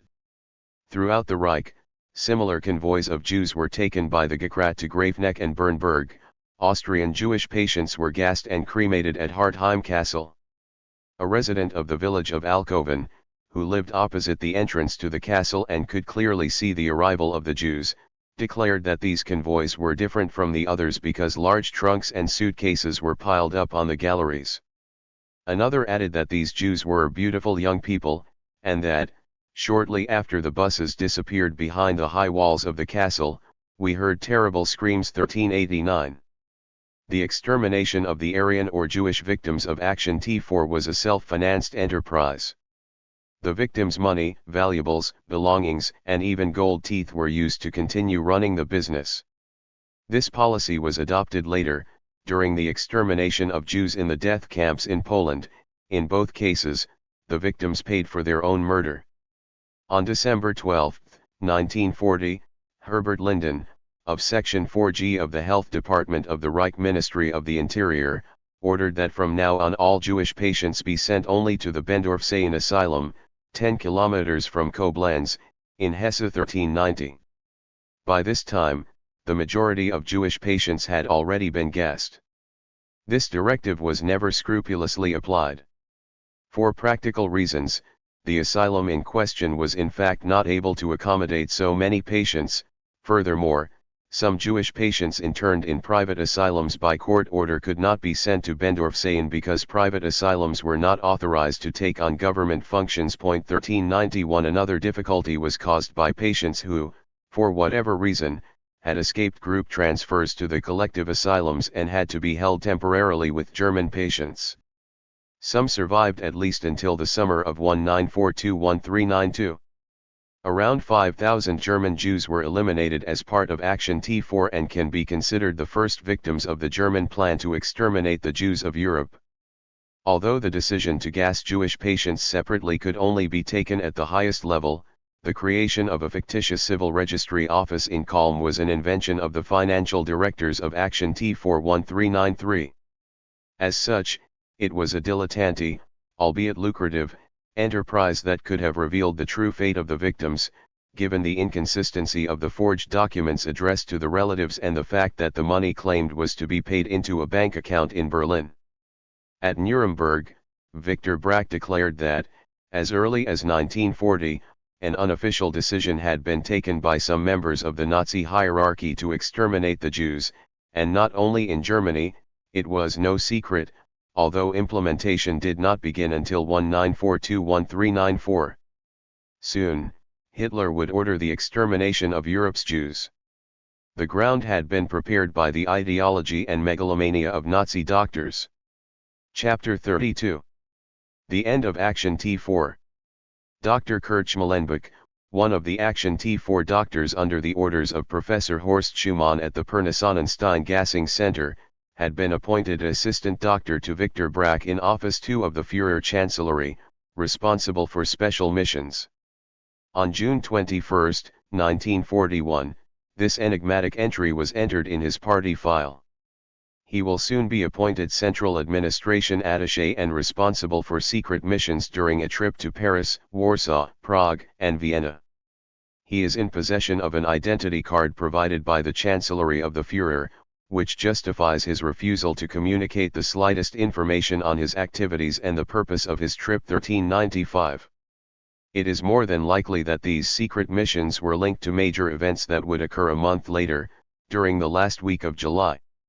On July 21, 1941, during a visit to Lublin, Himmler informed Odilo Globoknik, head of the SS and police of the Lublin region, that he would be put in charge of the general government's planned extermination of Polish Jews, under the code name of Action Reinhardt. The massacre was to begin the following spring. A little later, probably during the last days of July, Wirth was also orally charged by Himmler with another special mission for the Führer and appointed commander of the first death camp for Jews in the general government of Poland 1396. In addition to Dr. Kurt Schmallenbach, 2 other doctors from Action T4 were approached to participate in this special mission to Poland, Kurt Borm and Irmfried Eberl. Werner Blankenberg asked Borm if he would accept a post in Lublin, but he declined the offer and suffered no consequences 1397. After the war, however, he admitted to having accompanied Blankenberg and Allers on a trip to Warsaw where he examined Action T4 employees on their way to the Action Reinhardt death camps. Eberl accepted and, in the summer of 1942, was appointed commander of Treblinka. He was the only doctor in Action T4 to be closely involved in the genocide of the Jews and proved notoriously unsuitable for this job. While in Brandenburg and Bernburg around 100 people were gassed every day, in Treblinka he was expected to gas between 15,000 and 20,000 per day. He wrote to his wife, "Even if I had 4 hands and a 100-hour day, it probably wouldn't be feasible." 1399. In Lublin, a building located near the city center and the HQ of SS Brigade Führer Globoknik in Ostlandstrasse was chosen by the latter to house the offices of Action Reinhardt. It was the former Stefan Batory School of Philology, an empty 3-story building dating from before the First World War, located in a modest park on the corner of Distriktstrasse and Litauerstrasse SSE 1400. It consisted of spacious rooms with high ceilings, separated on each floor by a wide central corridor 1401. This building would become the command post of the genocide of the 2.25 million Jews locked up in the ghettos of the general government. Its functions were camouflaged by presenting it as the SS Julius Schreck Barracks, the name of Hitler's first driver and bodyguard who, in the early 1920s, had formed the initial nucleus of the SS unit, the Stahlstruppe Adolf Hitler. Schreck had been killed in a car accident sometime in the following decade. The renovation of the old school building was entrusted to the Central Construction Office of the Waffen-SS and the Lublin Police, under the direction of SS-Unterskarführer Hose and his deputy SS-Unterskarführer Groth. Between them they supervised a team of 24 architects, engineers, and technicians, most of them young men, under the age of 30, all with a rank equivalent to that of SS Oberskarführer 1402. The work was carried out on Globoknik's budget between August and October 1941 by prisoners from the neighboring labor camp, Lindenstrasse SSE 1403. Officially, the new department was Abteilung 4A, headed by SS Hauptsturmführer Hermann Hoffle, 30, a former comrade of Globoknik from the days before the Anschluss in Austria, and now his chief of staff. This is why the building was generally referred to as the Hoffle Office 1404. Hoffle's deputy in Department 4, also Austrian, was named Helmut Pohl, aged 30, he was from Klagenfurt. Consultant for Jewish affairs, Pohl was responsible for organizing the daily Jewish convoys. It was initially towards the Belzec death camp, then towards Sobibor and Treblinka. Ernst Lurch, 28, also from Klagenfurt, had been Globoknik's closest confidant since their school days and the illegal meetings of Austrian Nazis, before the Anschluss, at Café Lurch, which his father owned. He ensured the transmission of all secret radio messages from Globoknik, coming from and going to Berlin 1405. All these officers had a rank equivalent to that of SS Hauptsturmführer. At the end of July 1941, 10 days after the order given by Globoknik, Hermann Göring, Minister of the Reich Defense Committee, gave written orders to SS Obergruppenführer Reinhard Heydrich. I hereby order you to make all necessary arrangements regarding the administrative, financial, and material aspects of a total solution of the Jewish question within the German sphere of influence in Europe. I further order you to submit to me as soon as possible a general plan setting out the preliminary measures to be taken in administrative, technical, and material matters, to achieve the total solution to which we aspire. 1406. The order was drawn up by Adolf Eichmann, head of Office 4 of the RSHA, in collaboration with Göring, and proposed to Heydrich for signature. 1407. It consisted of 2 paragraphs and was intentionally worded in general terms, just as the authorization given to Reichsleiter Buller and Dr. Brandt to carry out euthanasia had been. This way of not specifying any details was in accordance with the rules of camouflage adopted by the Nazis and intended to deceive. But those who saw this order knew exactly what it meant. Although Hitler himself authorized the extermination of the Jews, other Nazi leaders almost certainly exercised influence on the ultimate decision, particularly Reichsleiter Martin Bormann, whose power and ascendancy were at their peak. His influence was confirmed by Victor Brack. 1408.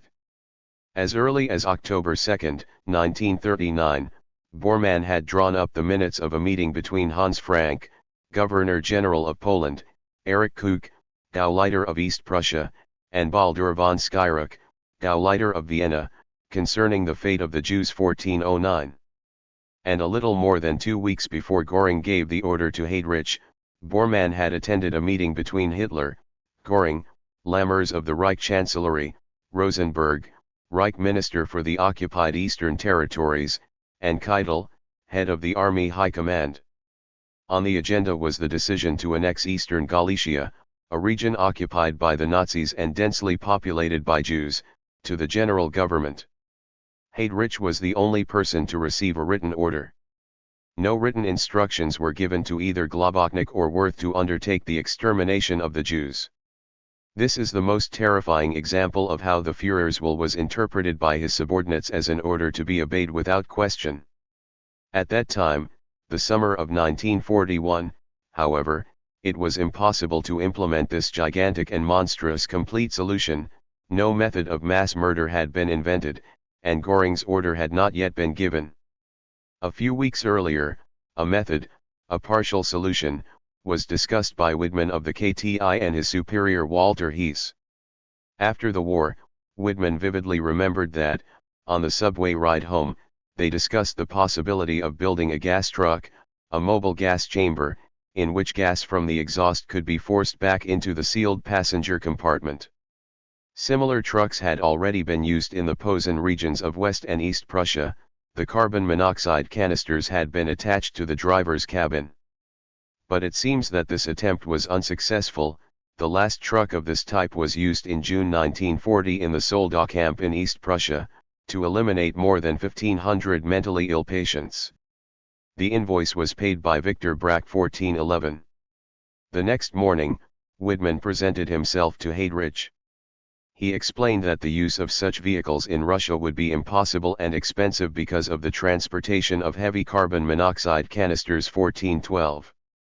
On August 1, 1941, in Berlin, the submission to Action T4 of lists of patients doomed to death in gas centers ended.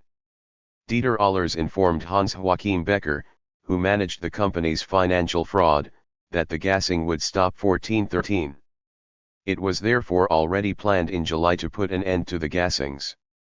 A few days later, a macabre ceremony was organized at the Hadamar Gassing Center, to mark the cremation of the 10,000th victim. It was announced during lunch by Dr. Berner, who ordered everyone to attend. A staff member remembered it and recounted it. We met in the evening on the ground floor of the death wing, where everyone received a bottle of beer, and from there we went down to the cellar. There, the corpse of a naked man, with an enormous head, was placed on a stretcher. I can affirm that it was a real corpse and not a papier-mâché body. 1414. According to another witness, the corpse was decorated with flowers and small swastika flags, and one of the doctors gave a brief and moving speech on the importance of the work carried out at Hadamar. 1415. The incinerators then placed the body on a metal stretcher on wheels and pushed it into the crematorium. One of them was Herbert Floss, a former Graveneck man, who would become an expert in cremation in the Action Reinhard death camps. Disguised as a priest, Merkel, Haidemar's accountant, delivered a blasphemous funeral oration, and the ceremony then turned into drinking in these sinister underground rooms. A witness described it as a hell drinking session. The alcohol flowed freely, and the music and dancing ended with a conga that brought the entire staff together in the gardens of the death block. Worth attended the entire evening 1416. A staff member who missed the ceremony simply received a bottle of beer the next day. During the last 3 weeks that Hadamar operated as an Action T4 gassing center, 700 victims were eliminated, while during the first 3 months the monthly elimination rate had reached 2,000 on average. On August 24, 1941, the euthanasia enterprise was interrupted by order of Hitler. He telephoned Dr. Karl Brandt from the Führer's headquarters at the Wolfschanz, near Rassenburg in East Prussia, where he had been based since June 25. In turn, Brandt called Buller to convey the order to Victor Brack 1417. I received an oral order to stop the euthanasia business. I received this order from Buller or Brandt. In order to retain personnel who had completed their duties, and to have the possibility of launching a new euthanasia enterprise after the war, Buller requested, after a meeting with Himmler, I believe, that I send these people to Lublin to place them at the disposal of SS Brigade Führer Globoknik. I then had the impression that they were going to be used in the Jewish labor camps run by Globoknik 1418. Buller was determined to maintain control over the Action T4 personnel and not leave it to Bormann, as he explained to Brack. Every day, it's like stirring water with Bormann, I have absolutely nothing more to say. In the meantime, return the men to Globoknik so that, if they survive, I can have these men after the war and resume euthanasia. Buller still feared that Bormann, with his usual rudeness, would take control of the euthanasia business and abuse it. Until then, Buller had managed it poorly, and after Hitler's order to stop everything, he was no longer involved, to the great satisfaction of Bormann 1420. Himmler was sure of one thing. If Action T4 had been entrusted to the SS, things would have happened differently, because when the Führer entrusts us with a job, we know how to carry it out correctly, without causing unnecessary protests among the population. 1421. Leonardo Conti, Secretary of State for Health, asked Himmler why Hitler had stopped the gassings. I think one of the reasons was the complaint I made to Bormann about the implementation of this enterprise. I believe that this had a considerable influence on its course. I suppose other complaints had reached the Führer. I was never able to find out why the Führer supposedly ordered it all to stop. Buller had received his orders from the Führer 1422. On the day the Führer Chancellery gave the order to cease, Dr. George Renault, now the chief physician at Hartheim, was at the castle when he received an urgent telephone call from Berlin. He was told, in a military tone, that the Führer had ordered that the operation be stopped immediately. For Renault, if the Führer had ordered it, it would be over. 1423. He noticed that Christian Wirth, who was in Hartheim that day, suddenly took off his police uniform and put on an SS 1424 uniform. If he is telling the truth, this means that Wirth already knew his future role in Action Reinhard. Only 2 days later, on August 26, Heydrich's deputy telephoned Rudolf Brandt, Himmler's personal advisor, to communicate the information that the Reichsführer SS had Heydrich's agreement to implement the latter's plan, namely the extermination of the Jews of Europe. 1425. A plan of this magnitude, envisaged by Heydrich, could not have been carried out on Himmler's orders alone, despite his position as Reichsführer SS and although it was his men who would implement it. However, those who would carry out the massacre, the largely unemployed men of Action T4, in Poland's death camps would still find themselves under the authority of the Führer's chancellery. A direct order from Heydrich to Himmler could only come from the Führer himself. Hitler was right to believe that in times of war, churches would be less likely to intervene to prevent euthanasia. If a few protests had been made by ecclesiastics in the summer of 1940, the Lutheran principle of submission to authority, associated with opportunism, had triumphed. Whenever possible, churches tended to avoid conflict with Nazi leaders who, they knew full well, were intent on destroying Christianity. The skill of the SD under SS Obergruppenführer Reinhard Heydrich, its personal hatred of the Roman Catholic Church, as well as the small army of highly placed informants, the V-Manner, and the machinations of Himmler's Gestapo relegated the churches to a role of collaboration or passive resistance. It is undeniable that, for the most part, they allowed themselves to be taken in. There were notable exceptions among the clergy, but their most vehement protests came only a few weeks before Hitler ended the gassings, too late to have any impact. Although the letters of clergymen such as Pastor Paul Braun and the sermons of the Bishop of Munster, Mgr. Clemens von Galen, were widely disseminated, the Church's position against euthanasia was neither concerted nor supported. Moreover, the effectiveness of such protests was undermined by the Church's continued efforts to maintain good relations with the Nazi regime. We cannot underestimate the example of the challenge openly launched by the Bishop of Munster. It could have cost him his life, or at least incarceration in a concentration camp. Walter Tiesler, an official in Joseph Goebbels' Ministry of Propaganda and Education, recommended that Bormann hang the bishop. Bormann remarked, "The death penalty should certainly be carried out, but given the circumstances, the Führer would hardly order such a measure." 1426. He feared losing not only the support of all the inhabitants of Munster, but also of a large part of the population of the country. According to Dr. Werner Kirchert, a military doctor who, in 1939, had refused the medical direction of Graveneck, when Leonardo Conti received a copy of Bishop von Galen's sermon, he declared that he had always professed to be suspicious of the irrational 1427. Unfortunately, the challenge launched by the bishop was only a remarkable and courageous event which, in any case, came too late to have any impact. At that time, at the beginning of September 1941, nearly 70,000 patients had been murdered, half of them coming from religious or private asylums. 1428. If German dignitaries from the Catholic and Reformed churches had come together to coordinate their protests against euthanasia from their pulpits, the outcome might have been different. That this did not happen is unforgivable. 1429. Hitler, however, by distancing himself from the eliminations, exploited the controversy over the real reason for the shutdown of Action T4 to his advantage. According to a doctor at the Weisenau Asylum, an insidious campaign was carried out, suggesting that the company had been stopped on the orders of the Führer, who was not informed of the eliminations.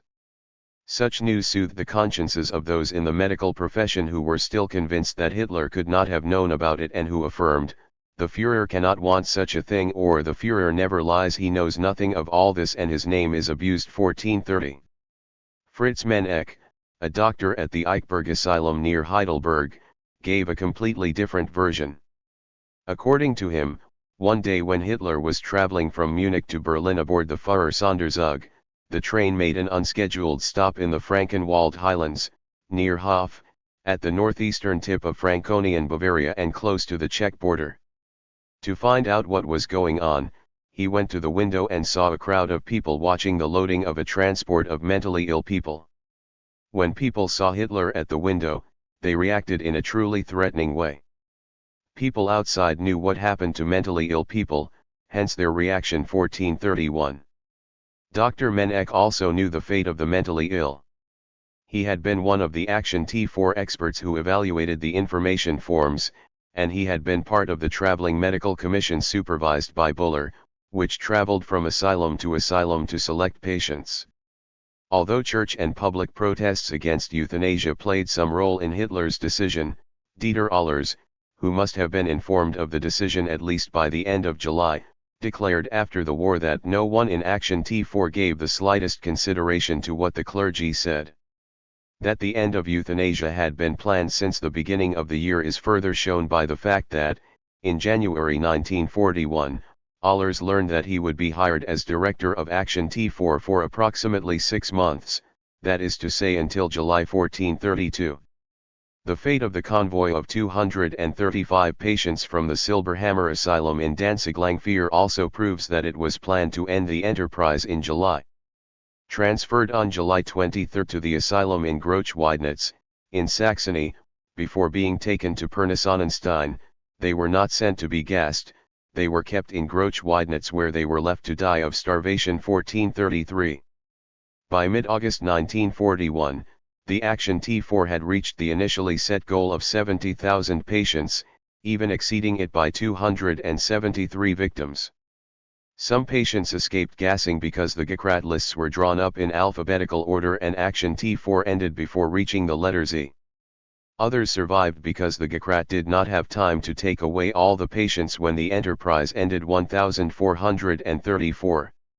According to a doctor at the Wiesloch Asylum in the state of Baden, the interruption occurred without prior notification, the Gekrat buses simply stopped arriving. Overnight, this whole sinister system, including the obscene women, vanished into thin air 1435. The so-called shutdown of the Action T4 gassing company ordered by Hitler on August 24, 1941 was only temporary. Many junior employees declared after the war that they were never informed, or never became aware, of an interruption in euthanasia eliminations. Everything continued as usual 1436. Until at least the beginning of 1943, the keeping of large registers continued. The aim was to record information on all victims of the gassing operation between January 20, 1940 and August 24, 1941. In fact, the eliminations intensified, but mainly in a decentralized way and no longer only from the Action T4 headquarters. Called wild euthanasia, this last stage of the euthanasia enterprise was much better concealed from the public, carried out by other means, and targeted other categories of victims designated by the code 14F13. It was one of many codes used by SS bureaucrats at the concentration camp inspectorate, based at the Sachsenhausen camp. The files numbered 14 contained documents on how to put prisoners in the camp to death. 14F13 designated the prisoners eliminated by gas 1437. The victims now included concentration camp prisoners, enslaved foreign workers who fell ill, and Jewish prisoners, distinguished from other groups only because they were Jewish. The selections and eliminations of these new categories of victims began at Hartheim Castle even before Operation T4 was stopped. From August 11 to 21, 600 prisoners arrived in Hartheim from the Dachau concentration camp in 9 invalid transports. The first 150 prisoners in total, came from the Mauthausen concentration camp, the others had been selected and transferred from Dachau. The sick prisoners of Mauthausen were told that they were going to be transferred to the Dachau Sanatorium 1438. The arrival of one of these first convoys in Hartheim was described by a 17-year-old secretary, employed at the Special Civil Status Office. The arrival took place just before the start of an evening organized in the refectory, in honor of Arnold Urels, Deputy Personnel Director of Action T4. The young woman looked out the window and saw that a group of 30 or 40 detainees with shaved heads were being taken into the courtyard. They wore prison clothing and were obviously treated brutally. I couldn't watch, I seemed to remember that several trucks arrived, I had already seen enough. I returned to the accommodation that had been allocated to us. I no longer wanted to participate in the party. Herr Urels came to me several times to take me down to the candlelit common room for dinner. But I was so upset by what had happened that I couldn't eat dinner. I did not take part in the party until later 1439. The secretary does not specify the reason for Urels' presence in Hartheim, nor the pretext for the party. It was perhaps to celebrate the end of the gassings of Action T4, a bit like the macabre ceremony organized in Hadamar. Concentration camp selections were carried out by medical commissions headed by the expert psychiatrists of Action T4, in particular Professors Hade, Schumann, and Nietzsche, who seemed to move with ease from the Action T4 gas centers to the concentration camps. They made the selections because Himmler, who did not fully trust the SS doctors in the camps to carry out this task, had asked Buller to use the medical staff of the euthanasia company. In fact, only the death machine of the Hadamar cellar was dismantled, the crematorium ovens removed, the rails torn out, the steel doors of the gas chambers removed and replaced by ordinary wooden doors, the skylights bricked up and the gas cylinders taken away. According to Karl Brandt, in the late autumn of 1942, the gas cylinders were transported to the Lublin concentration camp. The Hadamar asylum was, it seems, not immediately necessary for Action 14F13, and in the fall of 1941 it resumed its functions as a psychiatric asylum as before the war. After a hiatus of about a year, however, Hadamar became one of the largest elimination centers of 14F13, thousands of enslaved and sick foreign workers, as well as children, were eliminated by starvation and lethal doses of medicine 1441. This was particularly the case for 52 patients from the group of 263 people transferred at the end of July 1941 from the Silberhammer Asylum in Gross Schweidnitz 1442. At the end of July 1943, after the Allied bombing of Hamburg, nearly 400 civilian victims lost their minds as a result of the horrors they had witnessed and were interned in the Hamburg Langenhorn Asylum. They were sent to Hadamar. They too received a merciful death by lethal injection 1443. In Bernburg, where gassings were temporarily suspended in August 1941 and some of the staff were made unemployed, some secretaries were so passionate about their work that 2 of them cried at having to leave 1444. Gassings resumed until April 27, 1943, when the crematoriums were removed by order of the SS Central Office for Economy and Administration. The buildings that Dr. Eberl had seized in 1941 were returned to the director 3 days later. The shower heads on the ceiling of the gas chamber, however, remained in place until 1949, and the wooden garage built in front of Block C16 for Gekrat buses was only demolished in the early 1970s. The human ashes which covered the courtyard were not cleared until 1993-1445. In Pirna-Sonnenstein, in October 1941, an Adolf Hitler school opened its doors just 300 meters from the buildings used by Action T41446. After a brief interruption, gassings continued in Block C16 until the end of summer 1943. The selection of victims was always carried out by doctors from Action T4, their transfer to a gassing center was ensured by the Gekrat and the victims, murdered in the gassing centers. Thus began what Buller and Brack had feared in 1939. If Bormann got involved in the euthanasia business, the eliminations would not only concern the mentally ill.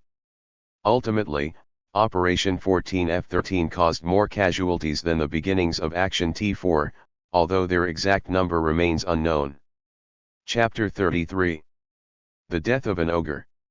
On June 4, 1944, Action T4 headquarters announced to the RSHA the death of Christian Wirth, who had been promoted to the rank of SS Sturmbannführer on the previous April 20. However, it was not until June 13 that the headquarters of the Reich Kripo was informed of this.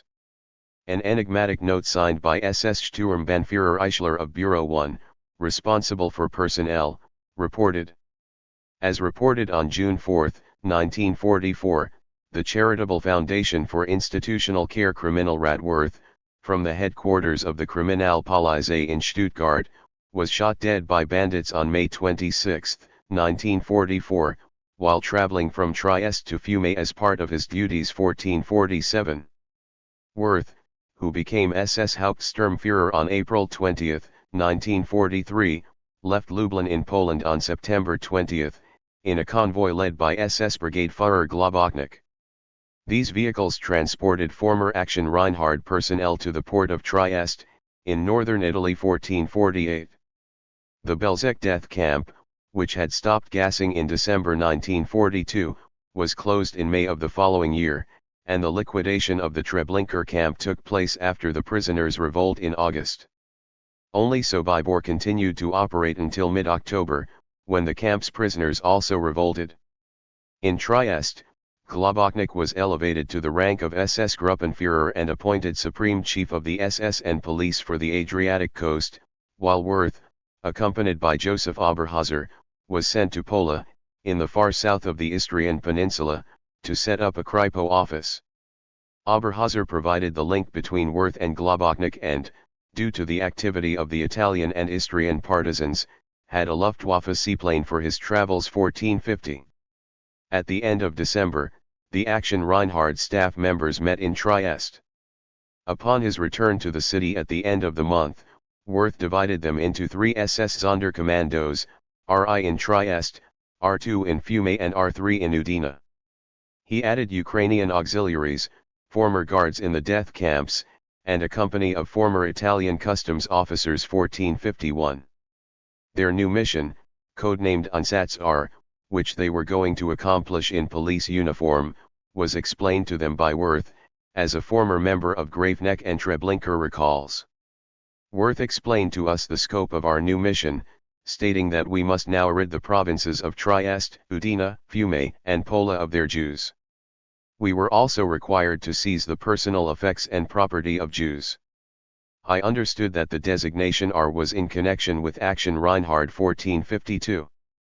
Einsatz-R was in fact a simple continuation of Poland's Action Reinhard, on a smaller scale, the roundup of the last Italian Jews, numbering a few thousand, who had been protected by Mussolini.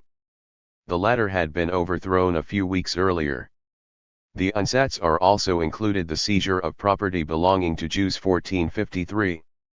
They were to be interned in a former rice mill in the suburb of Trieste, in San Saba, then deported to the Auschwitz-Birkenau death camp. At least 2 convoys of mentally ill Italians were almost certainly sent to Hartheim Castle where they were gassed and cremated. Wirth, however, without any orders from Berlin or SS Brigade Führer Globoknik, decided to exterminate the Jews immediately and transformed the San Saba rice mill into a small death camp. He had, it seems, planned the construction of a gassing installation, but it never saw the light of day. The victims were eliminated in a gassing truck, shot, hanged or simply beaten to death 1455.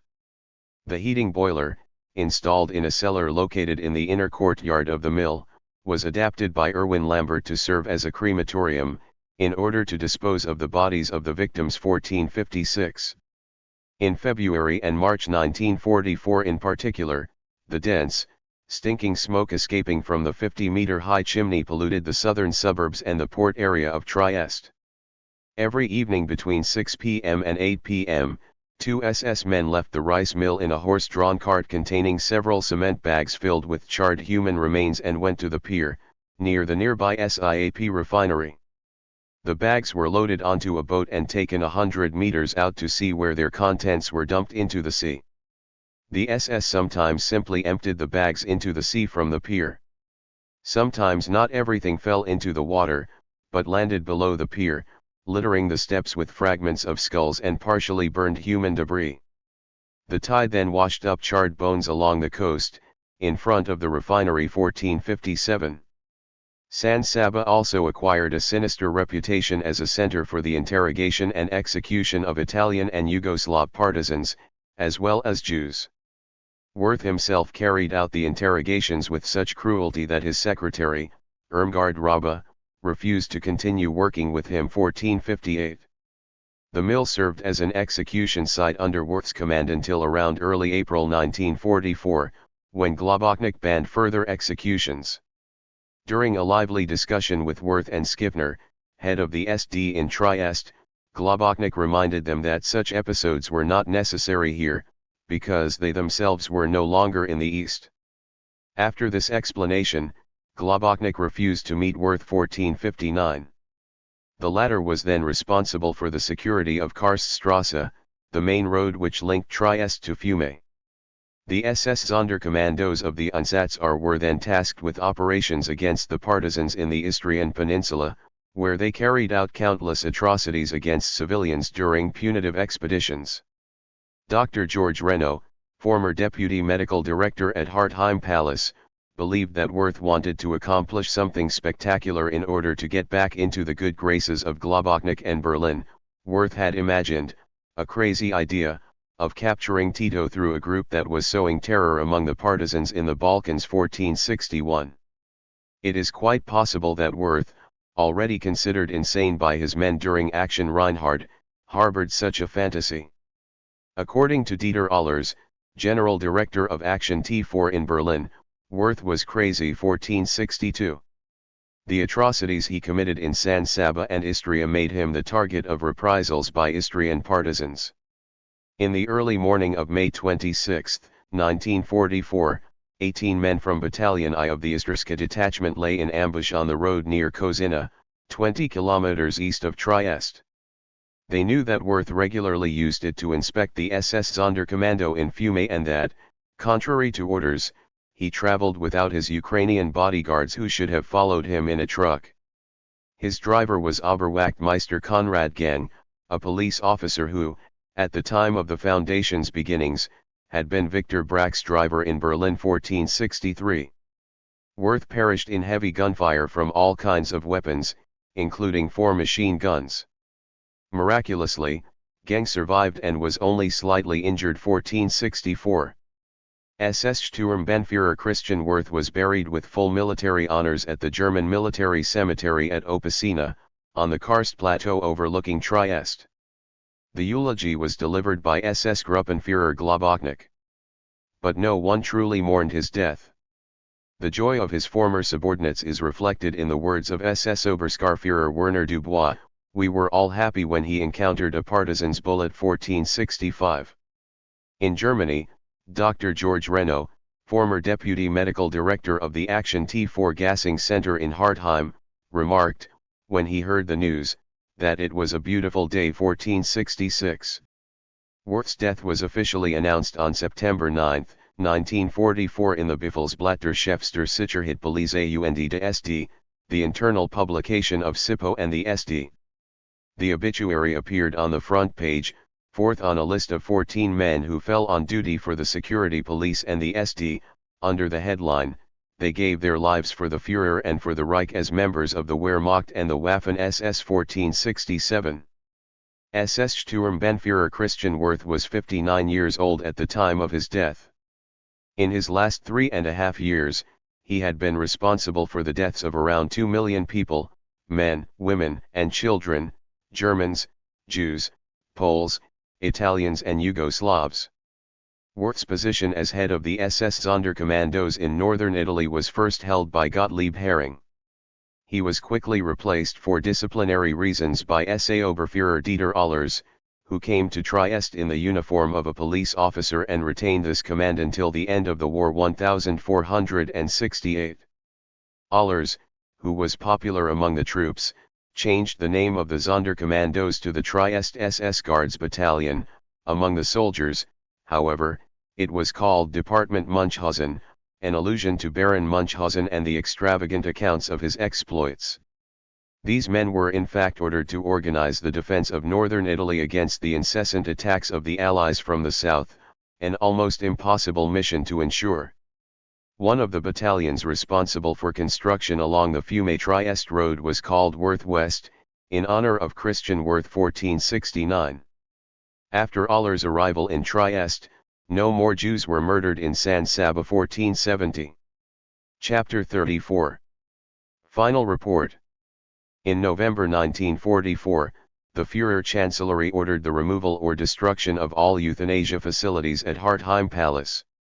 The director of the SS construction office at the Mauthausen concentration camp was tasked with supervising the work to restore the castle to its previous state.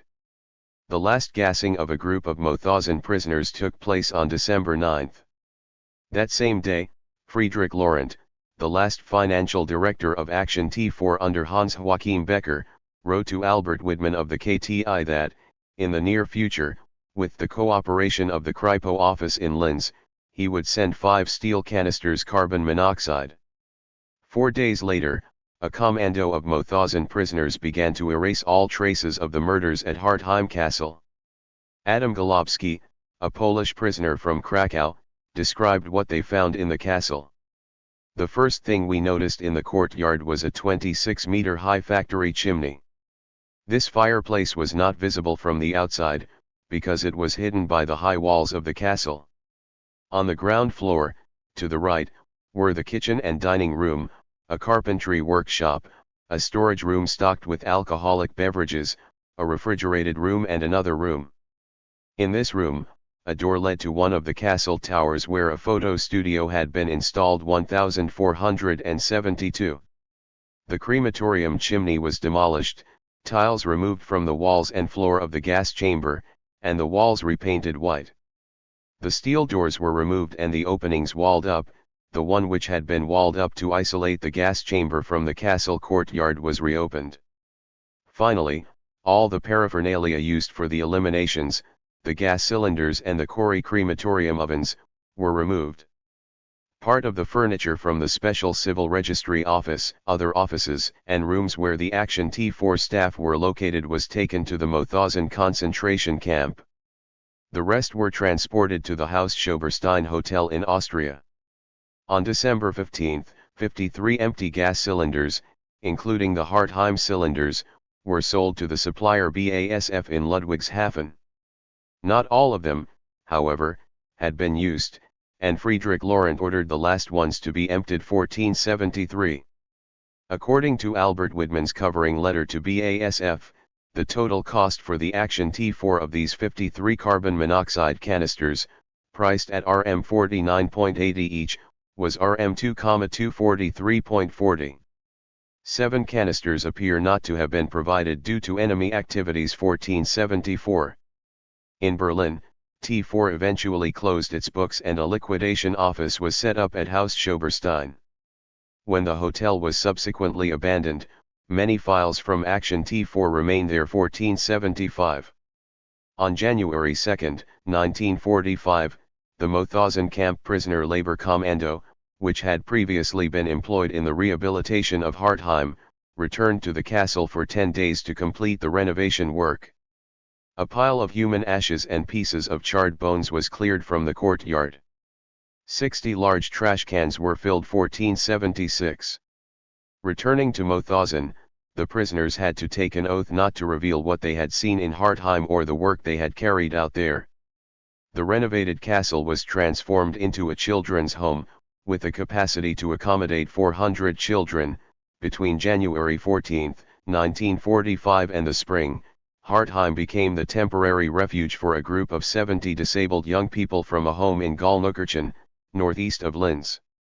On February 21, young girls from the Baumgartenberg home, in the same region, joined them. The journey took place in extremely perilous conditions, among snowdrifts and frost, while the bombardments of American troops approached in the west and the Soviet army advanced in the east. At the castle, the children were placed under the care of Helene Hintersteiner, former director of secretaries at Action T4, and a few nurses 1479. A school was created which operated until the liberation of Alkoven and the castle on May 5, 1945. Hartheim then received regular visits from American, French and Soviet soldiers who wanted to see the massacre castle and the courtyard where the crematoriums had once stood 1480. In the last 2 weeks of February, the former gassing center at Pirna-Sonnenstein radically changed its functions and became a refuge for victims of the incendiary bombs dropped on Dresden by the Allies. In the surrounding area, part of a bunker located near the Elbe Bridge, built with explosives by an SS unit in the rock of the promontory on which the Sonnenstein fortress stood, was made available to the German Red Cross. A field hospital was set up to treat seriously burned victims. The Action T4 Euthanasia Institution in Hadamar was liberated on March 26, 1945 by American troops who saved the lives of 20 children about to be put to death. They were saved from the clutches of Dr. Wallmann and his colleagues at gunpoint. No German personnel attempted to flee and they were arrested. According to a U.S. Army report on Hadamar, the large wooden garage for Gekrat buses was still intact, as was the wood-covered driveway that led from the garage to one of the doors to the death block. Although the crematorium supplied by Corrie had long since been removed from the cellar, traces of chimneys could still be recognized by the shape of the opening, covered with new masonry. The door to the gas chamber had been bricked up, Only the autopsy tables in the adjoining room remained in place 1481. On May 3, American military authorities at Hadamar placed the former elimination center under the management of an anti-Nazi German doctor, ordering him to double the rations of surviving patients. In Berlin, Friedrich Laurent, of Action T4, was in possession of a sum of 1.2 million Reichsmarks in cash and checks, part of the loot from Hans Joachim Becker's financial fraud. He handed over much of this money to Victor Brack before fleeing the encircled Reich capital. 2 months later, he gave RM 16,000 to the Landrat of Oldenburg, in the Weser region of northwest Germany, with instructions to take care of political prisoners. The money from the victims of Action T4 was now used for the comfort of the assassins arrested and interned by the Allies. On May 8, 1945, German forces capitulated.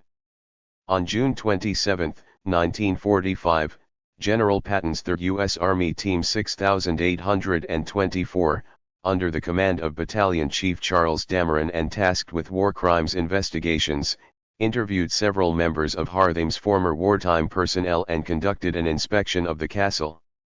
They found scant evidence of crimes committed under the guise of euthanasia, human organs preserved in a few jars. A report prepared by the Linz Kripo mentions that, in the room which had been converted into a gas chamber, the tiles had been removed from the room and replaced with concrete slabs, and the walls had been coated with plaster. Above the formerly tiled part, the arches and side walls had been painted white lacquered 1484.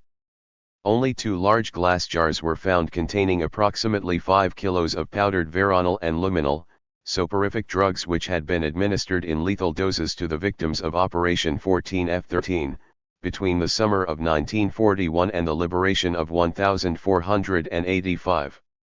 During the excavation, Americans investigating war crimes opened a steel safe containing a 39-page pamphlet titled The Company's Accomplishments to Date. This was an extremely valuable discovery in proving the existence of the euthanasia business. Written by Eduard Brandt, a Nazi statistician, this report intended for Dr. Karl Brandt was divided into 4 parts. 1. What are the results obtained to date in the various institutions, or what has been disinfected? 2. How many Reichsmarks were saved by disinfecting 70,273 patients? 3. What does the overall saved amount of RM 885,439,800 represent in total? 4. What will be the saving made in the supply of food products, thanks to the disinfection of 70,273 patients? The Action T4 statistics were presented in the form of tables, curves, graphs and calculations. In the first part, the total number of 70,273 disinfected patients was distributed over the 2 years of operation of Action T4, 35,224 in 1940 and 35,049 in 1941. Graveneck, 9,839. Brandenburg, 9,772. Hartheim, 18,269. Sonnenstein, 13,720. Bernburg, 8,601. Hadamar, 10,072-1487. Total, 70,273. The second part consisted of calculations of the amounts saved through disinfection, based on the assumption that maintaining a patient in an asylum cost Rm 3.50 per day. The daily saving was Rm 245,955.50, the annual saving was Rm 88,543,980. In the third and fourth parts, Brandt, as a meticulous statistician, presented a detailed analysis of the savings that the Reich would achieve over a period of 10 years.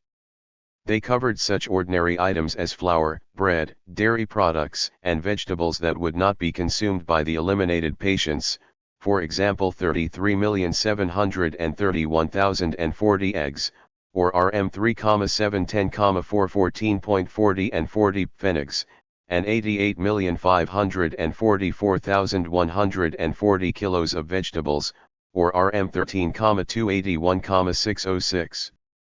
In total, the Reich's savings amounted to RM885,439,800 calculated for the next 10 years, until 1951-1488. This document is blatant proof of the utilitarian nature of Action T4, which had nothing to do with the merciful death of the incurably mentally ill and physically disabled. It was nothing more than a wartime cost-cutting program. Appendices. Appendix 1. Rank Table and French equivalents. Ranks in the German Civil Service. Staatssekretär. Secretary of State. Ministerial Director. Director of a ministerial office. Ministerial Leader. Director of a section in a ministerial department. Ministerial Rat. Advisor to a ministry. Registrar. First-class civil administrator. Oberregierungsrat. Civilian administrator second class. Regierungsrat. Administrative assistant. Oberdienstleiter. Department director. Main service. Director of a central office. Maintenance. Head of department. Amtsleiter. Head of office or section 1489. Appendix 2. Organization of the Führer's Chancellery. Central Office. Responsibilities. Central Office Directors. Chancellery of the Führer. Reichsleiter Philipp Buller. Central Office I. Hitler's Personal Affairs. Oberdienstleiter Albert Bormann. Central Office II. Party and State Affairs. Oberdienstleiter Victor Brack. Central Office II. Deputy Director of Central Office II. Werner Blankenberg. Central Office II. Affairs of Reich Ministries and Requests for Clemency. Amtsleiter Dr. Hans Heffelmann. Deputy, Richard von Hegener. Central Office II. Affairs of the Armed Forces, the Police, the SD, and the Churches. Amtsleiter Reinhold Vorberg. Central Office II. Nazi Party Affairs. Amtsleiter Buchholz. After 1942, Dr. Brummel. Central Office III. Pardon Office in Party Affairs. Oberdienstleiter Hubert Birkenkamp. After 1941, Kurt Giese. Central Office IV. Economic and Social Affairs. Headmaster Heinrich Nerim. Central Office V. Internal Affairs and Personnel Management. Oberdienstleiter Herbert Jansch. Sources: GSTA Frankfurt am Main, KS 263, Indictment in the Trial of Werner Haidt et al. STA Hamburg, 147 JS 5867, Indictment in the Trial of Friedrich Laurent et al. Annex 3. Organization of Action T4. Office. Office Director. 1. Central Office. Director General, Gerhard Bohn. From January 1941, Dieter Allers. 2. Medical Department. Professor Werner Haidt. From December 1941, Professor Paul Nitsche. 3. Administrative Department. Gerhard Bohn. From summer 1940, Friedrich Tillmann. 4. Main Finance Department. Willy Schneider.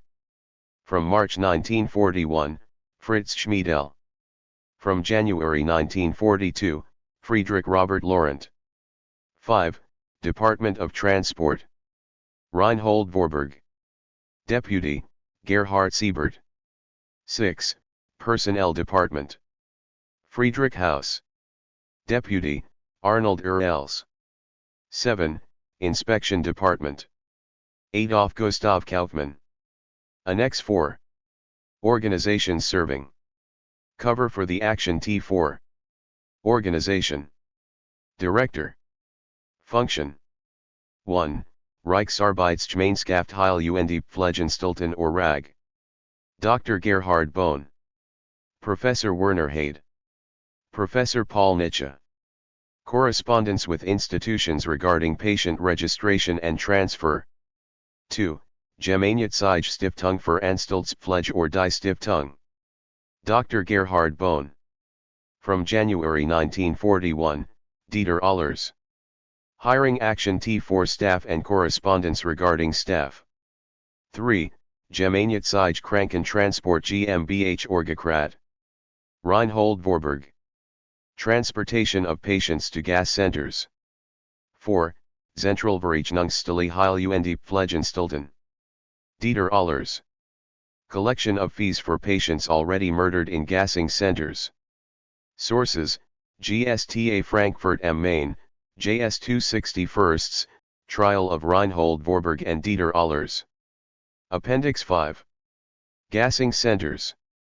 Of the Action T41490. Annex 6. T4 Program Timeline. 1935, Hitler confides to the head of Reich doctors, Gerhard Wagner, his intention to use the pretext of war to eliminate the unfit. Autumn 1938 Early 1939, first request by a father to put his malformed child to death. Karl Brandt is responsible for defining the protocol for this killing. May 1939, creation by Brandt and Buller of a Reich Committee for the Scientific Census of Serious Hereditary and Congenital Illnesses, which will be in charge of the elimination of malformed children. July 1939, Hitler launches a program to kill adult residents of Reich insane asylums. August 1939, Victor Brack, of the Führer Chancellery, creates the administrative structure of this program, first located at 1, Potsdamer Platz in Berlin. In April 1940, part of the offices were transferred to 4, Tiergartenstrasse, hence the code name T4 given to this program. August 18, 1939, circular from the Ministry of the Interior requiring maternity wards and pediatric services to report children under 3 years of age with malformations or mental pathologies. September 21, 1939, circular from the Ministry of the Interior requiring the submission by October 15 of a complete list of all psychiatric institutions and their staff. October 1939, killing without selection of mental patients from Pomeranian asylums, killed in Neustadt. October 1939, Hitler, who had refused the promulgation of a law, signed a typewritten letter charging Brandt and Buller of granting a merciful death to patients declared incurable, a text which he backdated to September 1. January 1940, first attempted murder by gas in Brandenburg, near Berlin. Then the Graveneck Killing Center was put into operation. February 1940, start of gassings in Brandenburg. April 15, 1940, asylums must declare their Jewish residents. May 1940, Hartheim operational. June 1940, Sonnenstein comes into operation. September 1940, operation of Bernburg after the closure of Brandenburg. January 1941, Hadamar comes into operation, after the closure of Graveneck. April 1941, start of Action 14F13. August 3, 1941, sermon by Monsignor von Galen, Bishop of Munster. August 24, 1941, Hitler orders Karl Brandt to suspend Action T4. The quota has been reached. September 1941, Buller and Brack go to Lublin to meet the HSSPF, Odilo Globoknik, in charge of the final solution in Poland. October 1941, construction of the Belzec Killing Center begins. November-December 1941, T4 technicians arrive in Belzec. Christian Wirth, former administrative director of Brandenburg, Sonnenstein, and Hartheim, supervised the development of the gas chambers, then directed the Belzec camp. T4 personnel sent to Lublin will be employed in the 3 Action Reinhard camps. March 17, 1942, first gassing of Jews in Belzec. Until 1945, the murder of children continued in pediatric wards and that of adults in German asylums. Glossary. Abteilung, service, section, or subsection of a department or central office. Also a military or paramilitary unit less than or equal to a battalion. Allgemeine SS, Universal SS composed of full-time or part-time members, active or honorary, distinct from the Waffen-SS. AMT, Directorate or Office of a Ministry.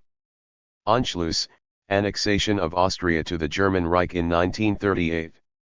Bronze House, building located at 45 Brennerstrasse on Königsplatz in Munich, which the Nazis seized in the early 1920s to make their party headquarters. Bürgermeister, mayor of a city or town. Dienststelle, administrative office, police station, or police headquarters. Gau, one of the 42 main territorial divisions of the Nazi Party. Geheimstaatspolizei, secret state police, which became AMT4 of the RSHA in September 1939. It was led by SS Obergruppenführer Heinrich Müller. Group, service within a ministry. Also SA territorial HQ or ad hoc military formation. Hauptamt Haushalt und Boten, SS Central Office for Budget and Construction. Supervision of construction sites and allocation of concentration camp labor. Renamed WVHA in 1940. Hoher SS und Polizeiführer, Supreme Chief of the SS and the Police. Himmler's personal representative in each Wehrkreis in the Reich and liaison officer with military and regional authorities. This function was also instituted in the occupied territories. Theoretically, commander of all SS and police units in his region. Commissariat, regional police headquarters. Also political administration in the occupied eastern territories. Kriminalpolizei, criminal police, teams of plainclothes detectives, who, with the Gestapo, constituted the Sicherheitspolizei. In 1939, Kripo became Office V of the Reichssicherheitsamt. Led by Reichskriminaldirektor SS Gruppenführer Arthur Neb. Land, one of the 15 territorial divisions of Germany under the Weimar Republic, each with its own capital and government. From 1933, the Nazi central government in Berlin controlled each state through a Nazi Reichsstatthalter. Landrat, president of a rural council. Leitstelle, regional headquarters of the Gestapo or Kripo established at the headquarters of a Wehrkreis or the capital of a land. Ordnungspolizei, literally, order police. Regular uniformed police, led by Kurt Deluge, comprising the Schutzpolizei, the Gendarmerie, and the Feuerschutzpolizei, as well as some technical auxiliary services. Reichsgau, one of the 11 regions formed from territories annexed to the Reich. Administered by Reichsstatthalter. Reichsführer SS, head of the Reich SS. Title by Heinrich Himmler from June 1936.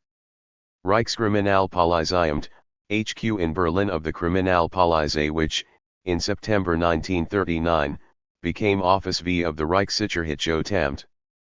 Reichssicherheitsamt, Central Office of Reich Security, established in September 1939 and associating the Sicherheitspolizei and the Sicherheitsdienst. It was both an SS Hauptamt and a section of the Reich Ministry of the Interior. Reichsstatthalter, governor of a land or Reichsgau. Often identical to the party's Gauleiter. Schutzpolizei, literally, protection police. Ordinary municipal police in uniform forming the bulk of the Ordnungspolizei. Sicherheitsdienst, security service. SS intelligence section led by SS Obergruppenführer Reinhard Heydrich. Sicherheitspolizei, security police composed of the Kripo and the Gestapo, led by SS Obergruppenführer Reinhard Heydrich. Sonderkommando, special SS unit responsible for police and political missions in the occupied territories. SS Standarte Leibstandarte Adolf Hitler Bodyguard Regiment. The oldest militarized formation of the SS, formed in 1933. Regiment commanded by SS Obergruppenführer Joseph Sepp Dietrich. SS und Polizeiführer, head of the SS and police. Commander of a region in the occupied territories in the east, subordinate to a Hoher SS und Polizeiführer. Standard, SS or SA formation approximately equivalent to a regiment. Sturmabteilung, literally assault section, also called the Brown Shirts. Nazi paramilitary organization founded in 1921. Sturmbahn, SS or SA unit roughly equivalent to a battalion. Volksdeutsche, ethnic Germans. SS Totenkopfbande, Skull's Head SS units responsible for guarding concentration camps. In 1939, they formed the core of the SS Totenkopf Division, one of the first formations of the Waffen-SS. Waffen-SS, fully militarized SS formations. Initially made up of the SS Verfügungstruppen and SS Totenkopf units. During World War II, it comprised 40 divisions, including non-German units. Wehrmacht, German armed forces comprising 3 corps, Heer, Kriegsmarine, and Luftwaffe. Wirtschafts- und Verwaltungsamt, SS Central Office for Economics and Administration, formed from the SS Hauptamthaushalt und Boten in 1940. Led by SS Obergruppenführer Oswald Pohl, the WVHA supervised SS economic enterprises and administered the concentration camps.